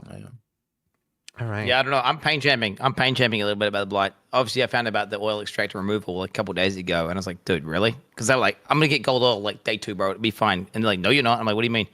They removed the best way. Because that's how I got all my gold oils, was the oil extractors. And now, not only are they removing oil extractors, I'm playing a retail build on launch, and I'm going full retail. I ain't got no pussy shit where I'm doing a different skill and then I press the retail occasionally. Dude, I'm going full retail. Half the time, the guys don't even hit you. So then they're going to be walking into my base, and I'm just going to be like, fucking hit me! Trying to attack them back. And I don't know. I kind of don't have a plan there. I need to figure out what I'm going to do. Maybe just get really good ring enchants and just go full tower defense mode. But yeah, it does seem like oil extractor removal combined with playing a retail build, it's going to be a little bit painful. Yeah, straight up. Yeah, I mean, I can't wait to see. I really hope you end up gladiator and we hear lots of ramping memes the entire league. That's all I want. I'm going glad, bro. It's not even a question. I'm going glad. I am going glad. Okay, that's good. It's locked in. Glad, good. Bleed, fucking eviscerate, baby. Let's go. We're locked in, boys. I'm so excited. Full value from the 100% more node incoming. Do you promise to say ramping a lot? Like that? Yeah, I'm going to say ramping heaps. I'm going to be saying that heaps. Although I'm saying that I don't know if I'm going to hit the ramping node. I'm only going to use the ramping node when I'm finding Ubers. So probably day 3 or something. I can ramp.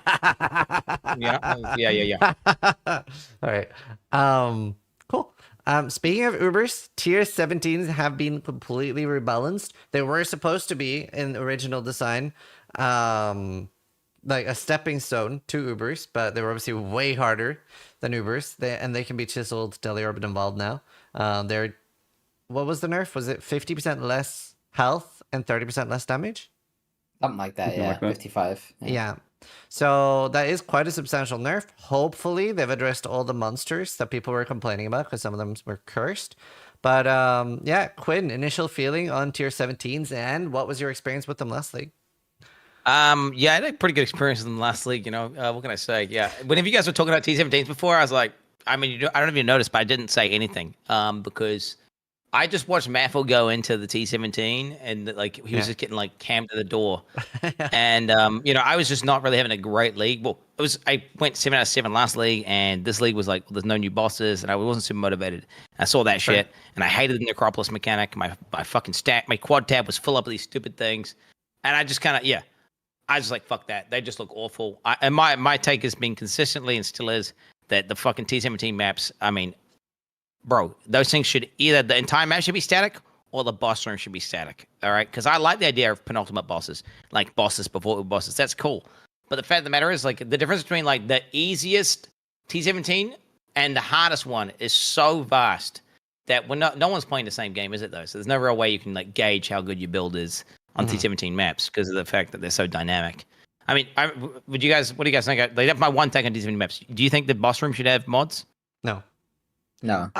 I think the only reason, in my opinion, that bosses should ever have mods would be if they had very specific boss mods, right? I've always said this, like, the Maven game is 30% faster or takes 50% more tiles. Like, Yeah, that makes sense, like, when you've curated, but I think maps having, like, mods that are affecting both the monsters and the bosses, it's never, ever been a good thing, in my opinion. True. 100% agree. Totally agree. / agree. Couldn't agree more. And that's my only take on T17. So, it's a very PoE thing, unfortunately. Just, like crazy, wacky shit happening. But it is ultimately just kind of bad design, I think. Yeah. Mathel, tier 17s? Yeah, I'm glad. I hope this is enough to. It should probably be enough to like pull them back in a comfortable enough direction to be what they were supposed to be. Like one of the biggest mistakes they did was call them the bridging gap between content and Ubers because it felt anything but, obviously. Yeah. And then because of that, you're like, well, this is just wrong. If it wasn't that, you just saw it as another thing, then you'd be like, okay, it's hard, and then but still hard, kind of beyond it. It would have kind of made sense as just like big in-game content because of what they called it, and then didn't deliver on that. I was pretty salty about that. Yeah, my experience with them in general, like as Quinn said, when he watched me, he kind of watched one of the more unfair examples. It was a Union of Souls map. Oh. Pretty sure. Like it was one of my first ones. I'm just like, how bad could that be? And after like 3 mobs, everything is a skyscraper size, and I'm just getting fucking dick down nonstop. And Quinn's like, ha ha ha, that's a terrible mechanic. I'm out. That sort of thing. Whereas, if he saw some more normal ones, it would have been a bit okay. But that one was just that's a good example of something bad design and not okay. Because that thing was put in. It was a gotcha. It was put in the game just to be like, haha, you rolled that one and did it, dumbass. Try again. And like, I feel like there was maybe too many of those. Yeah, there was too many of those, but that one was one of them. One of the purest ones like that. A lot of them were just like this. How bad could that be? Oh, it's like fucking 10 times worse than you thought. Maybe still doable on some builds, but it's like it's a lot worse than you would have thought. Yeah. So my experience overall with it was very negative. Like it was probably the lowest I'd felt with GGG design in the past like 10 years. Like I was doing the endgame stuff and I'm just like, this is missing the mark so bad and is really like crushing my enjoyment of getting a character up and trying to do some endgame and enjoy the endgame.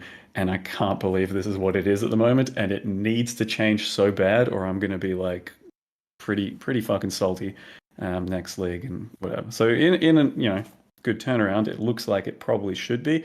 That type of number change is probably enough to bridge a gap like that. And I mean, hopefully it is what it is, and it makes it not as painful and get back to like actually progressing through the end game how it should be. Yeah, I'm also a little bit worried. We can talk about that after, but a little bit worried about the drop rate. But Steel? So I don't know if I should ramble on about how bad they were because we've already done that a little bit, but they were dog shit. And I'm a little bit more skeptical on whether or not they'll. Okay, at least for hardcore. For softcore, I don't think they'll be so bad anymore at all. I think it's a lot more manageable because we're not allocating back to basics because it's gone. So I don't think it'll be so bad. For hardcore, I'm still a bit worried because Ziz mentioned that did they actually confirm anywhere? Did they actually say, like, did they write down that they're actually adjusting the monsters? Because the only one I heard was Revenant. Nope. And then the numerical change. Nope, not that I've I seen. think the first I did I'm hearing mention of them is all. saying it behind the doors.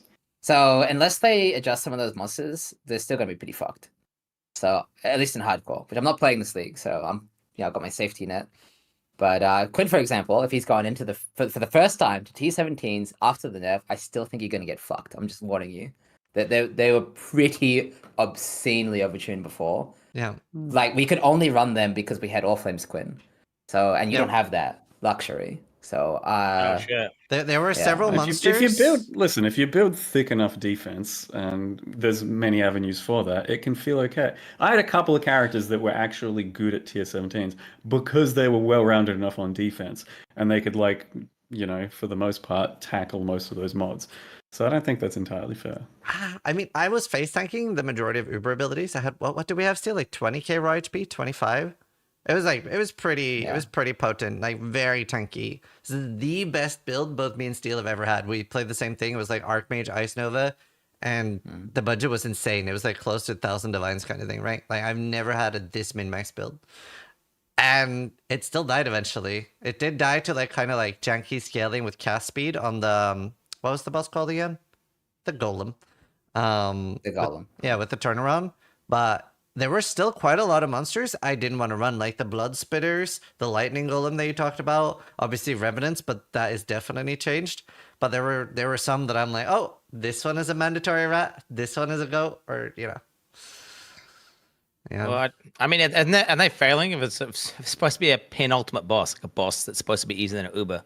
Isn't that just bad? If they, I don't know. That seems to me like question mark. Like, why are the bosses that harder than the boss that you're farming to kill? Clear, right? Like, just to be clear, I'm not worried you about the bosses actually. the mobs. Okay, the trash there because they're not just like a mob. You're not just fight like a bandit or some shit. No, they are Brutus. They are these crazy, fucked up, like speedy blood things that hit harder than any mob up prior. They are giant goat bosses. They like the trash is what I'm telling you will be fucked. The bosses are fine. Yeah, and I just do I need? What are we talking here? There's no amount of max hit that can make you safe. I'm just gonna let you know. Oh shit! Now. Okay. All right. Well, yep. Depending on the mods, depending on the map mods. Because you can roll them easy, but the whole point is you don't want to roll the map 50 goddamn times for it to be runnable. And the map... Because remember... Steel. Do you not want content? Like, why are you trying to scare them away from this shit? Just be like, yeah, man, you're going to walk in there with your build, it's going to be a joke, man. It's going to be, you are going to just fucking Queen 69 that shit. Is there many degens? Is there many degens? Yes, there's one degen called Awakeness Desolation that just disables all your recovery. It's fucking great, dude. Well, and Mark for Death also disables your recovery, I think. It's fucking awesome, dude. Stop talking, man. It's so good. You're gonna ruin our content. Also, if there was no degen, Glad could I could just get like some 300 life. Do we still have Shaper Touch, by the way? You Shaper just fucking randomly appears and kills you with the degen beam, and it's not like a little baby one. It's actually basically like Shaper. And it's not even one Shaper. And it can it's come not with one 5. Shaper. It's one Shaper per rare monster. So you get like fucking 5 Shapers on the screen going. Do they stack? Wait, do they? They stack. Do they? Wait, they actually stack. They actually stack. What the fuck? That's what killed Quantrick a few times. Have fun, Quinn. Okay, I'm gonna overgear and overlevel for that for sure. Fuck you, Steel. Fuck you. You just ruined my content. I'm gonna. Hey! I want to see more than 2 watchstones this league, man. I mean, what shit, man? Yeah. I mean, I think I get that right. I get DG17s maybe, but I don't know. It is. It is very hard. And at least the bosses are in a good state, right? Like I said, the only thing that was like messed up was cast speed on one of the bosses. But other than that, I thought they were a really good addition to the game with the bosses. I really enjoyed it. The Katarina fight was particularly scary to me. Every time I did the Katarina fight, I was nervous. I was like, it's the only one that I didn't really get comfortable with. Oh, actually, no. The bugs. We didn't talk about bugs either. The bugged Quinn. I don't even remember this. What? Maybe they're not anymore. You don't know. But they were. They didn't say they fixed it, but a bunch of shit goes invisible, Quinny. Oh, true. Fix your game. That happened to me when I was on X today, bro.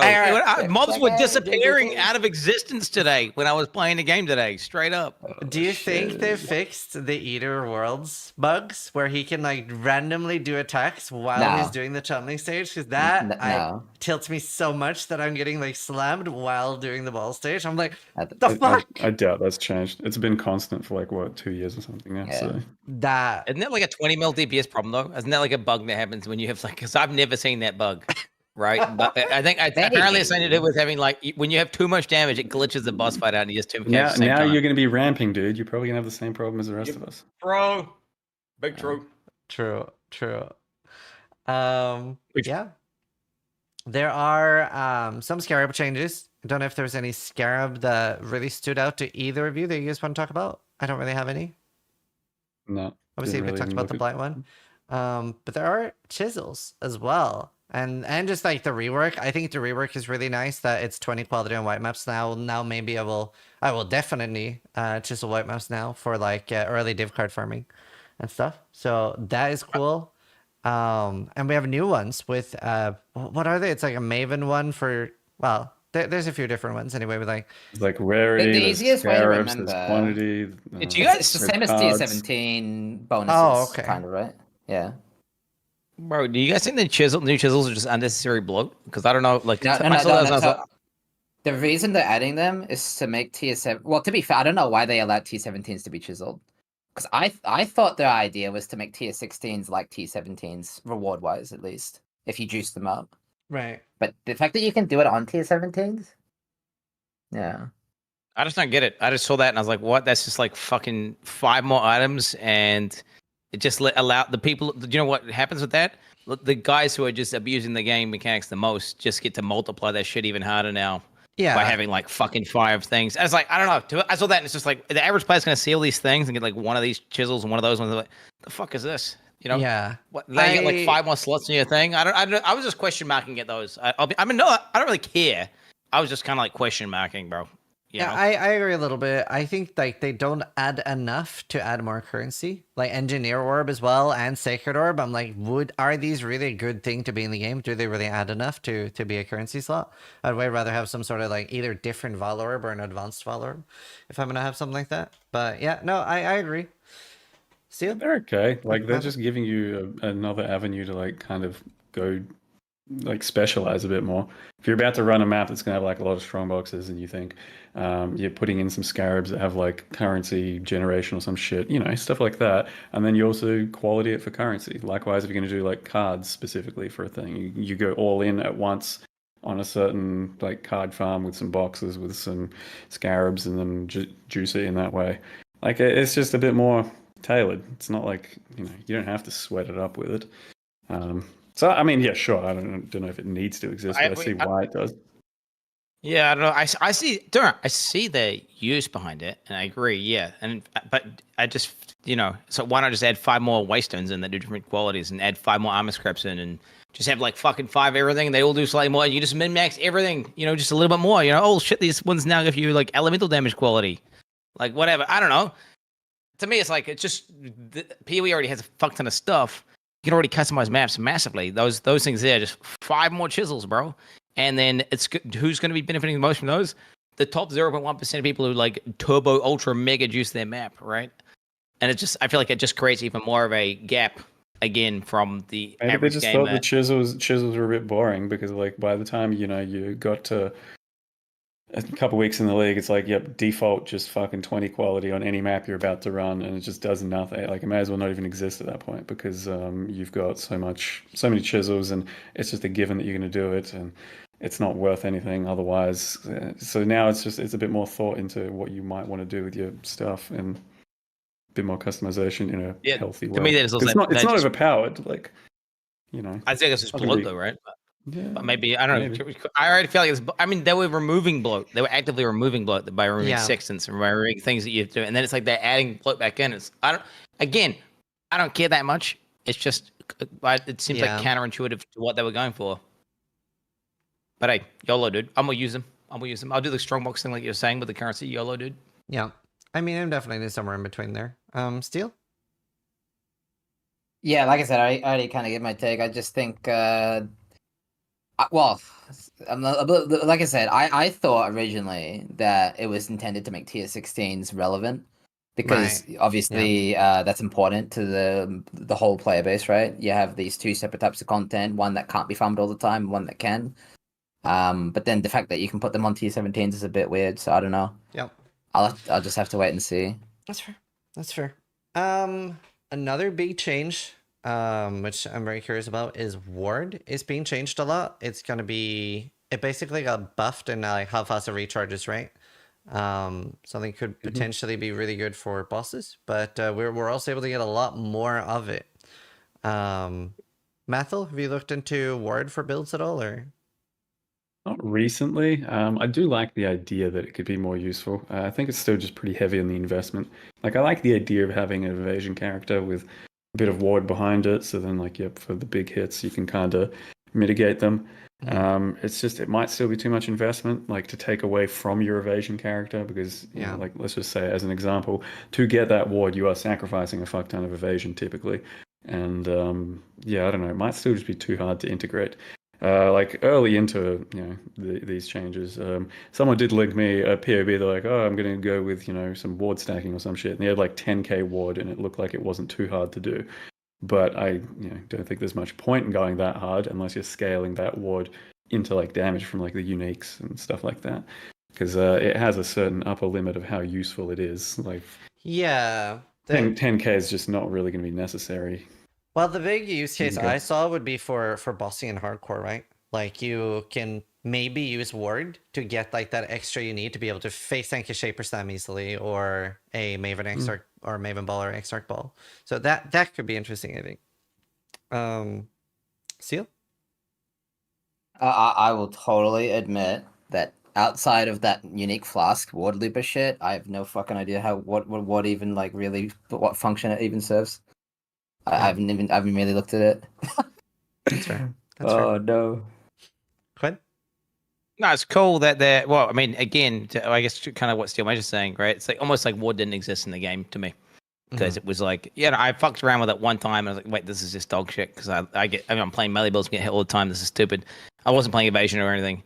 I mean, it's cool that there's a different defense type and they're trying to make it somewhat viable. Hopefully they get it to a state where it's actually balanced. That's fair. As a last topic, I figured we could talk about starter builds for the upcoming league, and then we can end after that.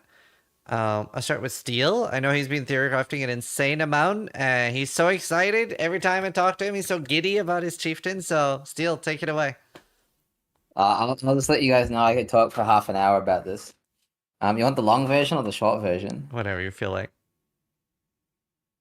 So, during the announcement, Gladiator Bleed rework was announced, and so that motivated me. It inspired me to go on a pilgrimage, a journey. Now, long story short, ultimately, I wanted to go two-hand, and two-hand on Glad sucks. They just didn't give any staff support, so GG. So I decided to go with Jug Bleed, Quinn style. But then somebody, a Theorycrafter from my chat, he mentioned that the Warcry. I didn't even really pay too much attention to the Chieftain Node Ascendancy rework, but he told me to take a look at it. And if you look at all the buffs from the Chieftain, combined with, for those of you who don't know, the Chieftain Ascendancy now gives you infinite power. Sounds fucking badass, right? Which basically enables the buffs from Warcries, which got reworked, to be at maximum potency all the time, right? And if you stack them all up, it's something like, with buff effect, it's something like 6 max res, 40 movement speed, 20% life regen, 50% more armor, shit like that, right? It's a 50% fizz extra fire, like it's some crazy buffs, right? And so I was like, does this compete with the potency of Jug? And because Jug got reworked, and long story short, they nerfed some other bullshit, and Jug's no longer like that insane in my opinion. So I reckon Chieftain, if you're willing to press Warcries, so that's the disclaimer, is actually better than Jug. That's my take on that. Hey, Yeah. wait. For doing damage, right? No, because No, Jug for will still get defense. tankier. No, Nah, for bro. defense too. Yeah. Well, have you simmed a 13 endurance Yep. charge Jug yet, bro? You simmed No. that? 13. No, That's what you well, need to do. no, to be clear, I actually did. But Okay. but Com sign rings are dog shit, Quinn. You should know. Com No, sign no, rings you're gonna suck get ass. the Nah, they're good get the early. fucking synthesized one, bro. Get the Okay. Okay. Once you get to synthesized gear, sure, and corruptions on boots, sure. But before that point, Jug Yeah. is much worse by about. I think it's about 25% less damage. It's like maybe about the same, maybe 30% less EHP. It's got less attack speed, less movement speed, less regen. There's a lot of downsides to that. So, in my opinion, if you're willing to press some buttons, Chieftain Bleed slams. That's the build. And I've gone over, obviously, like I've just been stream hopping and being like, hey, what do you think of this build? And I've ultimately, after some like criticism, come up with what I think is a very solid, no downside, no bullshit other than pressing 4 buttons build. But everyone in chat's like, fuck Warcries. I got you. There is a Jug version with auto exert, that presses 0 roll cries, none. And like I said, what all those downsides I just said, that's what you take the L on. But that's still really good. It turns out to still be extremely tanky, 8 mil bleed DPS, fast enough, right? So, and that's got 0 war cries. So yeah, either way you look at it, 0 war cries, 4 war cries, Chiefs and Jug. I think I got to build. I think I got to build. I'm surprised you're hiding on Clum Signs. I think they're so good early. They're so like easy to get. No, they're good on Jug. They're not good on my build because my build has 90 max res, 80k armor, 6 endurance charges, 8% fizz DR, 8% fizz taken as fire on the helmet. Like I am chilling. That's fair. I am chilling. That's fair. And suppression, and 20% life regen. That does sound like You really need the suppression seal. So you really need that. That just seems a bit overkill, mate. Come on. I can get it. So why not? Oh my god, that's out of control, man. Yeah. Yeah, that's the build. That's the build. Are you gonna be the tankiest melee player on softcore? I'm gonna try. Awesome. Mathel, what were the different builds you were thinking about league starting? Yeah, I'm nothing concrete. That's the thing. I'm still like up in the air about stuff. Also, I will say, Steel, you're just like shamelessly stealing the Quinn meta of Chieftain. I am. Quinn. I used your character as the basis for the POB. W. Let me tell you, Chieftain Bleed, 10 bro, 2 patches ago, 10 million DPS. Okay, let me tell you. But no, it's different now. The new one is completely different. Let's be real. Yeah, no, it looks good. It looks good with the Chieftain stuff. It already had a decent base and Warcry power stuff. It's pretty cool. I don't like the idea of pressing all the Warcries. I probably wouldn't lean super heavy into Warcries if I was going to do it. Just like use them as a couple of them as like some big power, and that'd be enough. I wouldn't go full bore on that. I'm like everything. It's crazy. Like the new things came out, and I just went, well, I want to start 10 characters right now. Like, what am I going to do? So I don't know. Like, I've been just having a couple of level tests because I feel like I should still put out a few starter builds. There's enough content out there these days from like people like yourselves that I really don't feel the need to do starter builds, but there's still enough people that ask me, for a couple of specific builds or skills that I'd played that I kind of feel the need to at least lean that way. So yeah, double strike. I might go double strike gladiator. I tested tornado as a inquisitor because I did a tornado as a elementalist last league. Really fun skill, really cool build. And I want to see if people can start it. So I tested that as like an inquisitor, and it's a decent base. It should get you going. But I also want to explore a warden side of it because that sounds really cool. I just think it'll be shit for a start. And then otherwise, just looking into warden stuff as well, see if we can do anything with that. But I mean, most likely, I think I'll go double strike gladiator just so I can experience. Like, I want to fuck with the sword falling retail thing. Right. Looks really cool. And then in general, just bleed pops at level 30. Like, that is literally me for league start. I'm so excited for 20% bleed pops. Yeah. Yeah, exactly. It's so nice. Yeah, so something like that. Bro, dude, what do you think about me taking a retaliation note at the first lab on my gladiator? What do you think about that? Why are you not taking the bleed pop? That's so insane. It's because I want to play retail as soon as I can, bro. I could just take the bleed pops and stay sunder, and it would be OP. Running through the fucking Dominus zone, waiting for bros to like hit him, so he can fucking maybe one-shot them in return. There's gonna be memes made of you being like, "Stop trying to hit me and hit me, hit me." Like it's gonna be fuck that. Like, why did you even bother getting coached from time to time for like speed running shit if you're about to have the slowest campaign run of fucking 2024? Yeah, he wasn't too happy about that, I'll be honest. I think Quinn was saying like, oh, he's got to cast his war cries, he's got to do this, he's got to do that before he can do damage. He's got to aggravate the bleeds and shit, right? And then he's like, he had this epiphany. I have to wait like 3 seconds for something to hit me. Yeah, tell us more about your league starter, Quinn. Well, I'm 90% sold. 90% sold on. Well, after the fact that we found out we can't, because I was gonna be playing either because I was predicting that crushing what is it called, Armored Fist was going to be a slam retail. It was going to hit a fuck ton, and my plan was to basically alternate between those two and go full hit based, and then Warcry scale with intimidate. but they don't let you exert them anymore. So then, and they removed the 30% ailment penalty on eviscerate with the level 20 gem. So it's like, okay, it's kind of a no-brainer. The most damage for the least scaling for retail, in my opinion, for SSF. But, unless you're playing Trade League and you have access to cool uniques, because there's shit you can do. You could go hit base really early with the Paradox kit, for example. But no, the biggest no-brainer is to go eviscerate, get the bleed pops, just absolutely clear out maps. And even if you have shit uptime, right? My logic is this: not only is it the highest like POB DPS with the most minimal investment to go eviscerate bleed, it also means, think about it. You can't press your button, right? You can't press your button. But all you need to do is just press it one time, and then your bleed lasts for 12 seconds. Mm-hmm. So then it's like you're doing your damage the whole time anyway. So even if you got shit uptime with a single target, it's going to be still pretty fucking potent. So yeah, the idea is to do that and scale heavily into bleed damage and get AoE early. So the idea is, they hit you, your shit procs, you press one button, boom, the entire screen explodes, right? That's what should be happening. Well, and I think it will be happening because you got to remember that it doesn't proliff. Only the bleeding. It doesn't proliff. But have you seen Eviscerate has a 10-meter range with a 3-meter whip. So then you scale that with you got like a 15, 30% AoE wheel.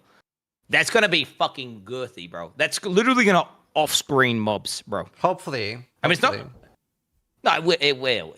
And now because I've gone frame by frames. I've gone frame by frame through the gameplay. And I've been looking, and it even overlaps. It overlaps little bit behind your character and then goes out. It's pretty much like imagine Lacerate on roids, except it has a cooldown. Yeah, and you have to have like fucking 5 wheels to make it good. And you have to be a gladiator for it to be viable. Either way, you're gonna have fun with trying something new and interesting, and redefining the meta. So. Well, I can confidently tell you that you absolutely an auto-exerting slam build will just be way better. But the Gladiator Lucky Block node does seem fun, right? Like take one wheel on a tree and then press a button, and you get like 88% block inside of maps. That's pretty insane, right? Yeah. Although it's not insane as like 90 max rays with no investment, but hey, that I'm coping here. I'm trying to basically it's the Gladiator rework. It's good, and bro, let me tell you, there's a non-zero chance GGG buffs the aggravated bleed node on Gladiator. Maybe. Non-zero chance. Maybe. Actually, because you yelled at them on Twitter. How? What? I've been well, okay, but I haven't done anything. But I've just seen people. I've heard things. Okay, I've heard things. All right, I've seen people complaining quite a lot, and they did say they're open to making changes for the league starts. And literally, I mean, how many bleed builds are taking that node on Gladiator, bro? I mean, like, is your bleed build taken? Mm-hmm. Yeah, some of you. Okay. To give an Alkaiser take, aggravate, bleed node, vulnerability. I think I just cast vulnerability, guys. I don't know. Yeah. Because of the way when they clarified how aggravation works, because I misunderstood it when I first saw it. I was like, oh, charms on it, you proc it, and then it's an aggravated bleed. But like the fact that you can aggravate all bleeds when you just hit them, and it's baseline on the tree, you get like 10 plus vulnerability, plus if you exert 25. It's like why would you ever? Like, it's such a shit note, right? It's in comparison to I mean, I'll take any buff. It's fine. 20% more bleed damage. Yeah, do that. Yeah. Bro, just redesign that ramping node, right? And then just put the ramping node on that aggravate bleed node. GG. Just 100% damage. Yeah, that'll be fine. Oh yeah, that would be great. I'm actually I'm not going to disagree with that. I'll take the 100% more. Yeah, Gladiator needs it. Do that. It's so bad. I agree. It's so bad. Do that. Buff it. Yeah. Yeah. So I'm going Gladiator SST, just because SST was one of the most fun builds. I think it was I'm pretty sure Steel made that. I think there was a Steel build I was following. That was Glad SST. And I don't make builds. I steal builds. It's fine. Okay. Well, I stole it from Steel and he stole it from somebody else. But either way, I had so much fun with it. So now I'm making it from scratch, and it just looks really fun. I managed to get it to be like 1.5 to 2 million damage on like a not crazy budget, and up to like 8 to 10 with like really, really insane gear. So it definitely has potential. I don't think it's ever going to be like crazy damage, but with it's not something I'm really making for bosses anyway. Like, I'm making this 2 Farm Blight and Blight Rubbish maps, and then the 20% explosion are going to be so nice for that, right? And basically 90% block. Only thing I have to worry about is degens and detonates. That's it. As it sounds like such a nice league starter, and Spectral Shielder is just so fun to play. Like, it's such a fun skill. So I'm very excited for that. Do you think we're getting betas by that like the 88% block? No. Shit, because it's like actually it's not right. It's actually like think about it. You haven't been For here, mapping it is. and then for mapping it is, but like for bossing and shit, I feel Nah, like I it's don't care gonna about feel bosses. way less tanky. Oh, you don't care? Okay, fair enough.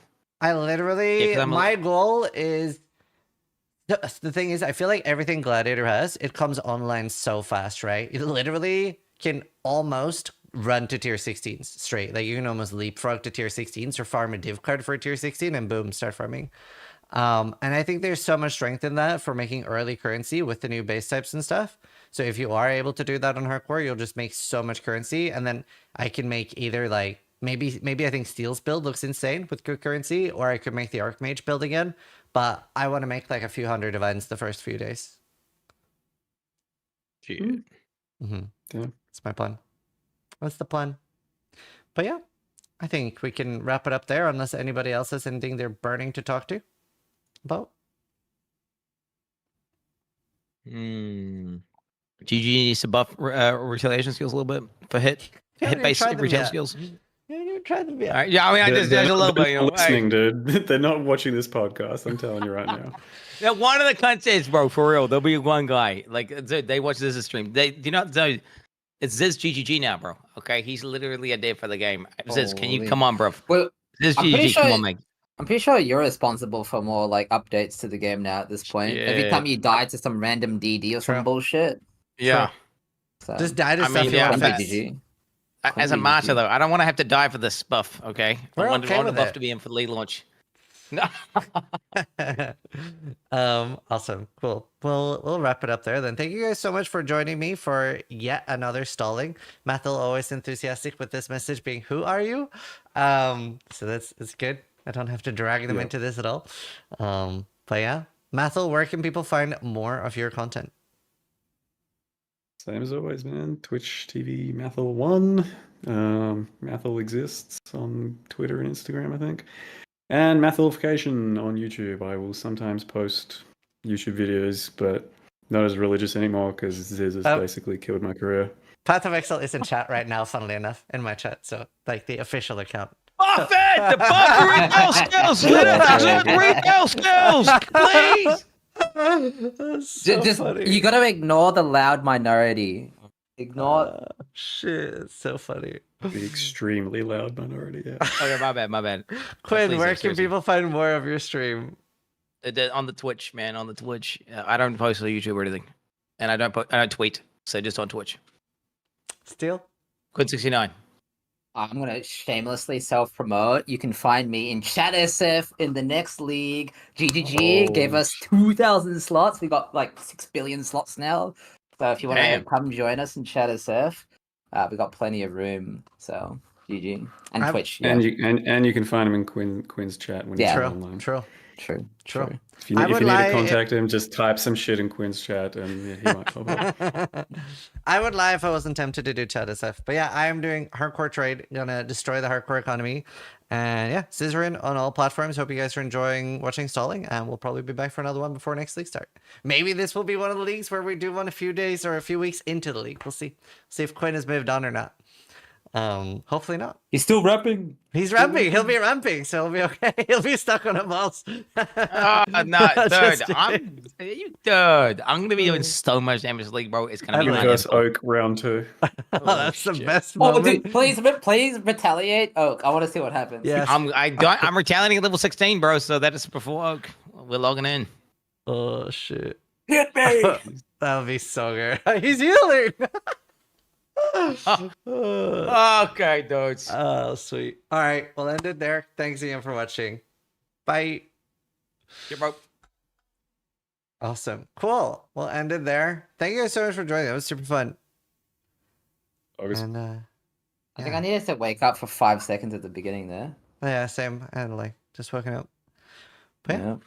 All Are right. you guys changing your schedules for the league, bro? So you wake up. Yeah. Like, Yeah. damn, that's fucking hardcore, bro. That's So fucking I've hardcore. You do it actually every time. I've actually started doing it way earlier now because before I would do it 2 days before or 1 day before. So my body wasn't like used to it. So I'd be like really fucked on day one. But now I start a week and a half before. So now I'm like, I should be able to like go back to doing like 30-hour streams, hopefully. Jesus Christ. Hopefully. Hopefully. We'll see. I'm getting old and so many kids now. Crazy. Bro, same here. I'm getting like gout on my feet or something. My feet are like aching for no reason. And I'm like, I'm fucking 86 kgs now, bro. IRL. Like, it's Oh, wow. fucked up. I'm 72. getting I've lost fat. a lot. Are you actually You're 86? skinny, mate. No. What the Yeah, me too. what? I'm 86 kgs, bro. Dude, I lost 15 kilos, Quinn, in the last like 4 or 5 months. You proud of me? That's double you. That's fucking huge. Big That W. was Wait, how much you weigh now? 72. I'm 72. Oh my god, bro. Bro, TY Killer's 62 or something, bro.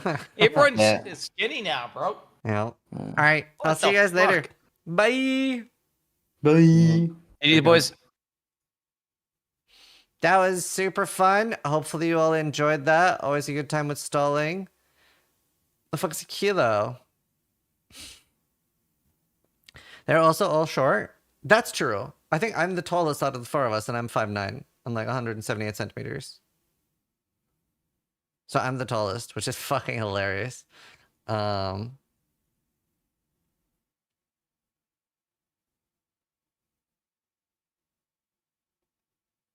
God I felt fat for a second. Yeah. Base out of being disappointed for settlers. It looks amazing. You're only 5'9"? Yeah.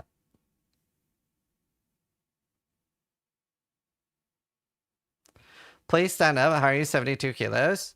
So I was definitely getting pudgy and I was like getting more and more unhappy with it because I was getting a lot of comments on it. And then I stopped drinking Coke. So like I definitely still have some fat. I'm not fat free, but it's not bad. I feel it's a very noticeable change on my face. So I cut out cola. I barely drink Red Bull. I would say I have a Coke if I'm out. If I'm like going to a restaurant, I'll have a Coke. And I'll have some Red Bulls in the league start. But I barely have any. I still have loads of sugar, by the way.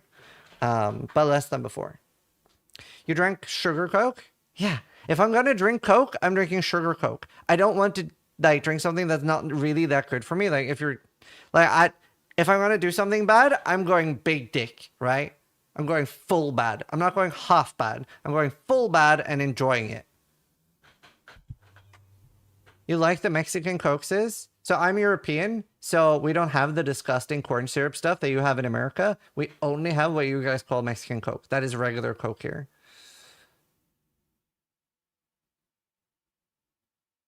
There's no evidence this part of me is bad. There is zero words you can use to convince me that Coke Zero is the same amount of healthy as water.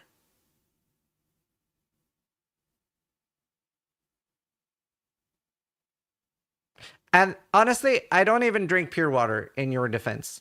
I do drink this stuff, help me quit sodas. It's got 4 or 5 times less sugar. It still has sugar. 4 or 5 times less sugar than Coke. So it's not like I went cold turkey on no sugar either. I honestly fully believe people are obsessed about whether something's unhealthy or not. I just moved for healthier.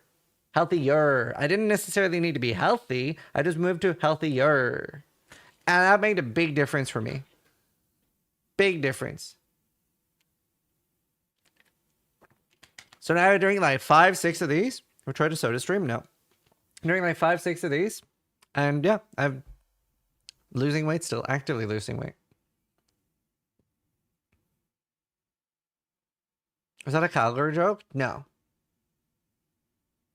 Do you work out too? Me and Steele did go to the gym a few times, but then Milo was born, and honestly, I am a lazy piece of shit. So we haven't been really good at walks. We've been going for a walk at like 5 a.m. every day for the past few days.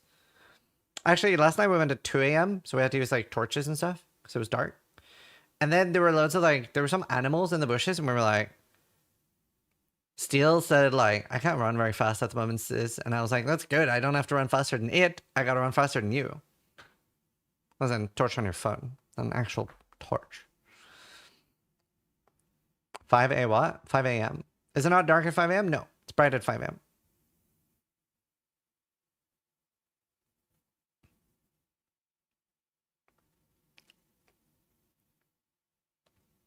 Old school monster.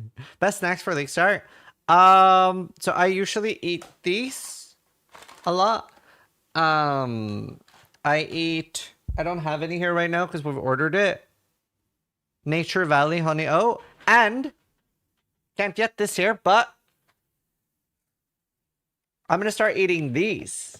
They're American. Oh, okay. I don't know if these even taste good, but these taste good. So those are my snacks for League Start. Because I need fiber supplements, but I can use these instead of fiber supplements, and they're OP. So, I'm going to try one for the first time now, because I don't know if the apple crisp one tastes dog shit or not, but I love cinnamon. Cinnamons are the best thing ever. I don't know how to open it. But, yeah. So, those are the main things I snack on. And then, like, Mawam, but I don't have any of that. I hope I never get this old. I'll be there when you do. Alright, let me try one. But yeah, they're really nice. They're like, I call it hybrid food. It's not food, but it's more food than like snacks, like actual snacks. Mini wheats, if you want fiber, those crackers are meh. So you say that, but they made a very noticeable difference for me and my stomach, so.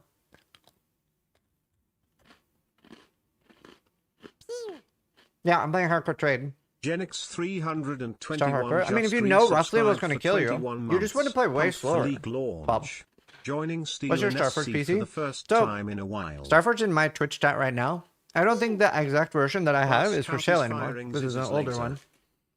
But I had their creator tier. And I've had no problems. Except one.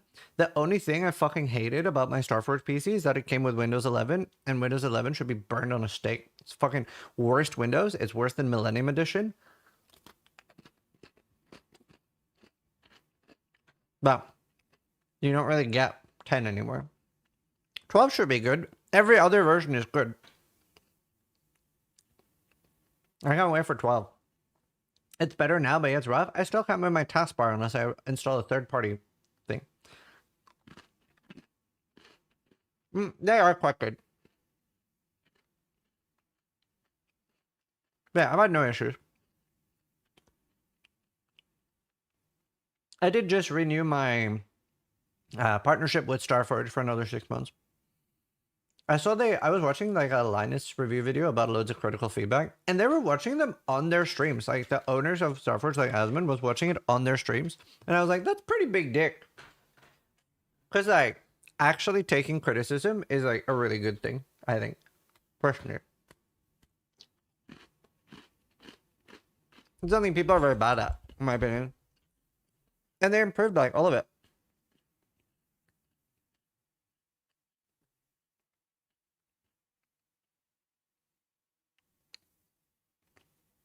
I love term. I love the penis logo. I hate Spectral Helix. I was Starforge just for that reason. But no, it's not Biscoff, but I do like Biscoff. If I send you a POV on Discord, would you please look at it and tell me what I can be doing better? Not a chance in hell. I'm so fucking busy. I don't even know if I'm going to finish off my videos, to be honest.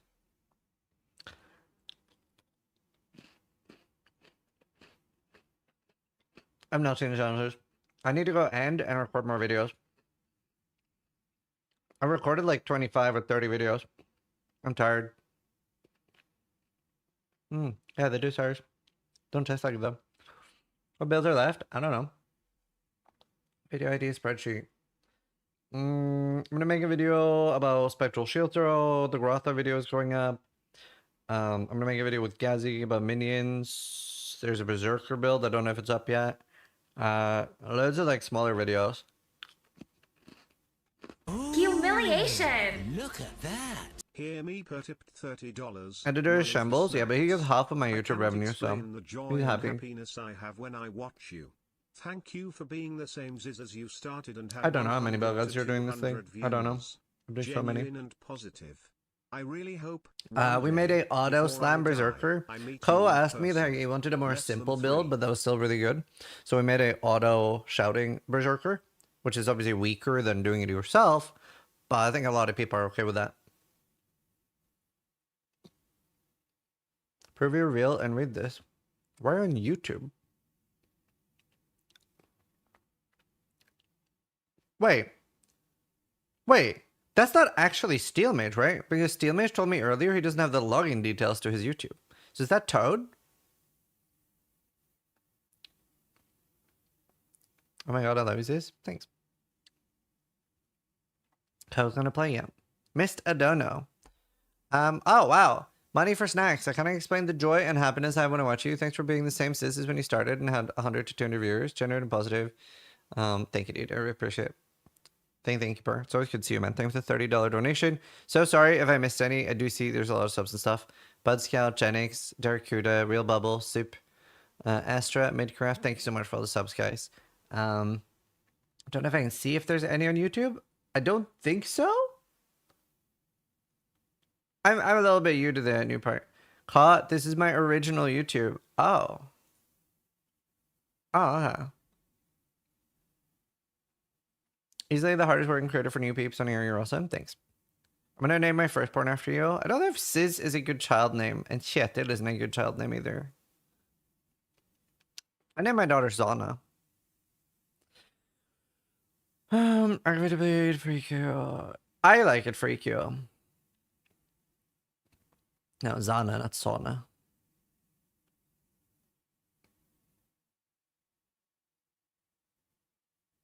Thoughts on the reunification of Ireland?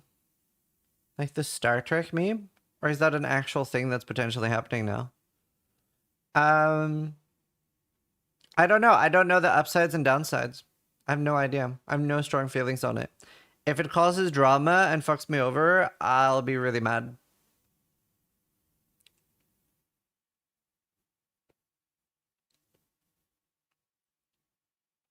Nice, Ouija. Whenever you're on the losing side. I don't know upsides and downsides of that. If it ever happened to Northern Ireland, will leave the UK. Well, yeah. Obviously.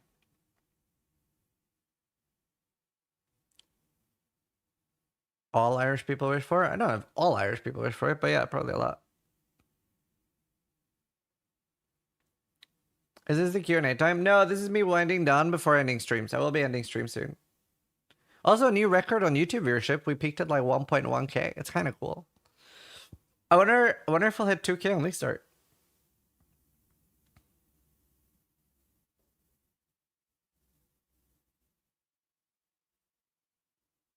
Yeah, Scroll, we covered that at the start of the stream. I do disagree with a lot of the points Crep makes in the video, but there are a lot of good ones too. But a lot of the things he's making is because he doesn't take the suppression on the tree. And since my build is made for new players, I don't think new players are going to get the suppression without the nodes on the tree. All our guides are made with new players in mind.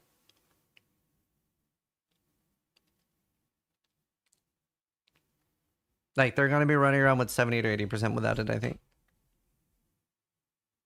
Yes, though. Start to stream on LinkedIn. Can you stream on LinkedIn? I was thinking about streaming on Twitter, but I also don't want a third chat to manage. And I do like interacting. Impale. Didn't look at it. Good for hit base, though. What about Shaper Shield with your beginner guide for that? Like a guide for Shaper Shields? Maybe I'll make a crafting video a bit into the... If I streamed on Twitter, I probably would just ignore the Twitter chat.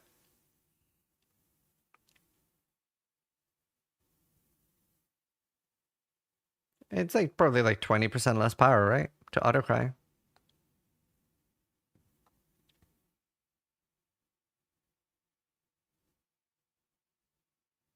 Is it cringe that I want to start a champ? That's why we made the video, just in case.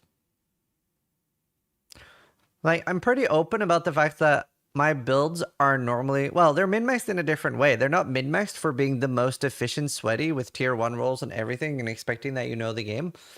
It's min-maxed for new players having a good time playing. Nearly all of my builds, except something I play myself, most of my builds are min-maxed for new players having a good time playing the game. Like, the end goal is that if a player, no matter who actually, plays one of my build guides, they have a good time. Always. I think that's always been true for every build for the long time now. Yeah, I should react to that.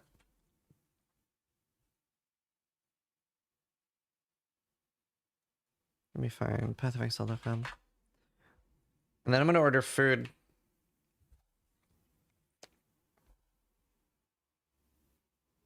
Is it on Twitter? Challenge rewards. Oh,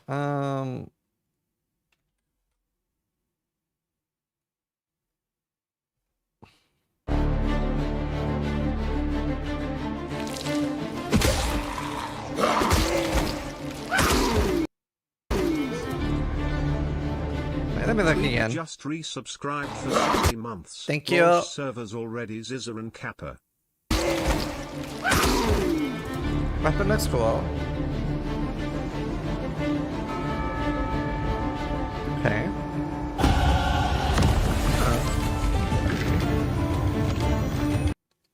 I'm surprised they're giving us a leveling effect for free. That's so based. Isn't that so cool? I'm surprised they're giving us that for free.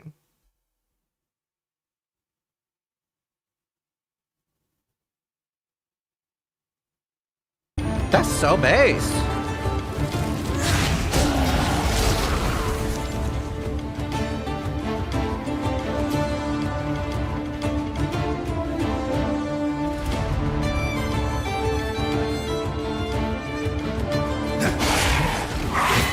I hate finisher effects. They give me PTSD.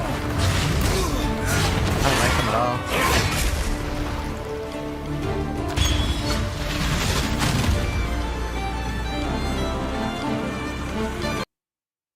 We're getting that for free?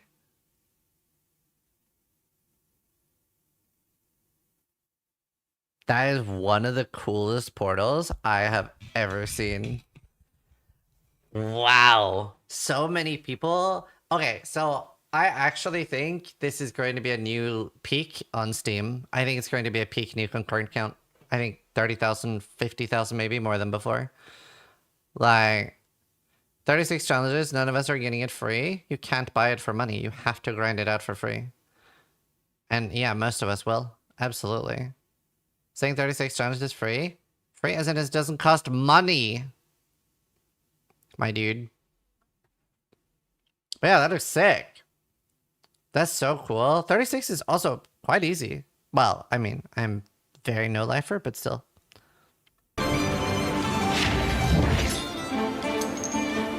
That's so cool. That's so cool. Thank you.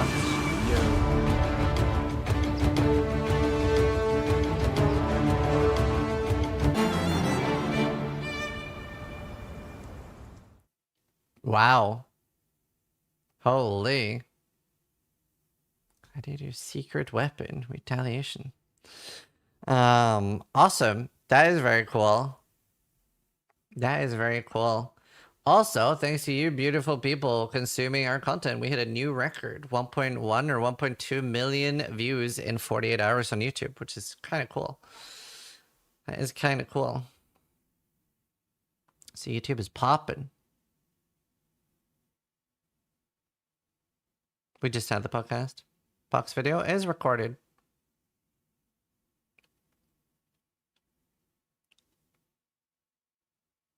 Good numbers, yeah. And I'll be streaming on YouTube. 1301 is firing Zizzy's laser. No, not doing a collab with Steel. I do want to do a collab with Steel. How to set goals. Yeah, that's it. That's awesome.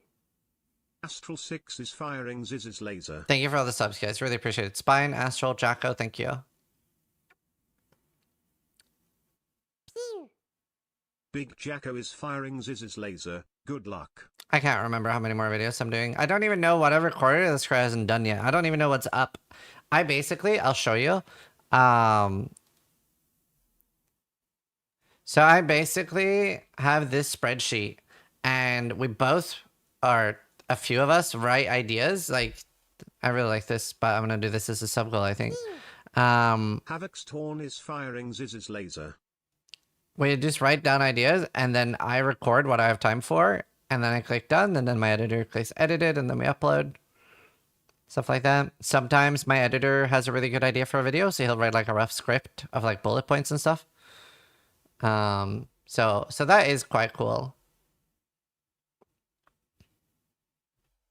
Here, I can show you one thing that I don't show too often.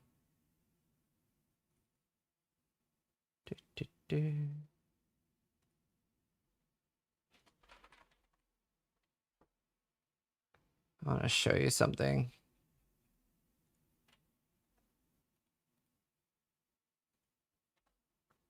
So, this is how I used to do build guides when I was a newer streamer and I actually needed to script anything. So this is what I did from, I think this is 2017 to 2018, and I have a few other ones like this too. How do you see word count? 47,000 words, 403. So I would script out my entire video and write it out first. So it's 105 pages. Can you show this if someone notices streaming's not work or a job? Hi guys, it's here. So early on this league, people kept asking me how I felt about Cosplays, and I had no idea what the item did. I saw Carve playing it, and it did this! Amazing. So quick TLDR, it resurrects cast on crit after a bit of a nerf. It's not as powerful as before, but it's a pretty strong build anyway. So like, I would script out the entire video like this. It's bigger than patch notes? Yeah. Thanks, Ina.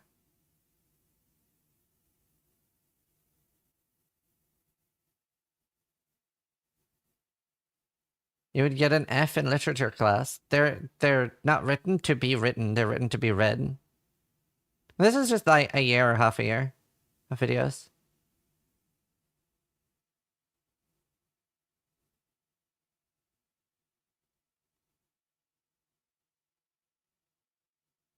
Plus 3 hours, yeah.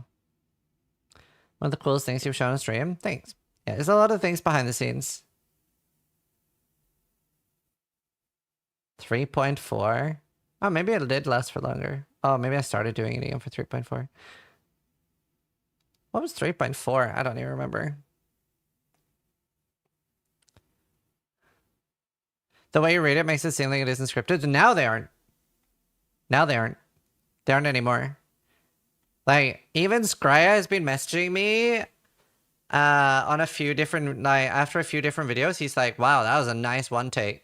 Because, like, now I would be like, hi, Zizaran there. Today we're going to talk about the new Blight oils and we're going to go over them. And then I just go through them and yeah.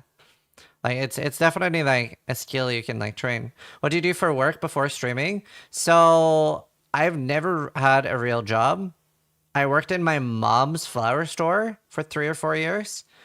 And it was, like, quite a lot of work. I would work, like, 14 to 16 hours a day.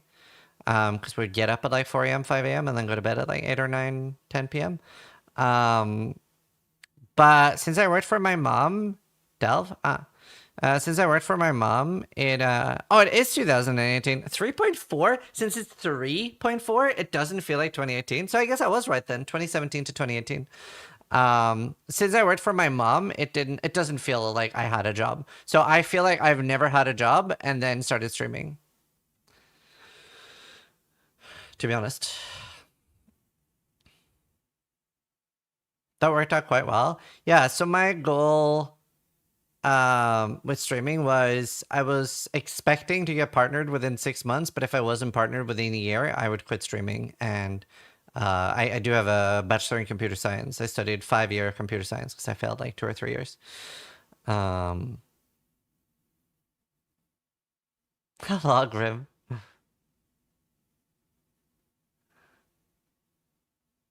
And then I got partnered after 5 weeks, 6 weeks. Where can we get those scripts? I'm not posting them. They're also very outdated.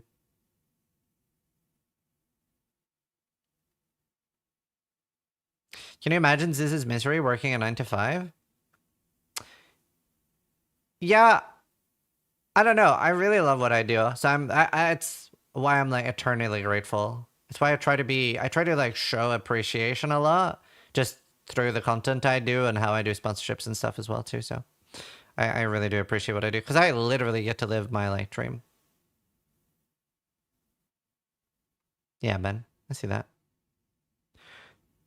Do you think without racing you would have grown so quickly? No.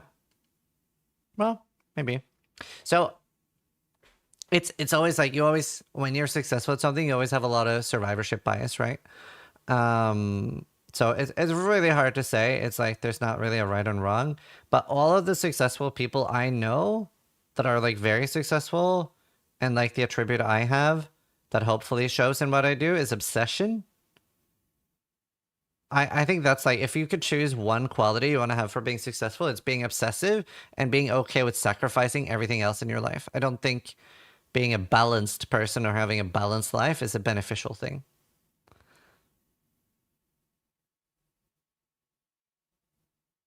It's actually impressive, your ability to not burn out from gaming. I've been a little bit impressive too, just with gaming in general, that I'm still like really loving. Like I still game off stream. Thanks, Waka. Do you think you started at a good moment? I think I started at literally the perfect moment, and I had bigger streamers reaching out to me, telling me I started too late. Secret craft in the campaign? Oh, I have no idea. I haven't even thought about it. I barely remember that it was mentioned.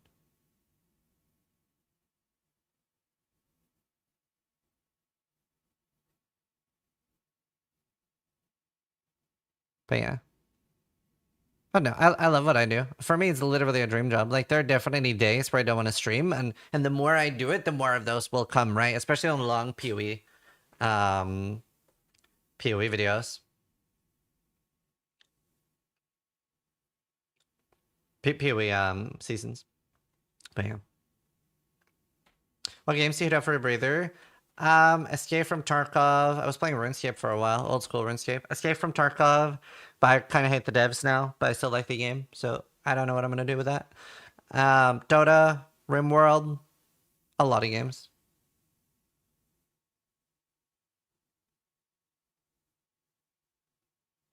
How do you recommend trying to get that obsession back after it's lost? Find something else you're obsessed about.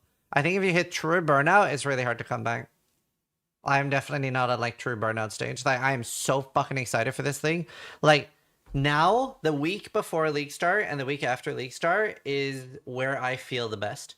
I feel so fucking good. You have no idea. It is like so much dopamine, so much endorphins. I feel like a literal god, right? And my wife notices such a change in myself. Like I feel good. Crazy's Rimmer called me.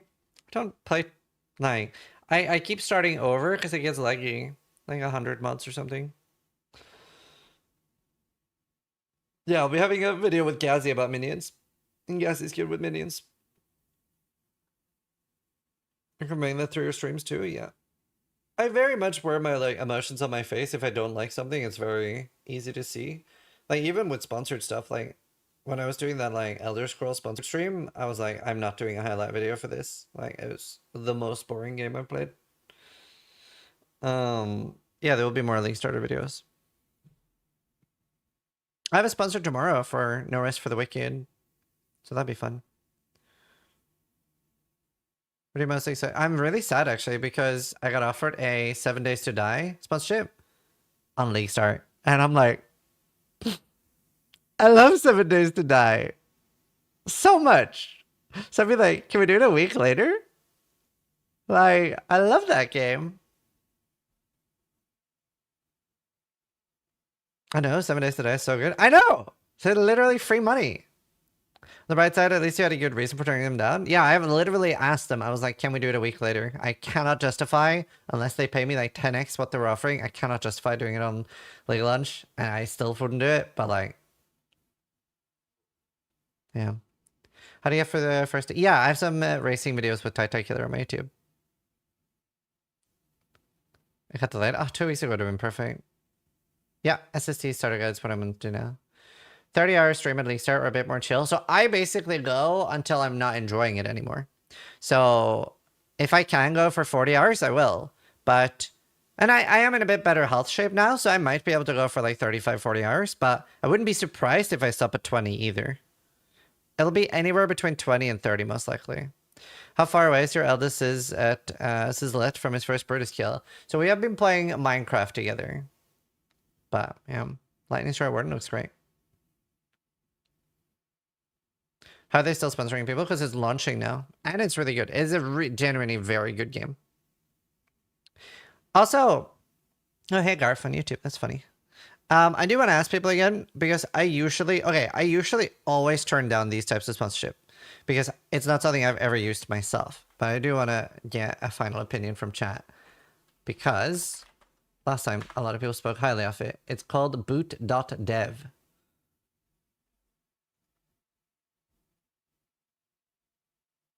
Because the main reason I never do mid rolls is it's not something I've used, but it's Pug. I feel like I've heard so many good things about it.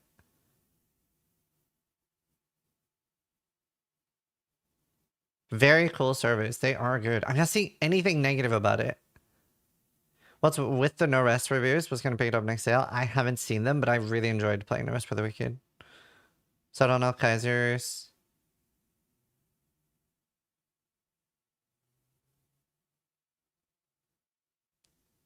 What does it do? It's a teaching system for programming, I believe. It's rather specific to software development. Well, they have asked, like, they want a mid-roll and a YouTube ad. And the way I run sponsorships is I don't want to do mid-rolls. The reason I don't want to do mid-rolls is let's say that I did a mid-roll for some Star Trek shitty mobile game, right? I'd basically just be reading a script and I wouldn't know much about it. Yeah, Scry wants more mid-rolls, obviously. But I would basically be doing a script, like, for example, for Display, right? I fucking love Display. I love working with them. It's such a cool product. And I can actually promote Display. Yes, I have different sponsorship requirements for Gauntlet. Because for my own sponsorship requirements, I need to like the product. Which is why I'm asking so much about this, because I've never used it, right? For Gauntlet, I just need to respect the product. It doesn't need to be something that I've used. I just need to think decently of it. So I'm a lot stricter with my own personal requirements, whereas Gauntlet requirements, I just want to get as big a prize pool for the people competing as possible, right? At the end of the day. So I definitely, like, I wouldn't do, like, gambling sponsors to get a bigger prize pool, but definitely different requirements for me. If it's a game related, yeah, it's programming. I am very tempted because it does look like a really good one and no one's saying anything bad about it. Did you accept it? No. As the code says, it works for boot dev? No, I've not accepted it. Like, they literally asked me today at 5:39, are we passing on boot dev? They want a response. That's funny. What's it called? Boot.dev. But I have a Starforge sponsor. They're really good. But I always like running sponsors through my chat because at the end of the day, you guys are how I make money.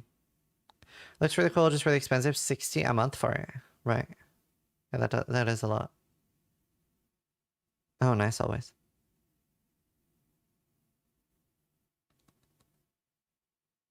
Yeah, I'm playing hardcore in the new patch.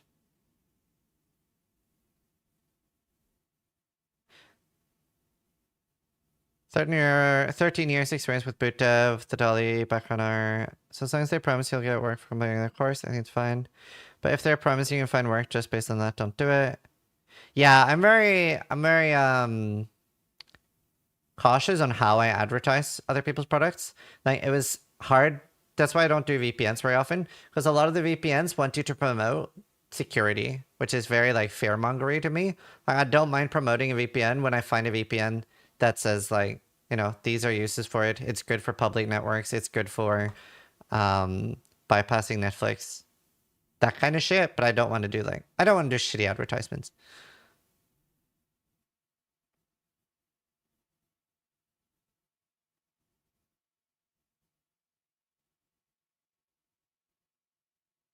Yeah, Codex.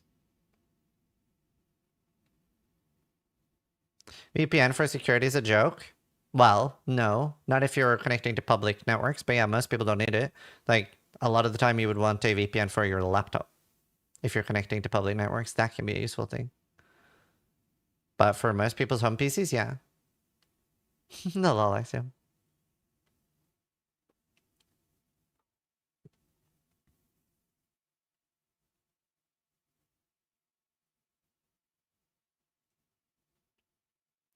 Yes, I learn. Yeah, I don't know. I will consider taking boot.dev. It's just it would basically be the only thing that I've done that I haven't used myself. And played PoE for a year. Can you give me a hint to which skill would be nice for a Slayer? We have a Slayer guide on my YouTube with Karn. Check that out, see if you like it. But I see people running Cloud with flat fire LE and cold damage shots. Isn't lightning just a... No, it works really well with all LE scaling. Would you promote Coke Zero? I don't like Coke Zero.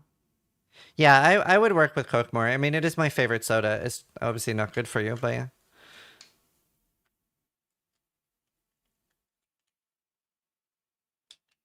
To be fair, it is secret, but I might be getting to work with one of the... so I have meetings with the people that work for me and get me sponsors. And one of the sponsors that I've been requesting actually seems that we are going to be working with soon. So I'm very excited for that. Like, my parents are excited for that. It's like one of the biggest brands in the world, so I'm hyped. No, but I have worked with Red Bull before, so I actually get free Red Bull for life. So that's handy. But no, it's a tech sponsor. Well, I can't answer, but it's a cool sponsor. No one's guessed it yet, though. Get on the Elsa! Apple? Fuck Apple. I don't like anything. The only Apple product I ever bought was an iPod Shuffle. We played Elden Ring? Yeah. What's your favorite build? Straight swords. Toyota? No, but I wonder if I have a Nissan car. I wonder if Nissan would sponsor Gauntlet. That'd be sick. Actually, that's a great idea. Thank you for putting the head in my head. Says, pat yourself on the back right now on stream. You bring a lot to streaming, but your moral compass is what brings a lot of us back. Thank you. I appreciate it. Thank you. I mean, the way I look at it is I still make like a lot of money. Like I make a bit over 300k a year, while what at least for myself feels like retaining my moral compass. So that's more than enough for me. Hopefully, a little unsure on the play along, but hopefully. Does Maxroll now pay you to advertise them? They do not. It's basically the same. Maxroll for me is the same as YouTube, so I'm not sponsored to be on Maxroll. I'm just one of the people that can put guides up on Maxroll, and I make money the more people watch my guides. But no, I don't have like any like you have to advertise Maxroll or anything like that. I do quite like Maxroll though, and the people there. So, but no, I'm not paid by Maxroll like that. I'm paid off advertisements from page views. The thing is, like, I've always... Some people in the past, remember, I was trying to pay somebody, well, I was paying somebody to make written guides for me on the PoE forums, but I didn't have a way to... It wasn't worth it. Whereas through ads, I can. So, I think maybe the Maxroll guide is up yet. I'm not sure. I'll ask.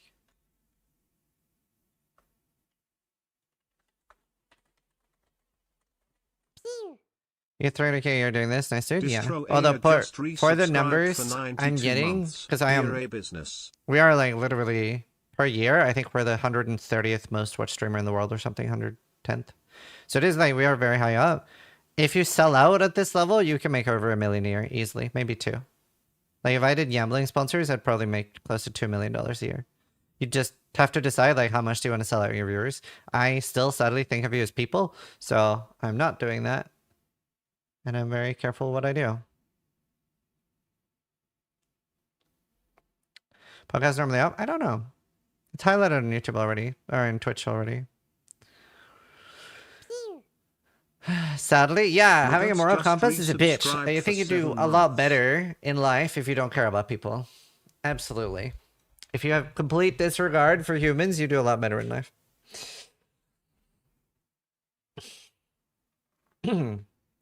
Ghost, thank you for the sub. Destroyer, thank you for the 92 months. Thank you, Havoc and Jacko, thank you. I should order food. We call those people CEOs. I want to be a CEO one time. Well, I am a CEO, but... Do sell out September? Nah.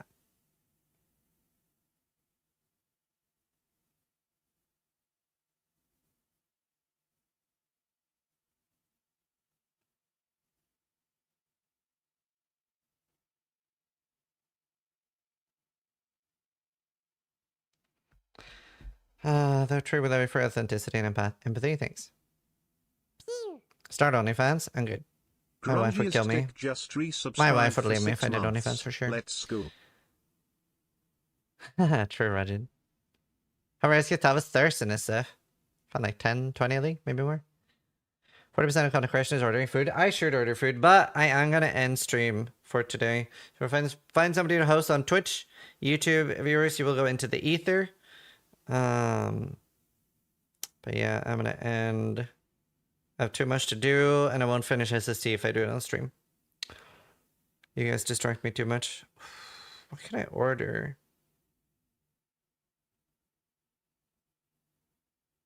I really want kebab.